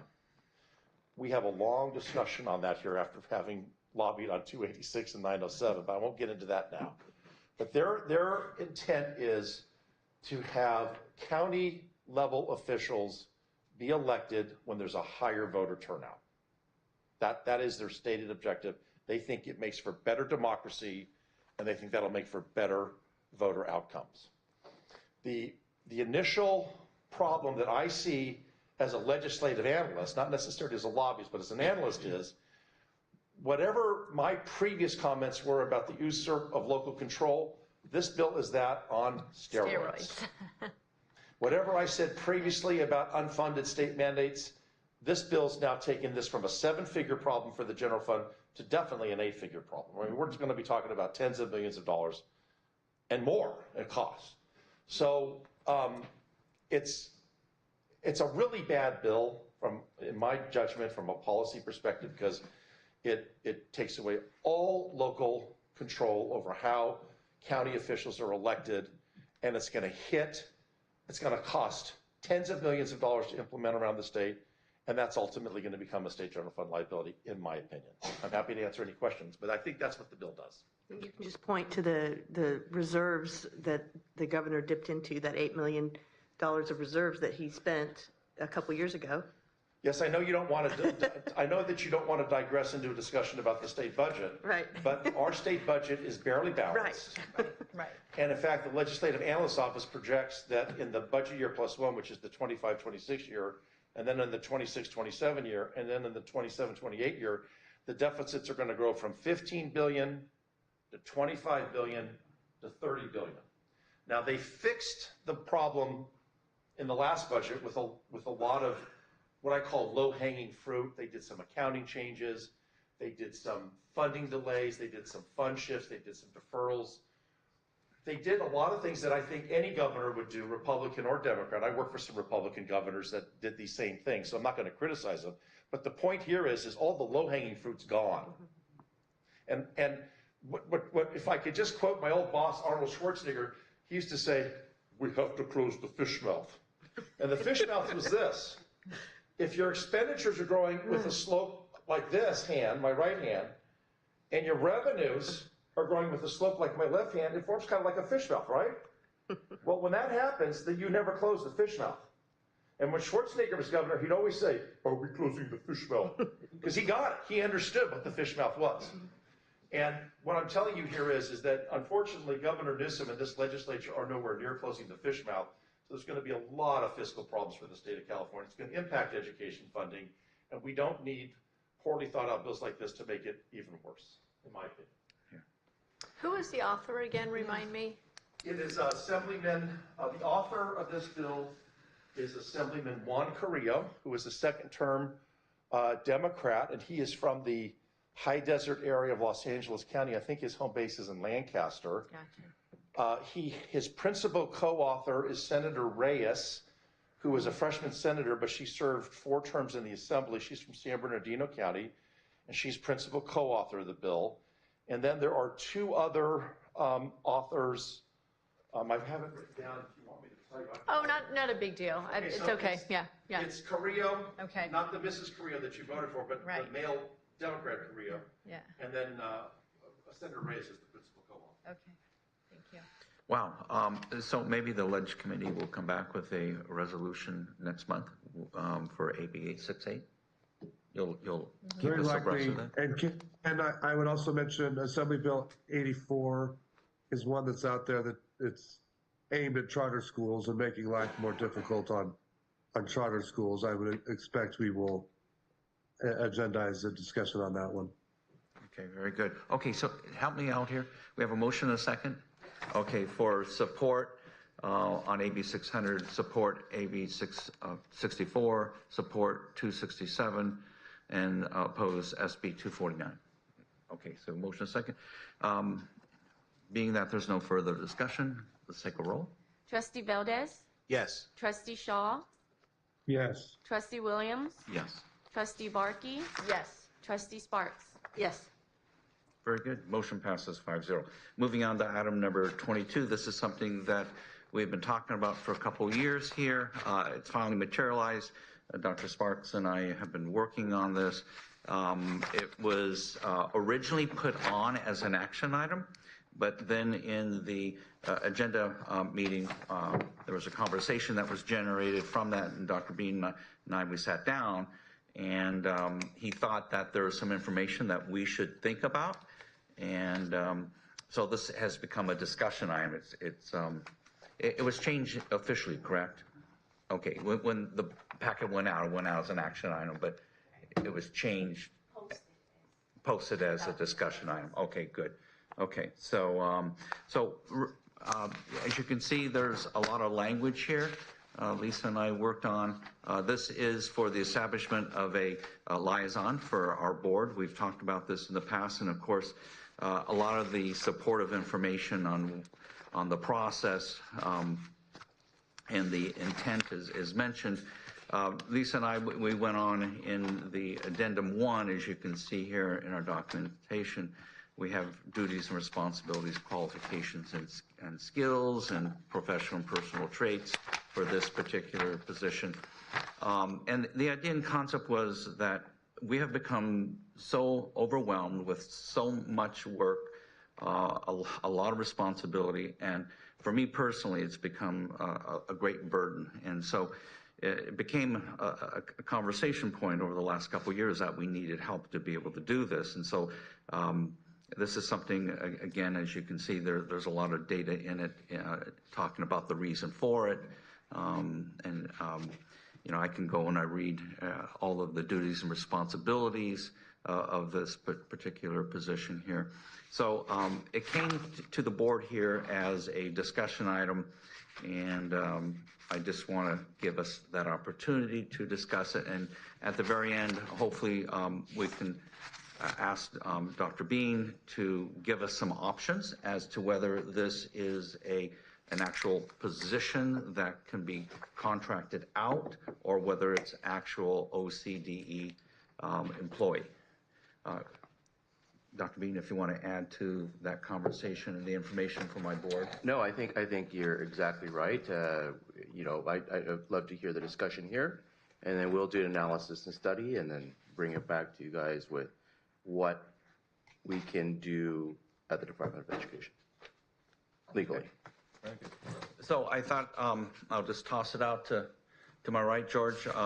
Your thoughts on this particular position? And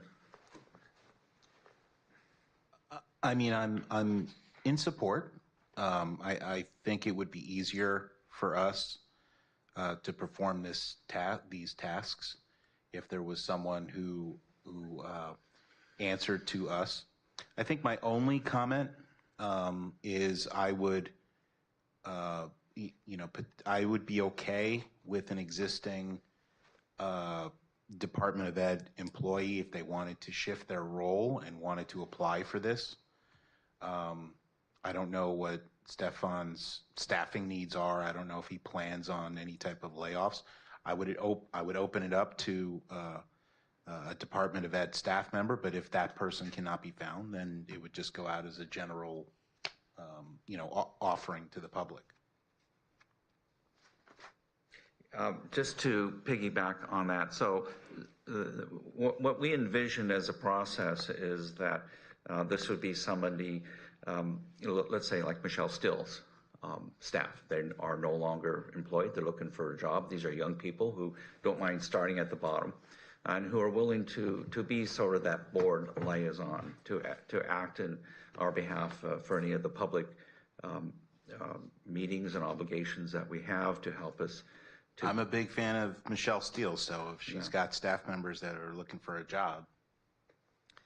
Yeah, so there are a lot of community functions and administrative policy needs and constituent meetings that we go to, managing correspondence and representing the board at various functions. That was sort of the heart and soul of this particular position here. Lisa?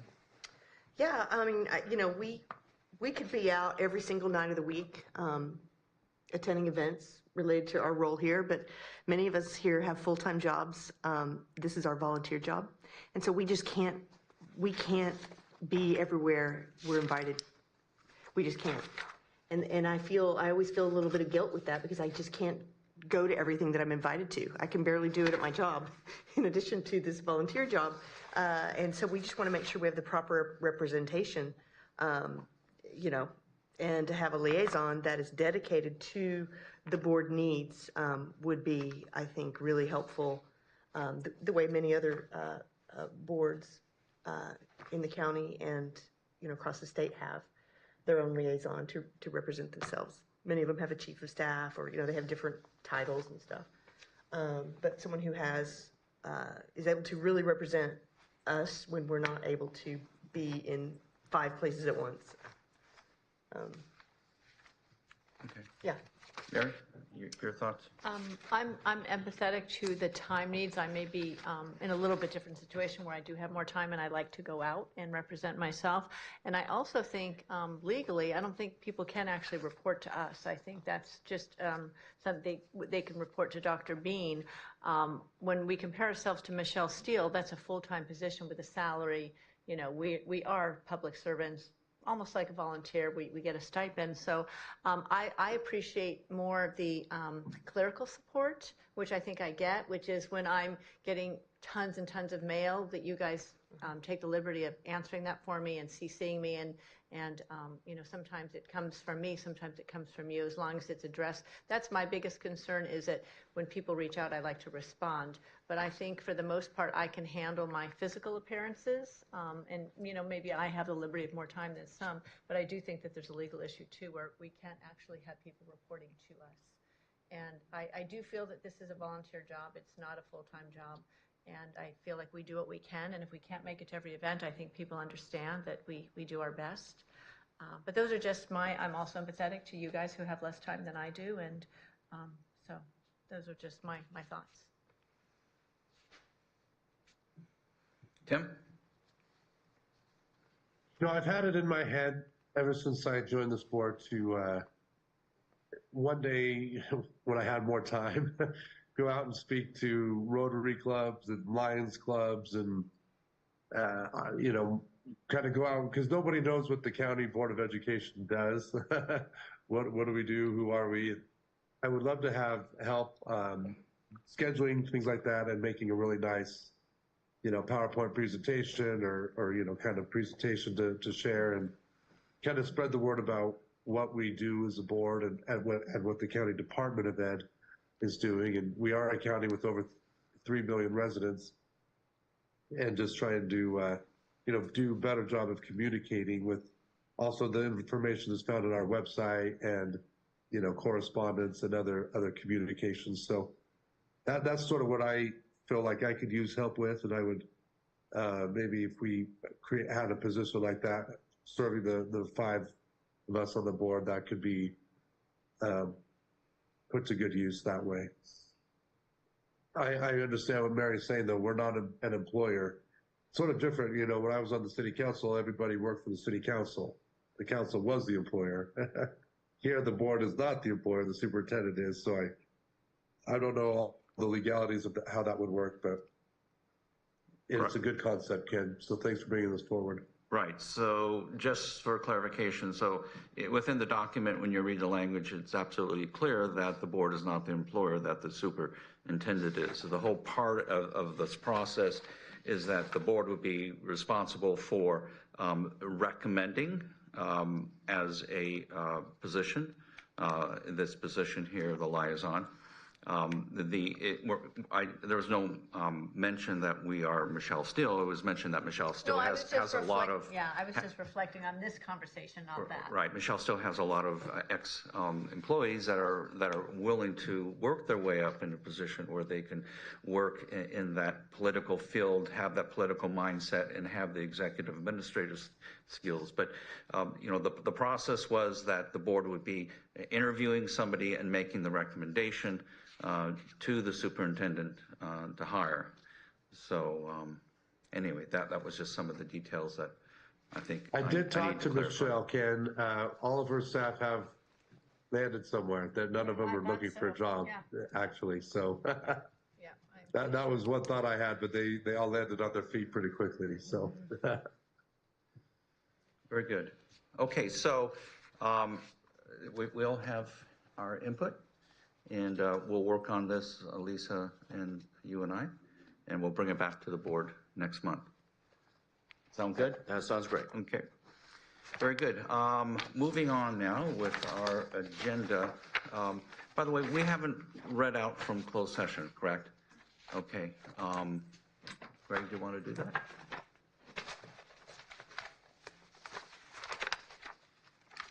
President, Madam Vice President, Superintendent, the read up from the closed session is as follows. For closed session item number 1, the board voted 4-1. Trustees Williams, Barkey, Shaw, and Sparks, yes. Trustee Valdez, no. To accept Superintendent Thurman's Code of Civil Procedure, Section 998, offer of compromise to resolve the budget litigation with the State Superintendent of Public Instruction. And they also directed council to sign and file a stipulated judgment. And the board also approved a statement that President Williams will read into the record forthwith. Closed session item number 2. The board provided direction to pursue a real property acquisition. Very good. That's the report out? Do you want me to read into the record? Certainly. So this is a press release dated April 2nd, 2025. It's entitled, "The Orange County Board of Education and State Superintendent Reach a Resolution on Budget Review Dispute." The Orange County Board of Education has reached a resolution with the State Superintendent of Public Instruction resolving the board's remaining claims and requests for relief in its litigation seeking affirmation of the board's budgetary authority and the state superintendent's obligation to review budgets approved and submitted by the board. This resolution of a legal case originally brought by the board in 2019 follows the settlement reached between the board and County Superintendent Dr. Stephen Bean in the same case last month. The resolution was consummated by the board's acceptance at its regular meeting today of an offer to compromise that the state superintendent conveyed to the board on March 21st, 2025. The state superintendent made the offer under a civil procedure statute that provides for entry of judgment in litigation on the offered terms if accepted by the party to whom it is presented. With the board's acceptance of the state superintendent's offered terms of compromise and judgment, we are pleased to have reached out full conclusion of our litigation over the board's budgetary authority and the state's budget review obligations, said Dr. Ken Williams, president of the Orange County Board of Education. We will have more to say about the details of the resolution once it is submitted to the court for entry of judgment, but we are pleased that the state superintendent came forward with a compromise offer that extended as far as it did and that implicitly recognized the value of putting litigation to rest and getting to a reasonable resolution of our dispute. In combination with the settlement that the board reached last month with County Superintendent Bean, we are very pleased with the outcome of this dispute and these legal proceedings, added Trustee Mary Barkey, who is president of the Orange County Board of Education. She goes on to say, within the clarified framework that these resolutions provide, we look forward to working collaboratively with the county and state superintendents on future budgets in service of the students, schools, and community of Orange County. And that ends the reading out of the press release. Moving on with our board agenda items, communications, ethnic studies update. Dr. Bean. All right, we're near the finish line with our ethnic studies. About to go official online. Just wanted to bring up both Jonathan and Trish, who have led a team and access to a wonderful curriculum. I know that 3 of you have reviewed it with intent, and so Jonathan, please give us an update. Good evening, everyone. Superintendent Dean, Board President Williams, members of the board, members of the audience. This is our 3rd time coming up to you to give you an update on our ethnic studies update. I'm going to make sure we have, there we go. So we're happy to provide an update. Our agenda tonight is, we'll try to be brief, but a connection to our 531 mission, as well as course overview, some reminders on that, a timeline. The main reason we're here tonight is actually to give you an overview of our public review process. So we'll make sure that you have all the details on that and we answer any questions. And then finally, some next steps. So first of all, one of the things to make an absolute clear connection to is the 531 plan connection, the strategic plan connection. Not sure if you're aware that ethnic studies is specifically in there with the access focus. It's listed as one of the main items there around ethnic studies curriculum creation and support. And we also see a great connection with our academic support with rigor, which is our 3 supports for our school districts.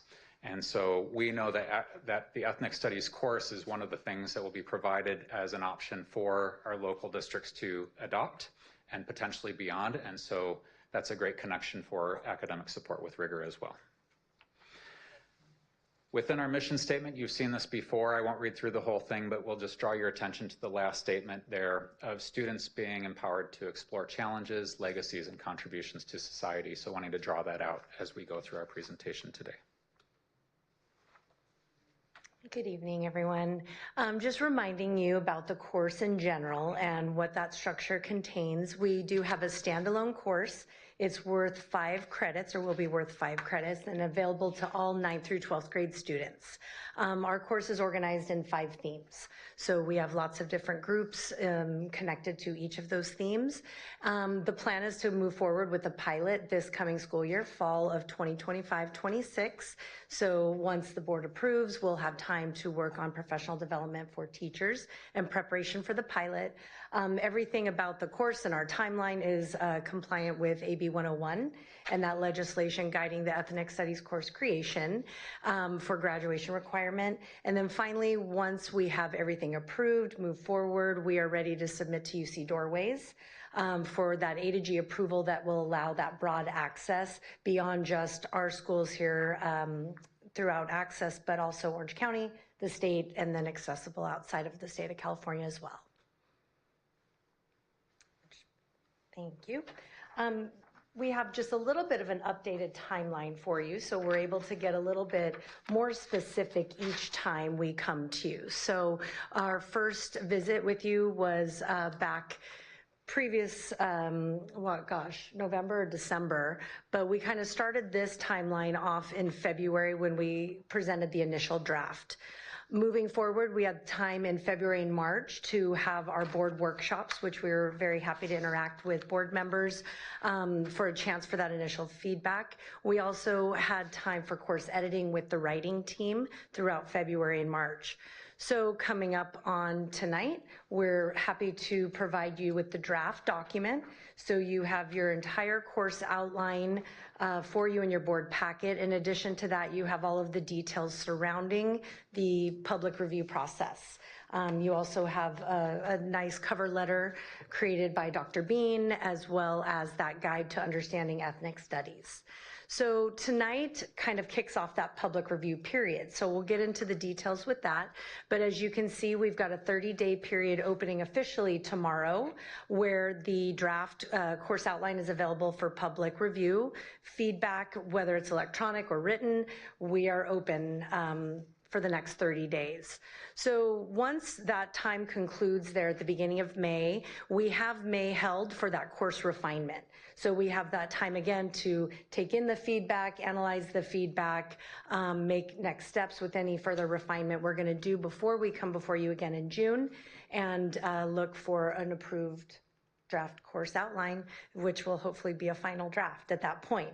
And then beyond that, we'll be on the road with that approval to take those next steps with teachers and moving forward with the course.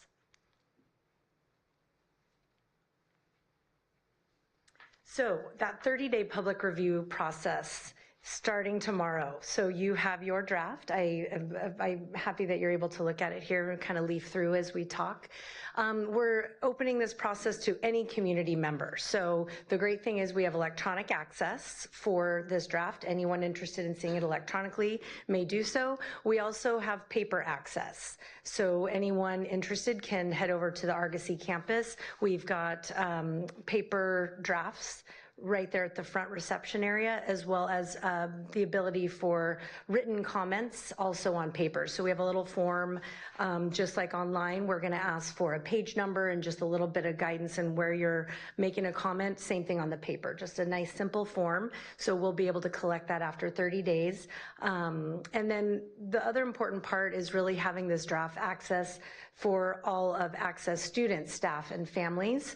And our director over at Access, Maria Poulin, has already been actively engaged with not only providing the written materials down at the front desk ready for tomorrow, but she proactively sent out communication to principals and teachers. Everything's available for them to share with their families and to share with teachers, to share with students. So really broad, open access to everyone over this next 30 days.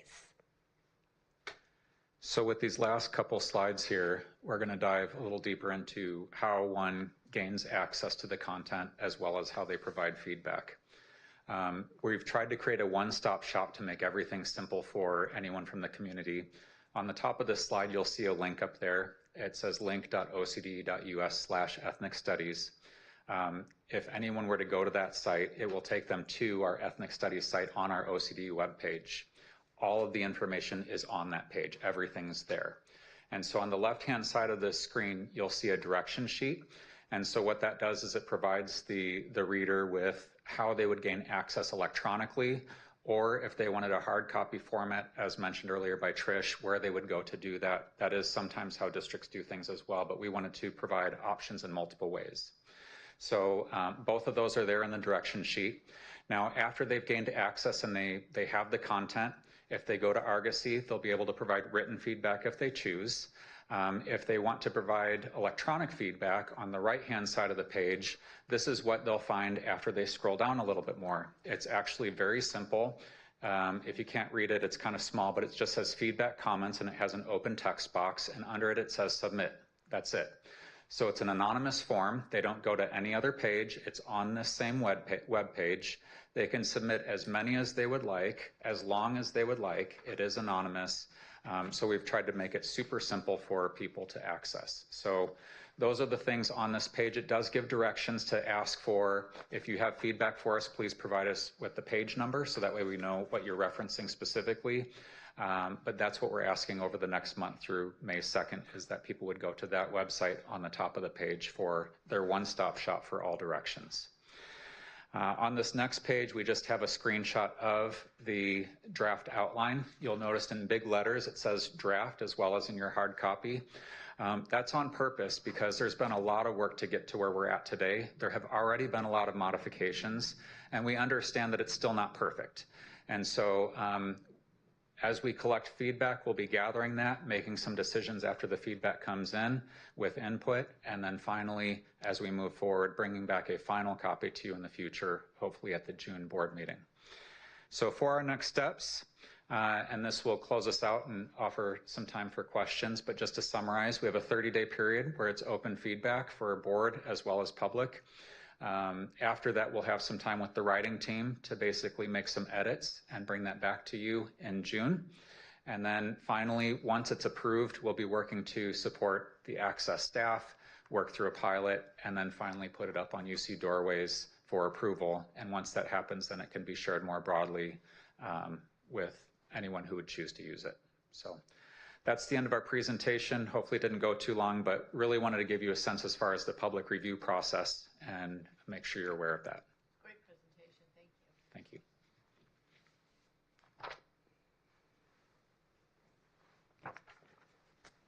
Any questions about the board? I have a comment. I know you guys have been working really hard on this, and I see some of the improvements to the suggestions and feedback that I gave and others gave as well. So I definitely see that there's progress in that direction.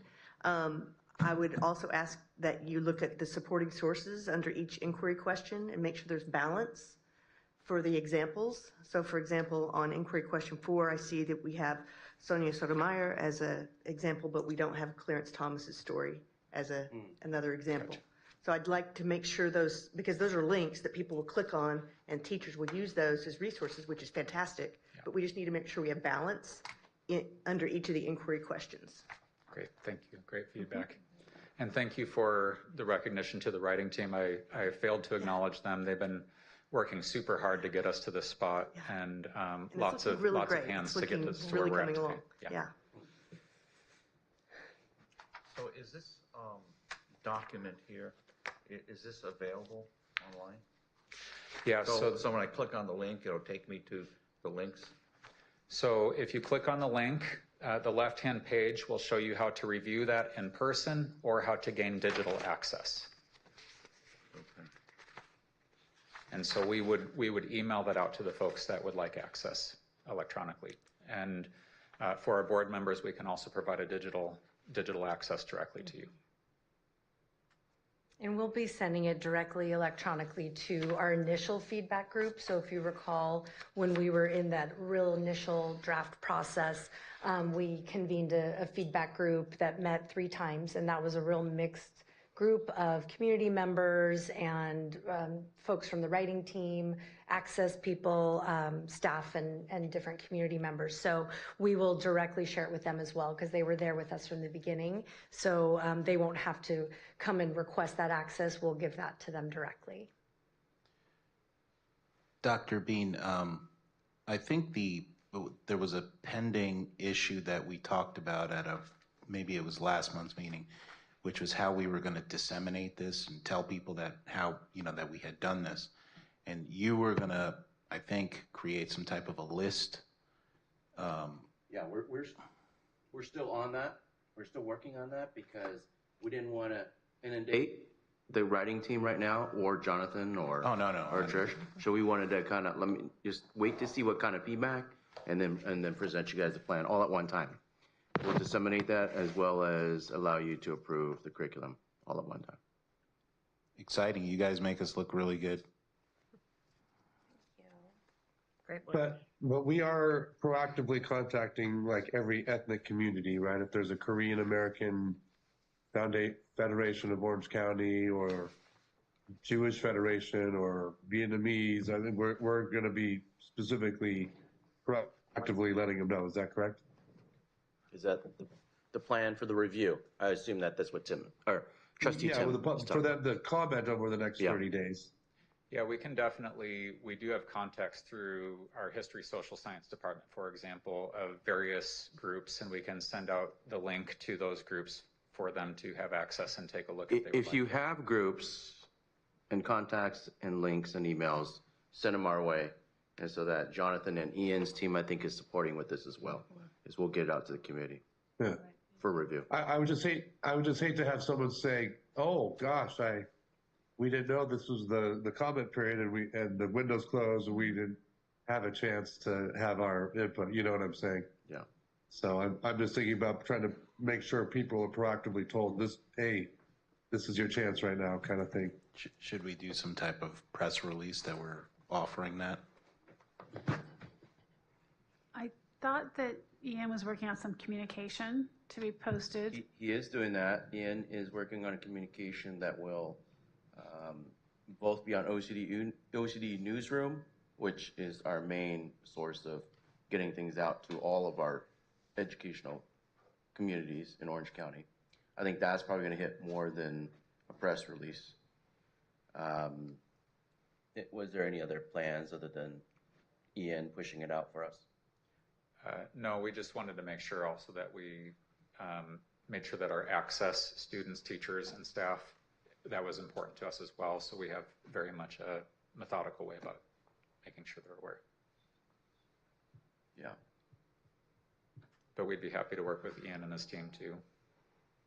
share the information. Yeah, I mean, that's definitely Ian's job, and we brought this to Ian and had conversations with him. So he has a plan to get it out widespread to the county.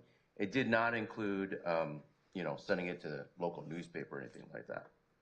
It would just include the way we access our educational partners across the county. We have much broader access than, Orange Register. I mean, I can tell you that the folks over at the Register took a distinct interest in this when I spoke with some of those reporters. I don't think it would hurt.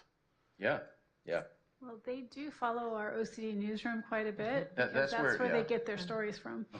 That's where most media outlets get their stories from, is our OCD newsroom. Does he push it out on social media as well? Oh, yeah. Like Yeah. Instagram and where the kids are? Yep, we're all of our OCD Yeah. social media platforms. Okay, great. But you guys might have access to some of these, community organizations that don't have, that maybe has never gone to OCD newsroom, I'm not sure. But if you do, let us know. Yeah. I think we're all getting kind of tired. Yeah. My eyes are- Thank you all so much. Okay, let's move on. Charter schools update, OSL. Dr. Williams, I know it's been a long night, so she will probably be about 15 minutes, 10 to 15 minutes maybe. But you also still have Dave. So hers is not time sensitive, so if you wanted to wait till next month, it's up to the will of the board though. Whatever you'd like to do. Yeah, I think we're all pretty Zoned out. burned out. We've been. Yes. Yeah. I've been here since 2:30. Yeah. Okay, so if that's not time sensitive, Okay. how about next month? We'll do it. We'll put it on for next month. Is there anything you can give? Dave time sensitive? Well, I think it is important to do it next month, because there are some charter organizations that have performed very well, and they would, Yes. Yes. we want to lift them up. So Absolutely. So is your update right here? Is that your update? That's just the financial update. There's also This a one. academic. Yeah, there you go. Okay. You can take a look at it, and I can provide a little bit more context next month if you need it, but you have the information in front of you. Thank you. Great, thanks. Okay, super. Okay. Oh, okay. Announcements? Dr. Dean? are we going to bring Dave up right now and then finish it up? Well, Dave, can you do it in 5 minutes? Okay.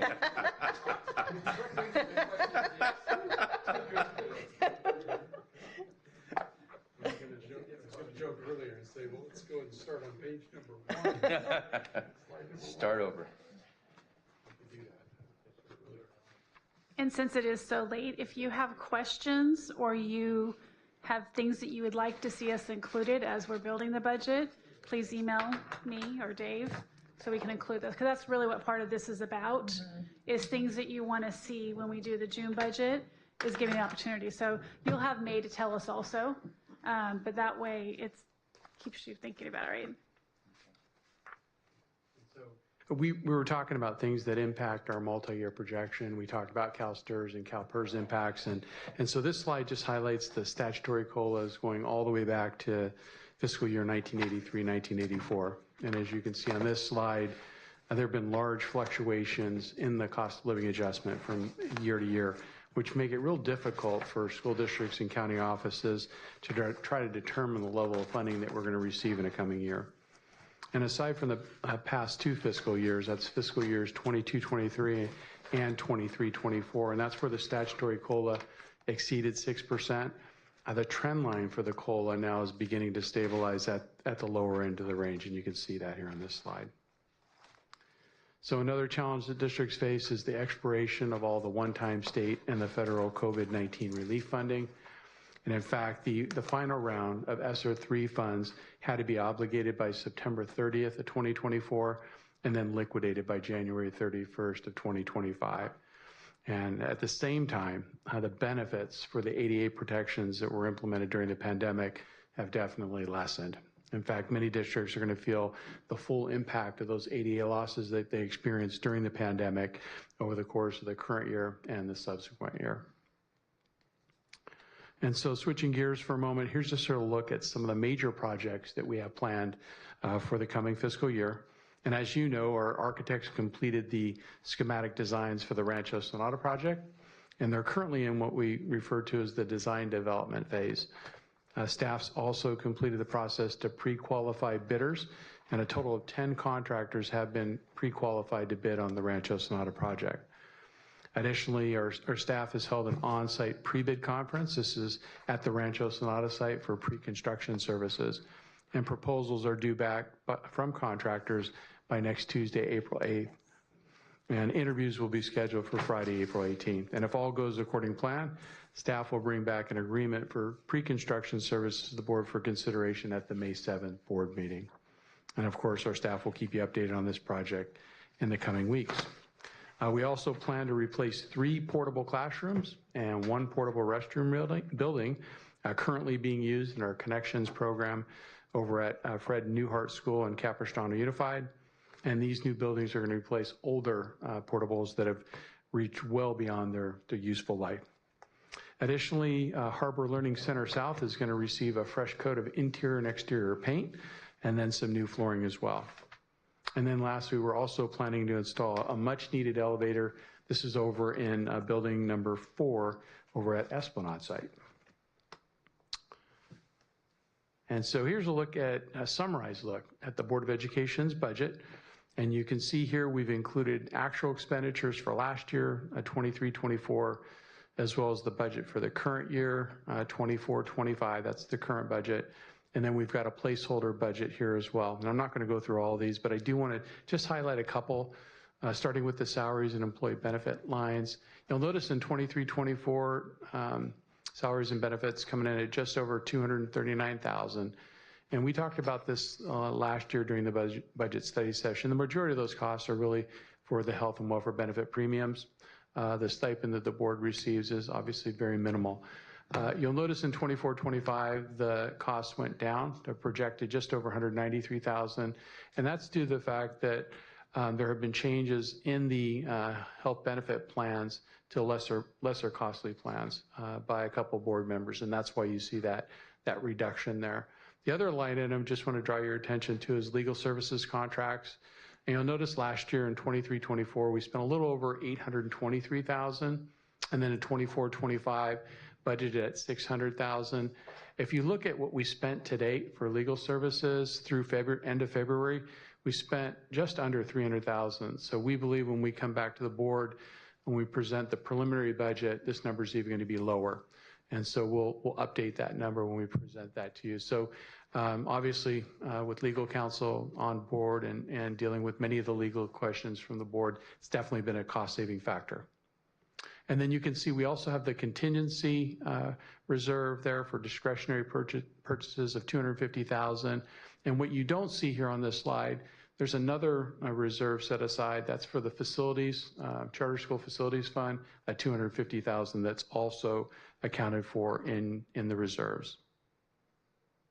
And then I'm not going to go through all these challenges. We talked about this at second interim. These are just the standard issues that districts and county offices of ed are facing across the state. Obviously, STRS and PERS issues with pension costs, health and welfare benefits, all those things continue to go up. We've got all kind of inflationary cost pressures in other areas as well, and so nothing new here. Here's a look at the budget timeline. And so again, tonight, board's taking no action this evening. This is just the budget study session. In early June, we'll have the public hearings on both the LCAP and the preliminary budget. And then in late June, we'll present both those items to the board for approval. And of course, that budget's going to be based on the May revise, and that will be out. The governor will have that out by, I believe, May 10th. And so that budget's going to be based on, it will actually have the tax collections through the month of April. And so we'll be keeping a real close eye on tax collections, especially with the delayed tax payments because of the wildfires in Los Angeles County. And so that was the presentation. Any questions? Thank you. You're awesome, Dave. All right. You did it, Dave. Thank you. Thank you. Thank you. Okay. Board member comments? Renee? Why don't you go first, and then I'll go after you. I just have a couple. The next board meeting is Wednesday, May 7th. The submission deadline is Wednesday, April 23rd. Board packet delivery is Friday, May 2nd. Drew will be sending out an email regarding donations for Memorial Day contest, because that will be in May. And then I also would like to know if the board would be willing to look at an alternate date for June 4th. It seems our superintendent has a very important conflict on that day. His daughter is My graduating. daughter's graduating, yes. And that is also where we do our budget and LCAP. So we were wondering if we could do it on the Tuesday or the Thursday. I'm good either day. Tuesday. Thursday is really a My problem. daughter's You're graduating saying on June Tuesday. 3rd or 5th? Your daughter's I'm sorry. Yeah, well, so I'm hearing no on Tuesday because that's another graduation. And no on Thursday. And no on Thursday. How about Monday? That would be Monday, June 2nd. I'm good with that. Monday, June 2nd. Oh, no, never mind. Oh, I mean, I can do it. My kids are going to No be one here, has a but they're. calendar. I can come late that day. Yeah, Huh? No one has a calendar like you. I know, it's insane. Well, that's what I'm saying. Tim, are you available on the 2nd? I will be in Washington, D.C., May 30th through June 8th. Right, you're going to be going. So He's I will gone be either zooming way. in if we so- do it anytime that week. All right, so I are we going to do prefer, we Monday? can't go to June 11th. Monday, but I'll have to come a little bit late because I have a baccalaureate service for my daughter again. It's a 2-day deal. Okay. Is okay June with that? 11th a possibility? If you guys are I'm sorry, okay, I'll what'd you just be say, late. Tim? June 11, is that a possibility? Well, remember, we have 2 board meetings in June. So is that too close, Renee, to the second meeting? No, it'd be a week apart because our second meeting is on the 18th. So that would be up to the board.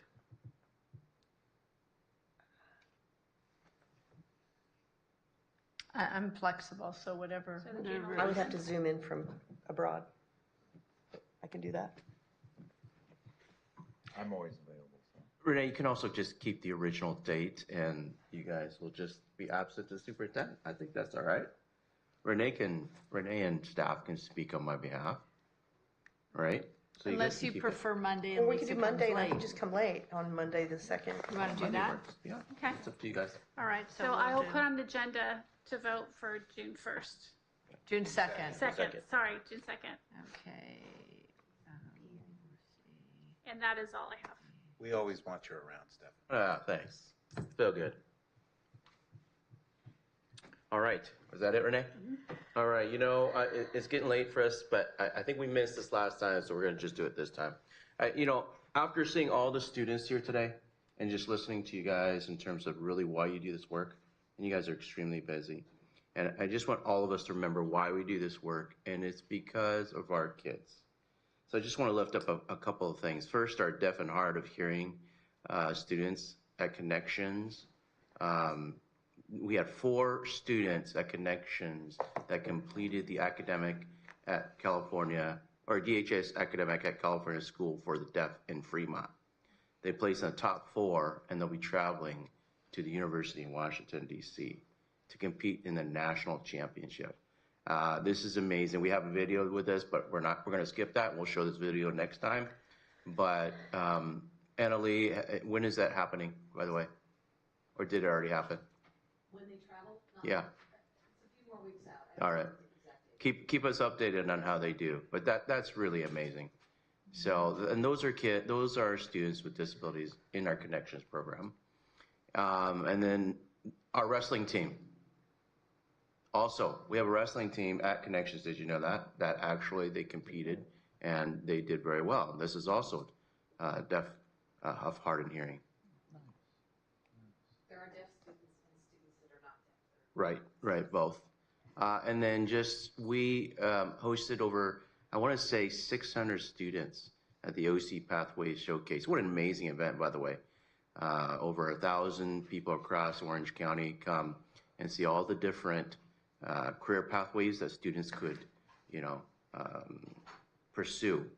Just the showcase was amazing. My son actually introduced me up on stage there before I gave a couple minute comments. So that was pretty cool. I didn't know he was going to be there, so that was fun. And then for me, you know, a couple of days ago, I've had a few people, I don't know why, a few people ask me, Dr. Bean, you got to slow down. You know, your schedule's just impacted, and where's the energy? And I said, you know what? I get my energy actually for doing things like this.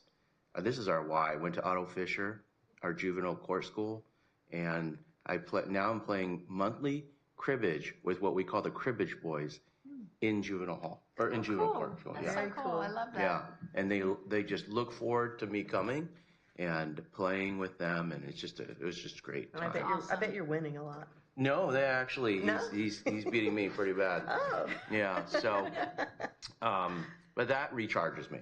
Yeah. Right. Yeah.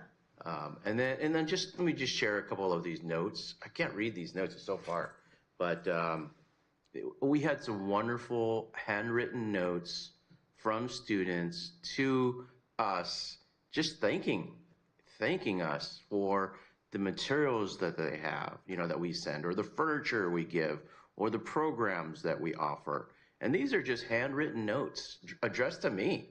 It's crazy. And here's from the cribbage boys, you know, the Tango cribbage boys. It's pretty cool. All 4 of them, all 5 of them wrote something.